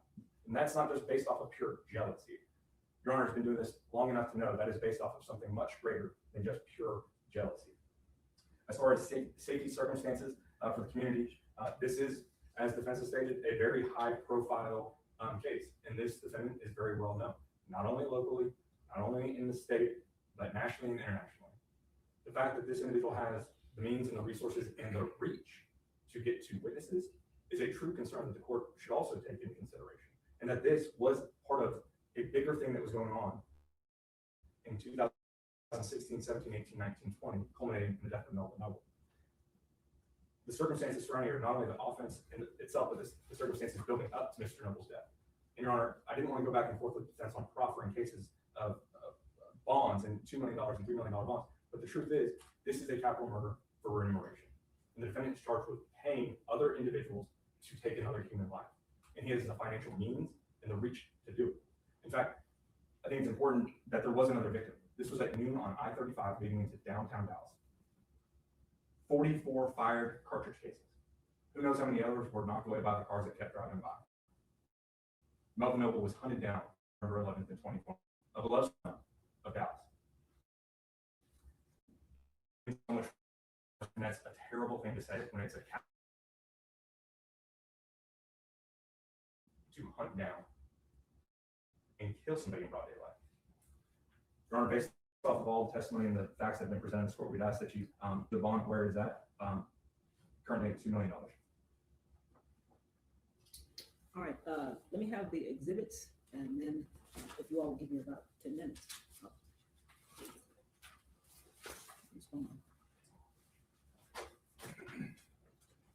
Got it, Your Honor. Yes. The defense did not have any exhibits, right? No, Your Honor. This is just a video, right? Yes, sir. Anything else that I need to take with me? And we had 1 and 2 still. Yeah, that's it. Okay. All right, thanks. All right.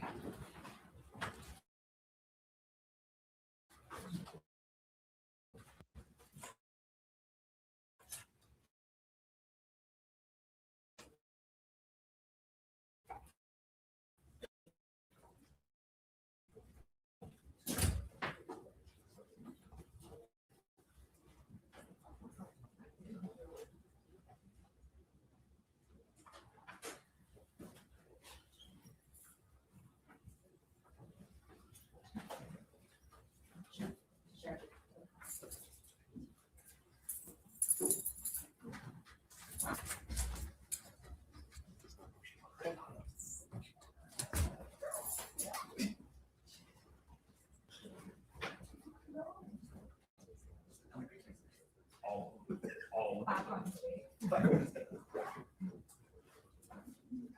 day, all day, all day.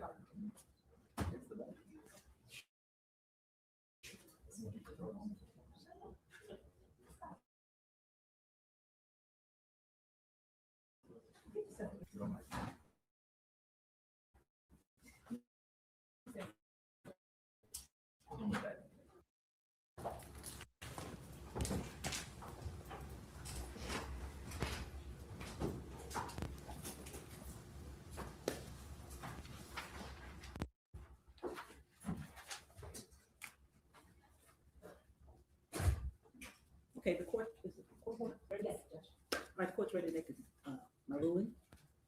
The court is going to reduce the bond to $750,000.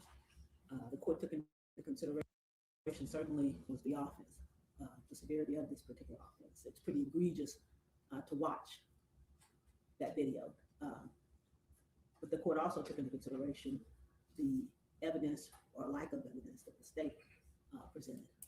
That was a factor also. Another concern I had was the financial statement that the defendant was to put on file. He didn't seem to take that very seriously at all. And that causes me concern about whether or not he's taking seriously the allegations against him. So I am going to set the bond at $750,000 with the bond conditions that were already set, but included on that, I want it to be very clear, Mr. Conway, that you are to have no contact, direct or indirect, no threatening, victim, this co-defendant. If it's you or anybody on your behalf, there's going to be a problem. Do you understand that? Okay, you all can stand. I'm talking to you now. So that's going to be a concern. And then I want to make sure that you provide the court with correct information regarding your personal contact, because basically this affidavit seemed to be your way of saying, forget y'all. I don't want you to open your mouth. Seemed to be your way of saying, forget y'all. So provide correct, accurate information regarding who is your personal contact should there be any type of problem. I hope that you're taking this seriously because your responses in this affidavit kind of indicate that you're not. You understand me? Yes, sir. Okay. Is there anything else? No, I can say, all right. Anything else from the defense? No, no. All right. Thank you. Thank you, Judge.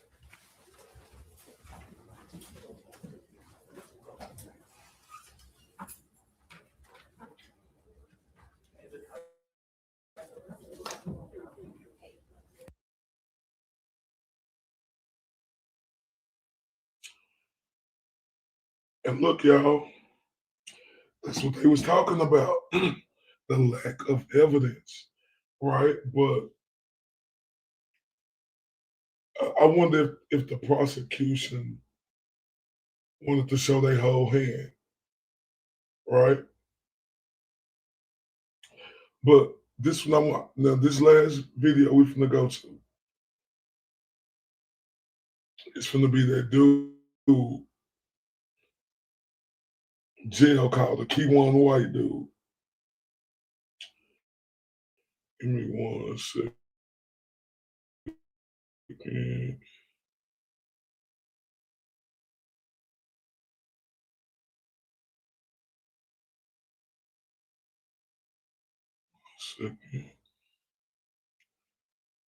It's like, this shit tripped me out.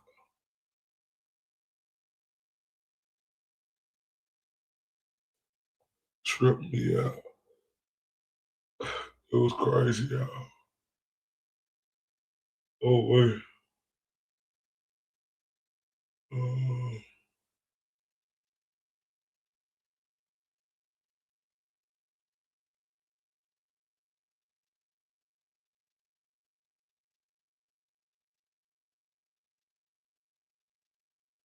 1 second.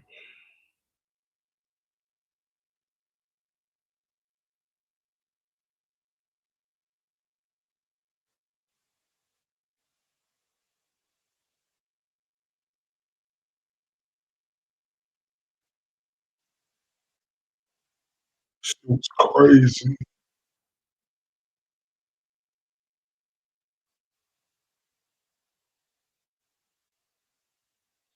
Take a quick break real quick. We'll be right back.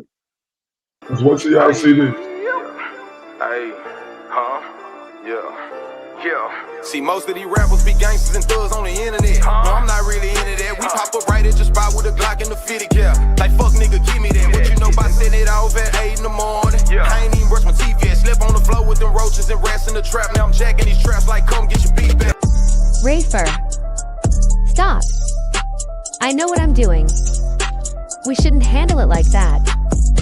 We should do it like this. Solid won't fall for no nigga, I rep for the clear, we really be stepping. He say he yellow, he probably a pussy, would try me, I'm live with a cancer connection. I see these lanes from afar, I'm on top of my shit like a building, you ain't gotta vouch for me. I ain't sparing no nigga, you can't get $1 if you ain't been broke on the couch with me. Eating them spreads in the tension, envision my future like Raven, that look how I'm living. I done had foreign on foreign and fuck that designer, white tees and force, that's daily. I can't see me going broke, my kids gotta eat and that 40 cat getting impatient. Show me a nigga that told you I'm lazy, I bet that same nigga that told you that hate me. We ain't respecting no nigga who can't get his own, but begging like I own something. Calling my phone and threatening my life like he gon' come take it, you know how I'm coming. Stomp on the pussy, whole neck dirty up, my new forces and chokers, that's out with my chain. Laugh at her eye while my partner recording the drama, you fuck niggas stay in your lane. Fuck all these niggas and bloggers all on my dick now. Yeah, I'm with the shit now. Ain't no gimmick, I look like a brick in the league now. Yo bitch, it get digged down. I'm a target, you won't catch me without a stick now. They probably will whack me. I'm stinking shit like a bumblebee, keep it out safety. I'm dying to catch a whole lacking. Hey man, nigga know how I'm coming, man. Stop on the pussy, whole neck dirty up, my new force and choke his ass out with my chain.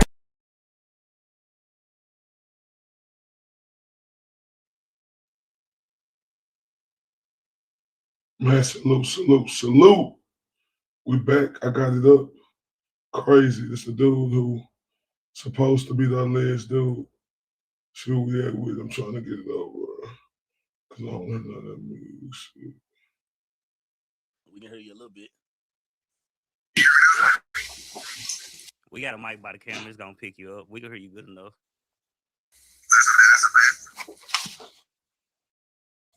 What's going on, man? What's going on, man? Game 1-on-1, man. We live here, man.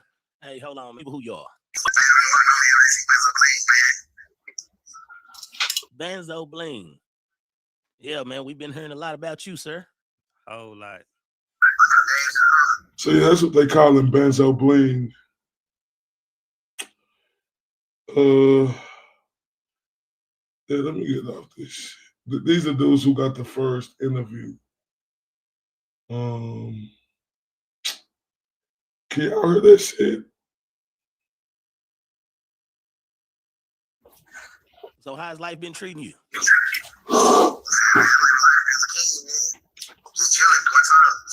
Yeah, I was just gonna ask you that you still in jail, huh? Looks like you in jail smoking, sir. What is that?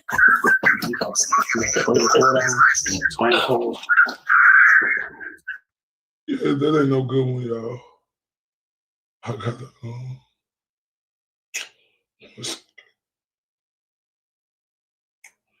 that ain't no good one. I thought that was the shit, though. I thought that was it.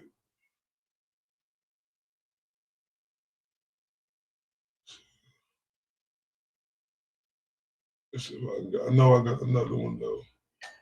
But I know I can get another one real quick.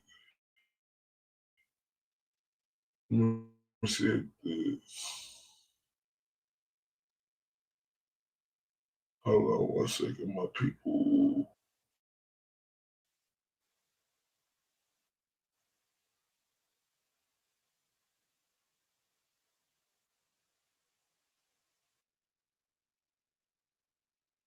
Okay, well, that's the hell up. I apologize. I appreciate y'all rocking with me. Let me play this one more time. I'm gonna play this other turn up. I'm gonna play my homie right here. Okay, let me play him.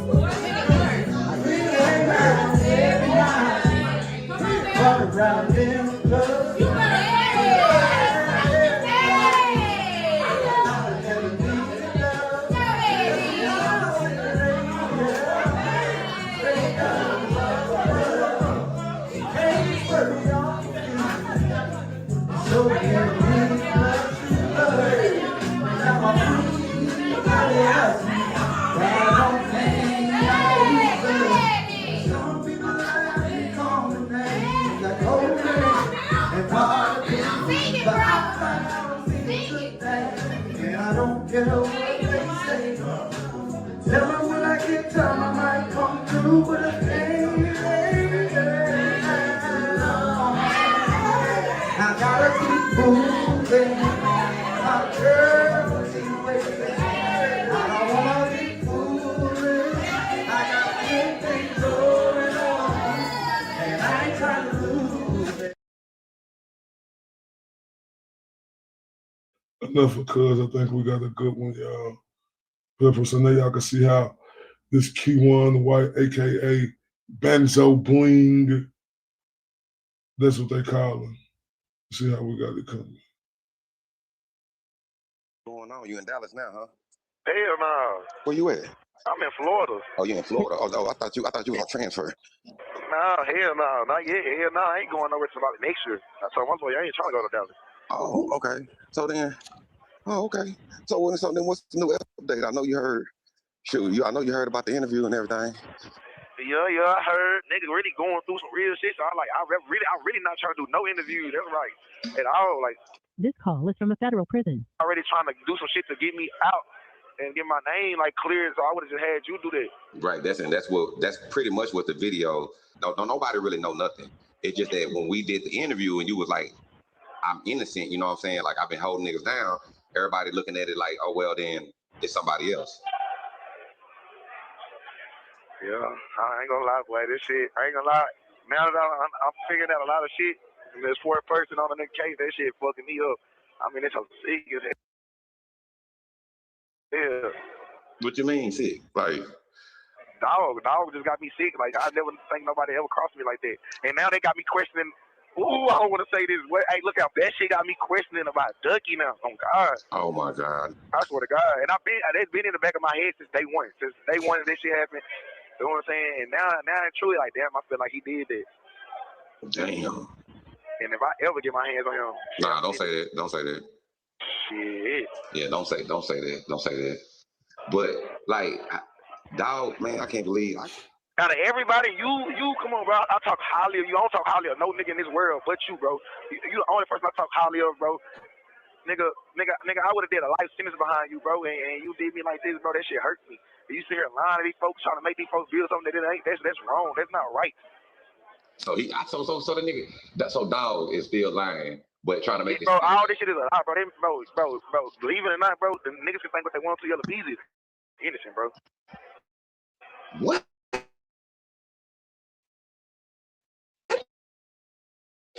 I say. What's the name called? He said Yella Beezy is innocent. See, Ducky P, that was his cousin. But Ducky P got killed. So it's confusing, man. That's why I can't wait for this trial. Say the name, but called me the other day and said the same exact fucking thing. Yella Beezy innocent, bro. This is a setup for a nigga to get him out of trouble. That's all. Damn. And they know the law is gonna bite on it, so that's why he used it to his advantage. But it ain't gonna work for long. I got shit on my sleeve. Damn. That's why at the end of the day, this is my second time getting indicted, right? Right. They need to drop it back to the first one. Oh, they got to revert it back to the first. Ain't no way in hell this nigga get paid to do a bitch ass thing. I'm sitting this bitch broke. Hell no. Then the money that I was in the world, I was robbing drug dealers for that. So what y'all gonna say? Okay, there we go. That's how I had that money to spend wherever I spent it at, because I was robbing drug dealers and I was trapping. Who was that twin guy? You ever heard of a dude named Twin or something? Oh, never mind. So do you want me to document this? Do you want me to like go with you all the way through the process? See, that's something This call is from a federal prison. she told me, she's like, man, look, man, because my lawyer on some shit like this, everything after the fact, all the money I'm finna make, that shit going to my daughter. Right. So my lawyer trying to set some shit up where, you know what I'm saying, she give me an account and I can give this money for my daughter. And other than that, like, that's all I really own. Like, you know what I'm saying? Like, that's why I'm trying to do this shit the correct way. I don't want to go through no bullshit. I want to do this shit correct way. You want to do an interview with me? Well, you need to sign this paperwork with my lawyer and give me my money. And I don't want to do nothing else. Okay. Her name Bree West. I have to get in contact with y'all. Yeah, get her in contact with us. Because this was she on some shit kind of like what y'all know. She trying to clear my name up about the rat shit. Right. You know what I'm saying? Try to make me look like a better person. So therefore, okay, then if that was the case, if you want to do an interview, okay, that's cool. Right. Nah, you right. That's why. Man, ain't no way in hell I should be going through what I'm going through like this. Ain't no way. Man. So if that was the case, I should be dog. Nah, facts. Niggas trying to take everybody down for no reason, and people ain't got shit to do with shit, bro. Nah, that's why I need to do what I gotta do, bro. That's why I told my lawyer about this game plan. She's like, "What the fuck? How did you just come up with this game plan in less than 20 minutes?" Like, man, this is what we need to do. This is what we have to do. It ain't nothing else that we gonna do but this. Look at it like this. Y'all charged me with a new indictment. Y'all saying I got paid to do something. Okay, I didn't get paid to do nothing. Okay, y'all can say what y'all want to say, but I didn't get paid to do nothing. Now, this is what I did do, and this is what I did not do. But I didn't get paid to do nothing in this earth. I never got paid to do nothing. Everything that I got in my pocket is what I got on my own. That's from robbing drug dealers and selling drugs.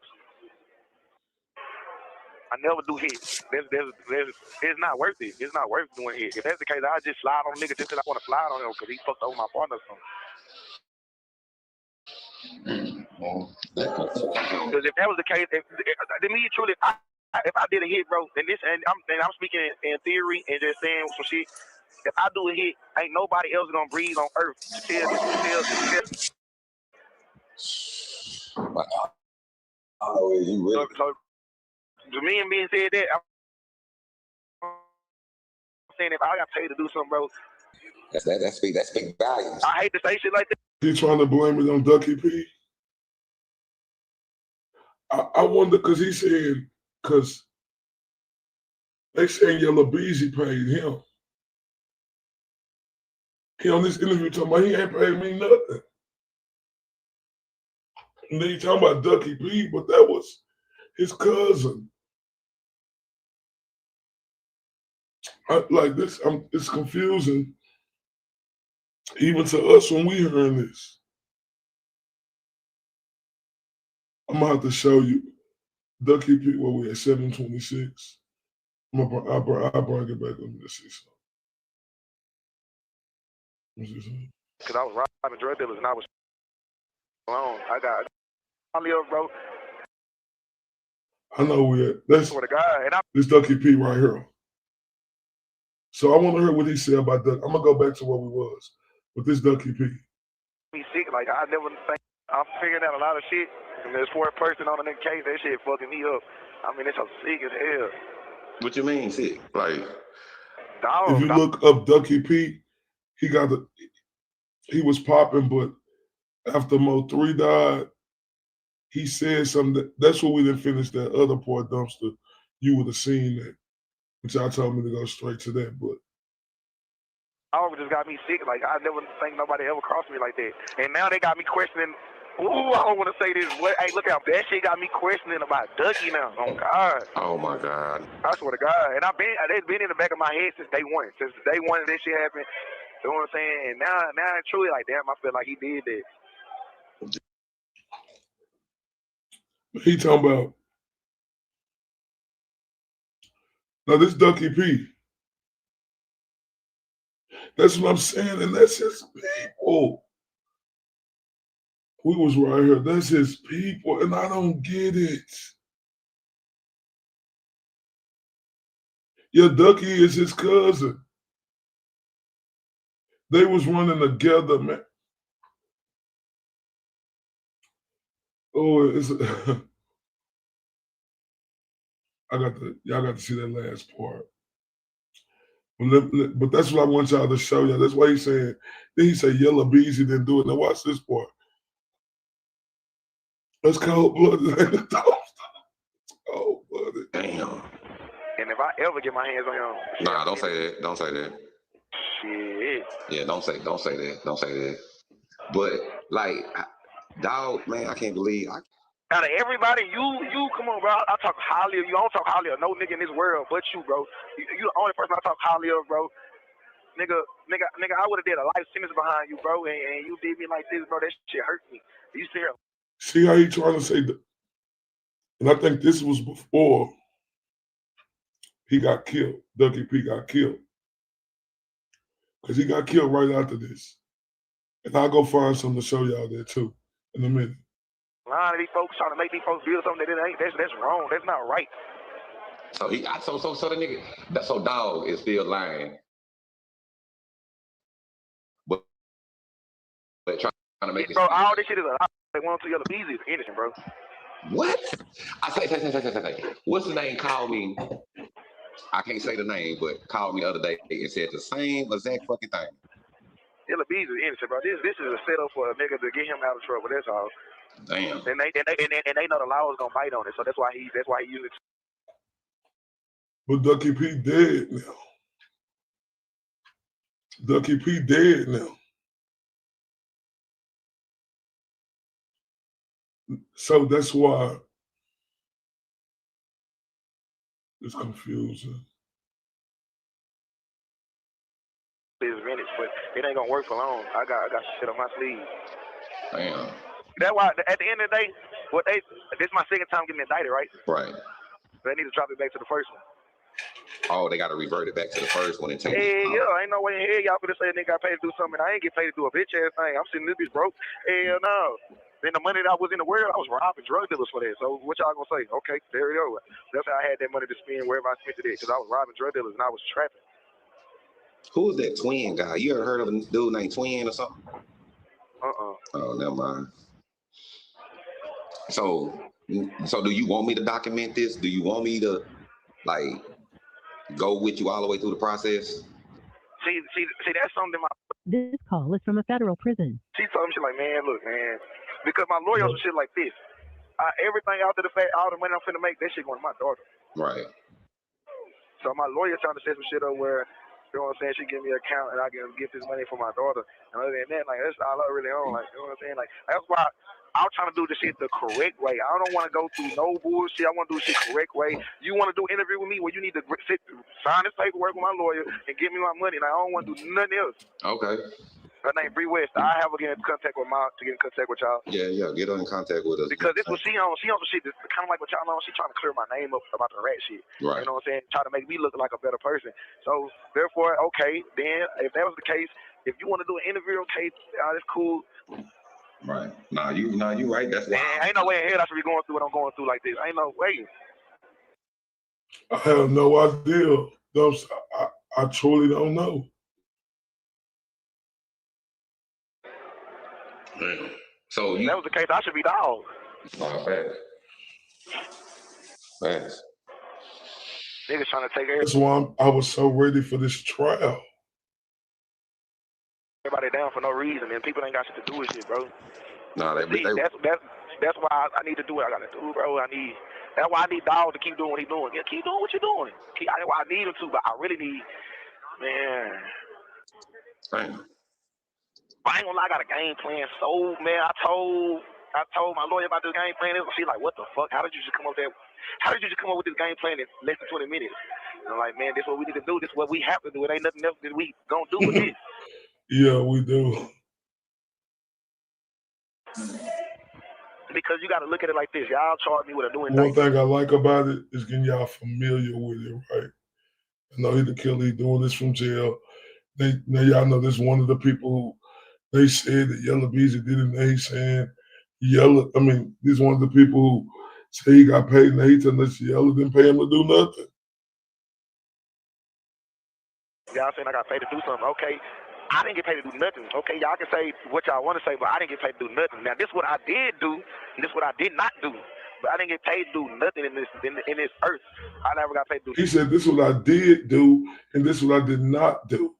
But you didn't get paid to get nothing on this earth. But what did you did do, and what did you did not do? Yeah. So we're going to call him Eyebrow, right?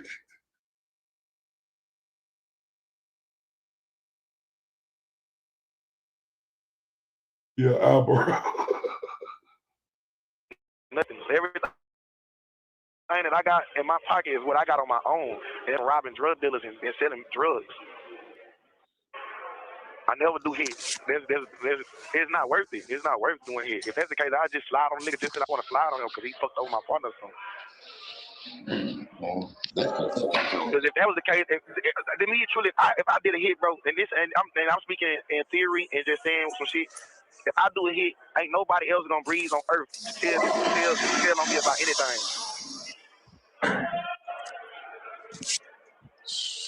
So to me and being said that, I'm saying if I got paid to do something, bro, everybody would have been dead. Damn. That's big values. I hate to say shit like that, but it is what it is. Like, we gotta be real with life now, cause I'm fighting a real case, bro. If I got paid to do something, bro, won't nobody be living to testify against nothing. But this nigga who's supposed to be dog, big nigga. Man, that nigga out of there. That nigga died. I wish he died. How he even snitching like that? But you the one who got paid, supposedly. Man, I don't know what he did. He ain't do shit for me. But look, I'm gonna call back in 30 minutes. Make sure y'all answer the phone. All right, bet. All right. You made it across the world right now. You right now. You on Vlad T. You on, dude. Our interview went all the way to India, fam.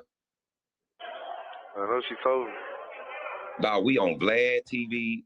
Tony Yayo talking about this. Tony Yayo made Vlad pull it up. And straight out of Tony Yayo mouth was, that boy say he ain't do it. He innocent. I ain't gonna lie. The truth gonna fuck the world up. In the last part of the trial, this shit gonna be bigger than dogs.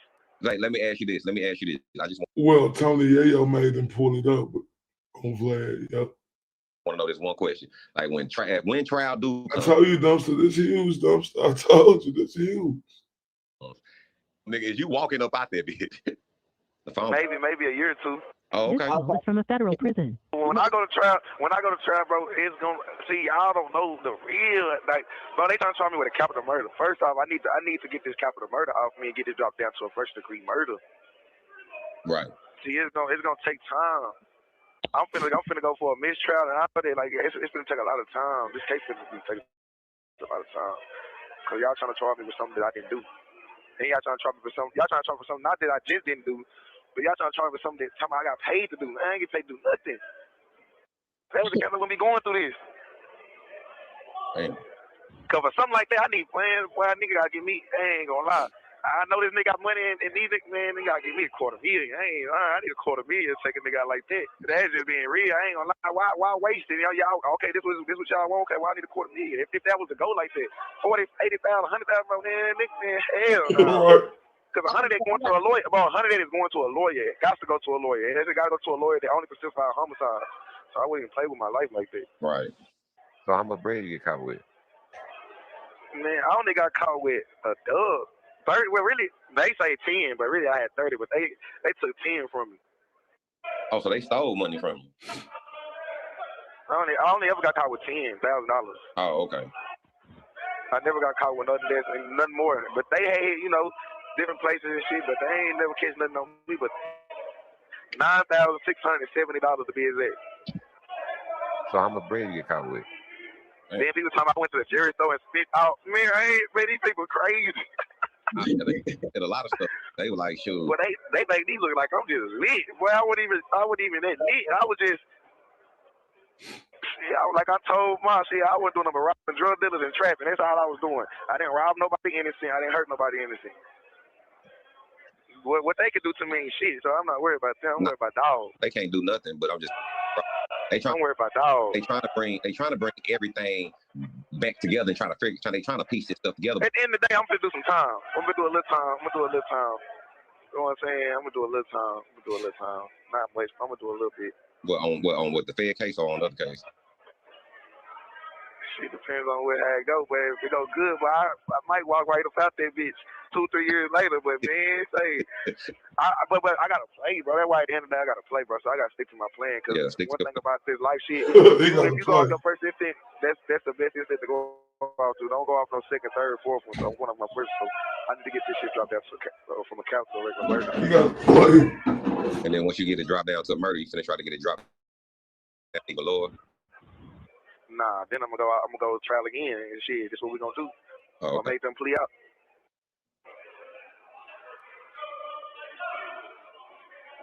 yeah. Okay. Yeah. And when last time you talked to your lawyer? Shit, I just talked to her Friday. Oh, okay. She talk to her probably tomorrow. Right. She got good news. Shit, the fight with all I might. They call Chow. Call y'all back. Shit, but He said they call Chow. I'm gonna call y'all back. That's what I'm saying. Like you right, the sister told me no. The more he interviews, blow up snitches come. Oh wait, that's why I'm saying.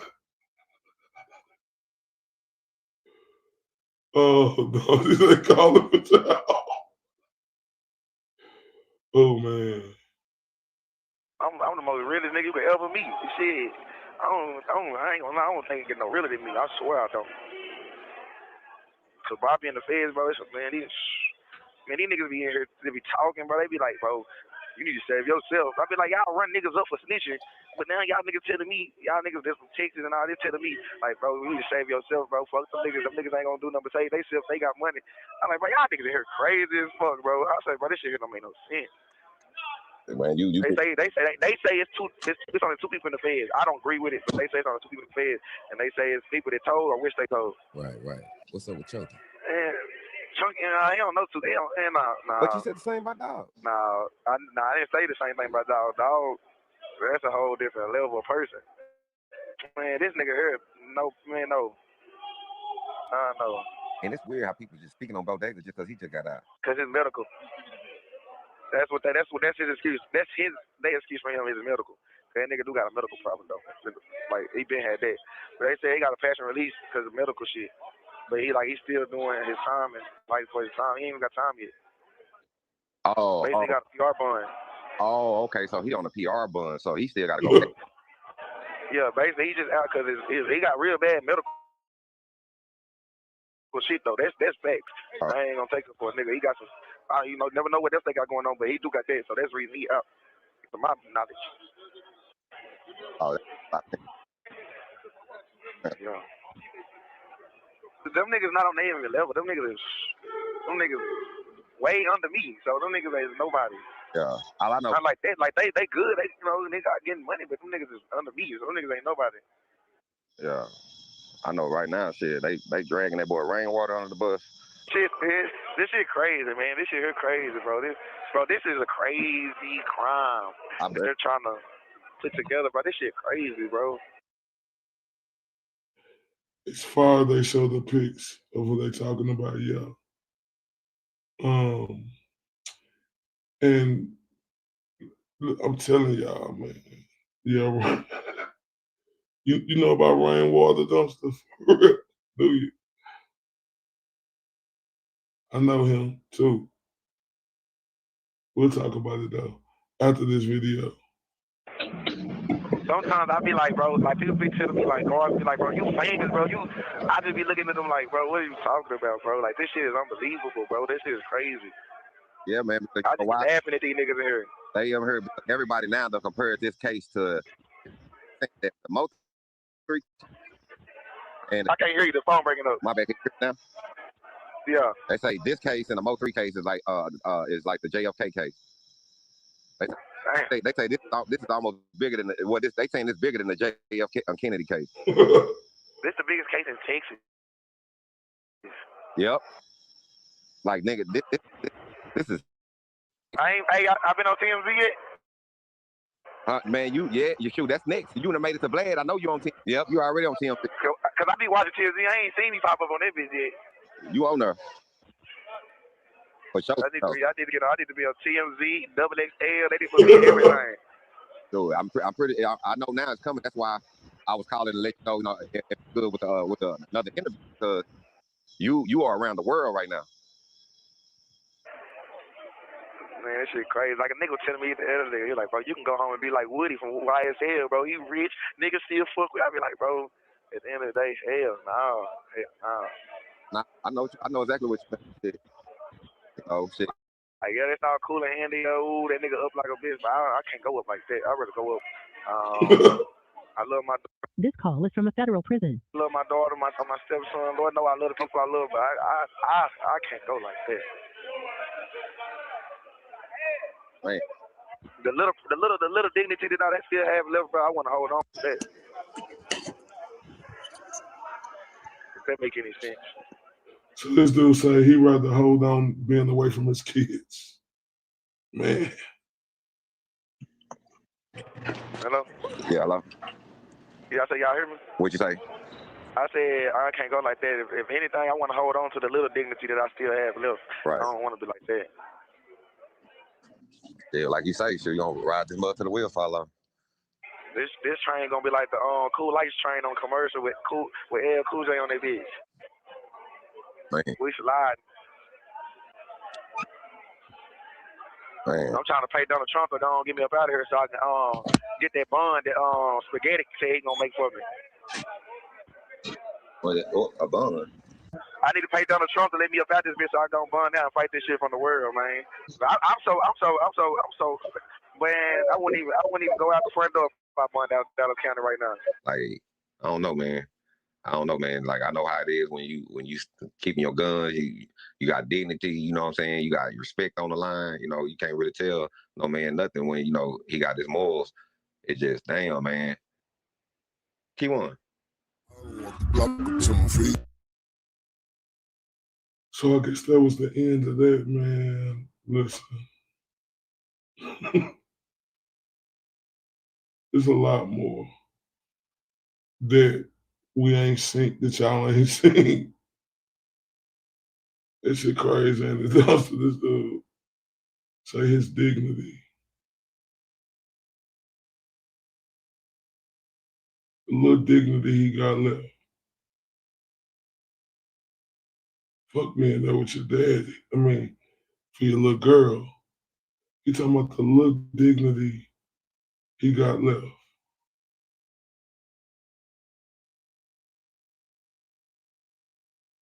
That's crazy work, man. I just don't know, man.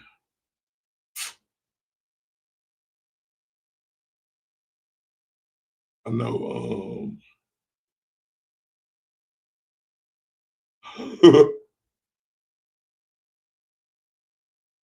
oh, man.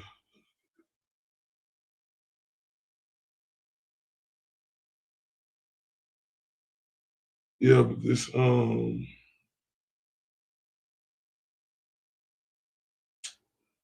case getting serious, y'all.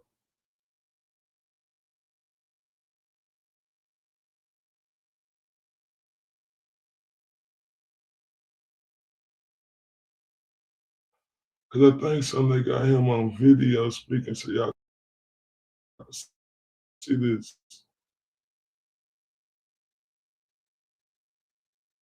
It's crazy.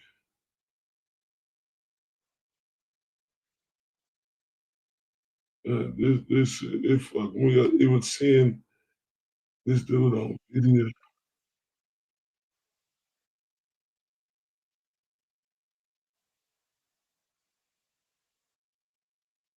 In jail, just floating.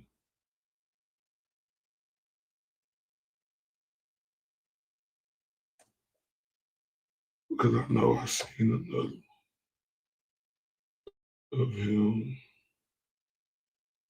That's for sure.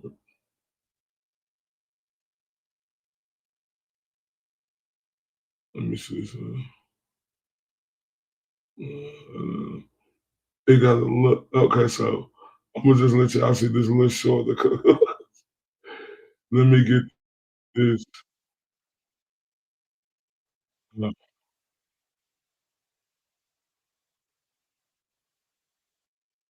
Oh, where the fuck it go? Let's see. You got bored. This shit crazy. This shit crazy work. I know it's all good, man. Everybody, we love you. This shit crazy.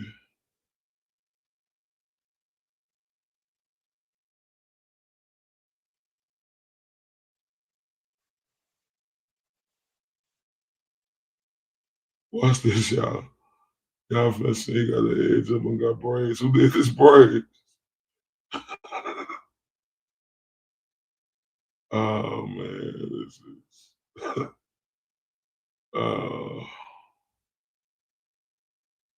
you heard him say he don't want to come to Dallas.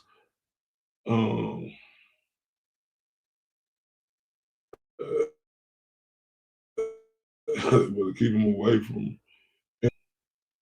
And that's just for his own sake.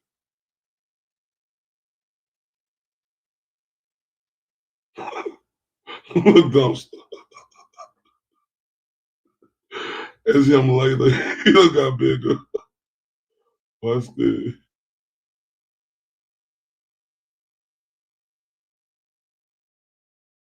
Free my fucking guys, man. What we doing in this bitch? I've been on Zoom for real, no cap. Let me see this shit. What's that? We back? We back? Yeah, we back. I'm going to them niggas thought we can. Them niggas thought they can go get them. Oh, there you go, man. There you go. I don't know which one they talking about. It's two dark skinned niggas. I don't know which one you talking about. Which one you talking about? My best friend say which one said good morning this morning. Which one you talking about? Y'all see that? I said top of the morning. It's two dark skinned niggas. What it is? I said top of the morning early. Early, I did say top of the morning. They're smoking on. That nigga say, look. That nigga say, bro. Look, y'all. That's why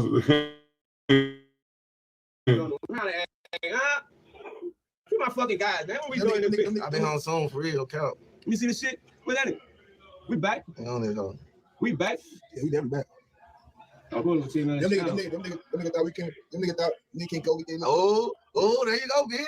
I don't know which one they talking about. It's two dark skinned niggas. Which one you talking about? My best friend say which one said good morning this morning. Which one you talking about? I said top of the morning. It's two dark skinned niggas. What it is? I said top. Don't know how to act, there you go, man. I've been on Zoom for real. Them niggas in jail. Oh, we can't make this up. They talking about, oh, there you go, man. Like they on live. They're in the feds.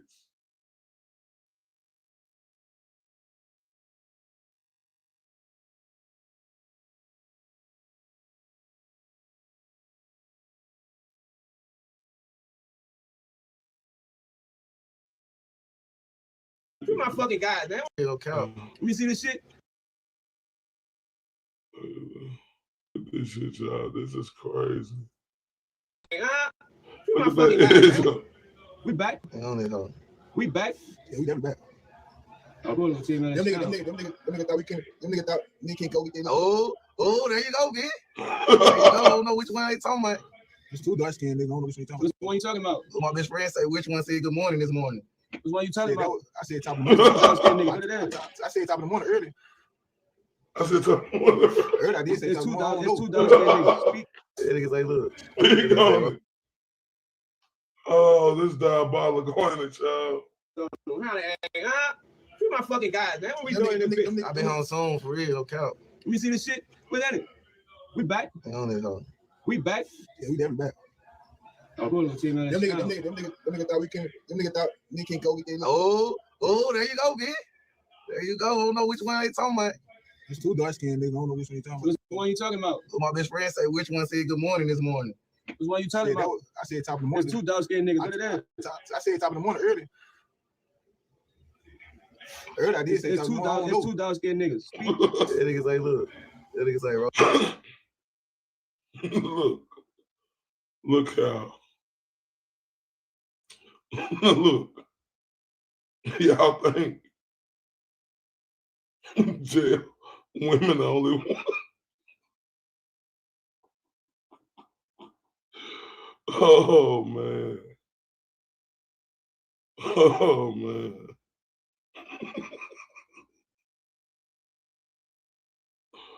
Oh we are. Oh we. That's diabolical, y'all. But look, we've been on for 4 hours in 30 minutes. I might come back later. I might. I don't know, but I don't think I am. I'm gonna wait till tomorrow. Right, but I appreciate everybody. And I want to get y'all more familiar now with a lot more so y'all can know who Ducky P is. It's a lot of other stuff, y'all.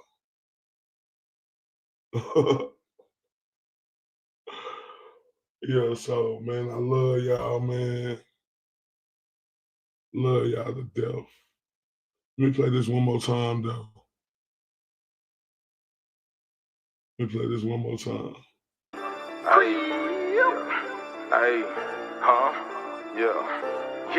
See, most of these rappers be gangsters and thugs on the internet. No, I'm not really into that. We pop up right at your spot with a Glock and the 50 cal. Like, fuck nigga, give me that. What you know about setting it off at 8 in the morning? I ain't even brush my teeth yet. Slip on the floor with them roaches and rats in the trap. Now I'm jacking these traps like, come get your beat back.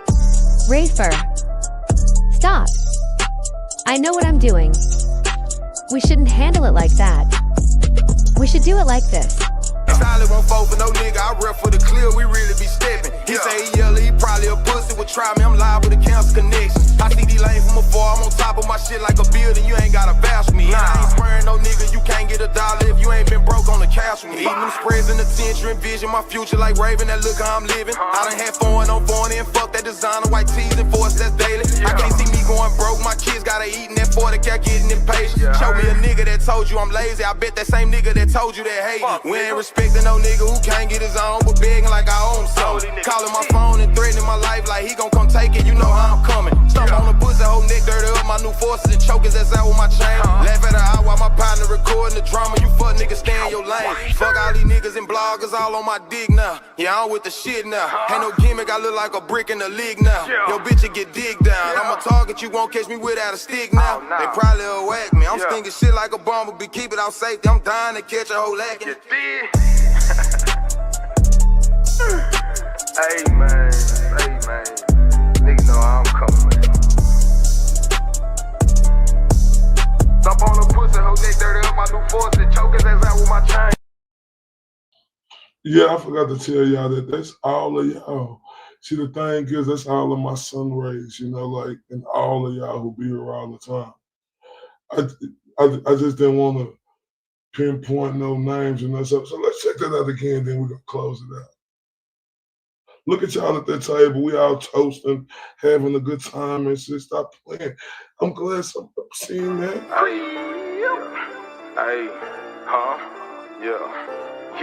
See, most of these rappers be gangsters and thugs on the internet. No, I'm not really into that. We pop up right at your spot with a Glock and the 50 cal. Like, fuck nigga, give me that. What you know about setting it off at 8 in the morning? I ain't even brush my teeth yet. Slip on the floor with them roaches and rats in the trap. Now I'm jacking these traps like, come get your beat back. Rafer. Stop. I know what I'm doing. We shouldn't handle it like that. We should do it like this. Solid won't fall for no nigga, I rep for the clear, we really be stepping. He say he yellow, he probably a pussy, would try me, I'm live with a cancer connection. I see these lanes from afar, I'm on top of my shit like a building, you ain't gotta vouch for me. I ain't spraying no nigga, you can't get a dollar if you ain't been broke on the couch with me. Eating them spreads in the tension, envision my future like Raven, that look how I'm living. I done had foreign on foreign and fuck that designer, white tees and force, that's daily. I can't see me going broke, my kids gotta eat in that 40 cat getting impatient. Show me a nigga that told you I'm lazy, I bet that same nigga that told you that hate. We ain't respecting no nigga who can't get his own, but begging like I own some. Calling my phone and threatening my life like he gon' come take it, you know how I'm coming. Stomp on the pussy, whole neck dirty up, my new forces and chokers, that's out with my chain. Laugh at her eye while my partner recording the drama, you fuck niggas stay in your lane. Fuck all these niggas and bloggers all on my dick now. Yeah, I'm with the shit now. Ain't no gimmick, I look like a brick in the league now. Yo, bitch, you get digged down. I'm a target, you won't catch me without a stick now. They probably will whack me. I'm stinking shit like a bumblebee, keep it out safety. I'm dying to catch a whole lacking. Hey man, nigga know how I'm coming, man. Stop on. Niggas lie, bitches lie, niggas lie, bitches lie, niggas lie, bitches lie, niggas lie, bitches lie. On my scale, keep it accurate. Had to get a plug of niggas texting shit. Niggas lie, bitches lie, niggas lie, bitches lie, niggas lie, bitches lie, niggas lie, bitches lie, niggas lie, bitches lie, niggas lie, bitches lie. accurate. Had to get a plug of niggas Texas shit. Smoking on Shikari Bronx mixed with Obama, that's the presidential shit. Type of bag a nigga really want, most wouldn't know what to do with it. Really had to get it out the mud. Really had to get it out the dirt. With no love and no handouts, nigga really had to go and put in work. Praying backs in the mail, making home. Shout out niggas with the B's and carry on. Nigga out here doing alley capping, but you color show when that pressure's on. Hustle hard with the best of them. He a roach, nigga step on him. Dallas Tech, what I rep on him. Hadn't did it for me, gotta flex on him. Niggas lie, bitches lie. Niggas lie, bitches lie. Niggas lie, bitches lie. Niggas lie, bitches lie. Niggas lie, bitches lie. Niggas lie, bitches lie. On my scale, keep it accurate. Had to get a plug of niggas Texas shit. Niggas lie, bitches lie. Niggas lie, bitches lie. Niggas lie, bitches lie. Niggas lie, bitches lie. Niggas lie, bitches lie. Hold up, hold up, hold up. Rafer said, turn up.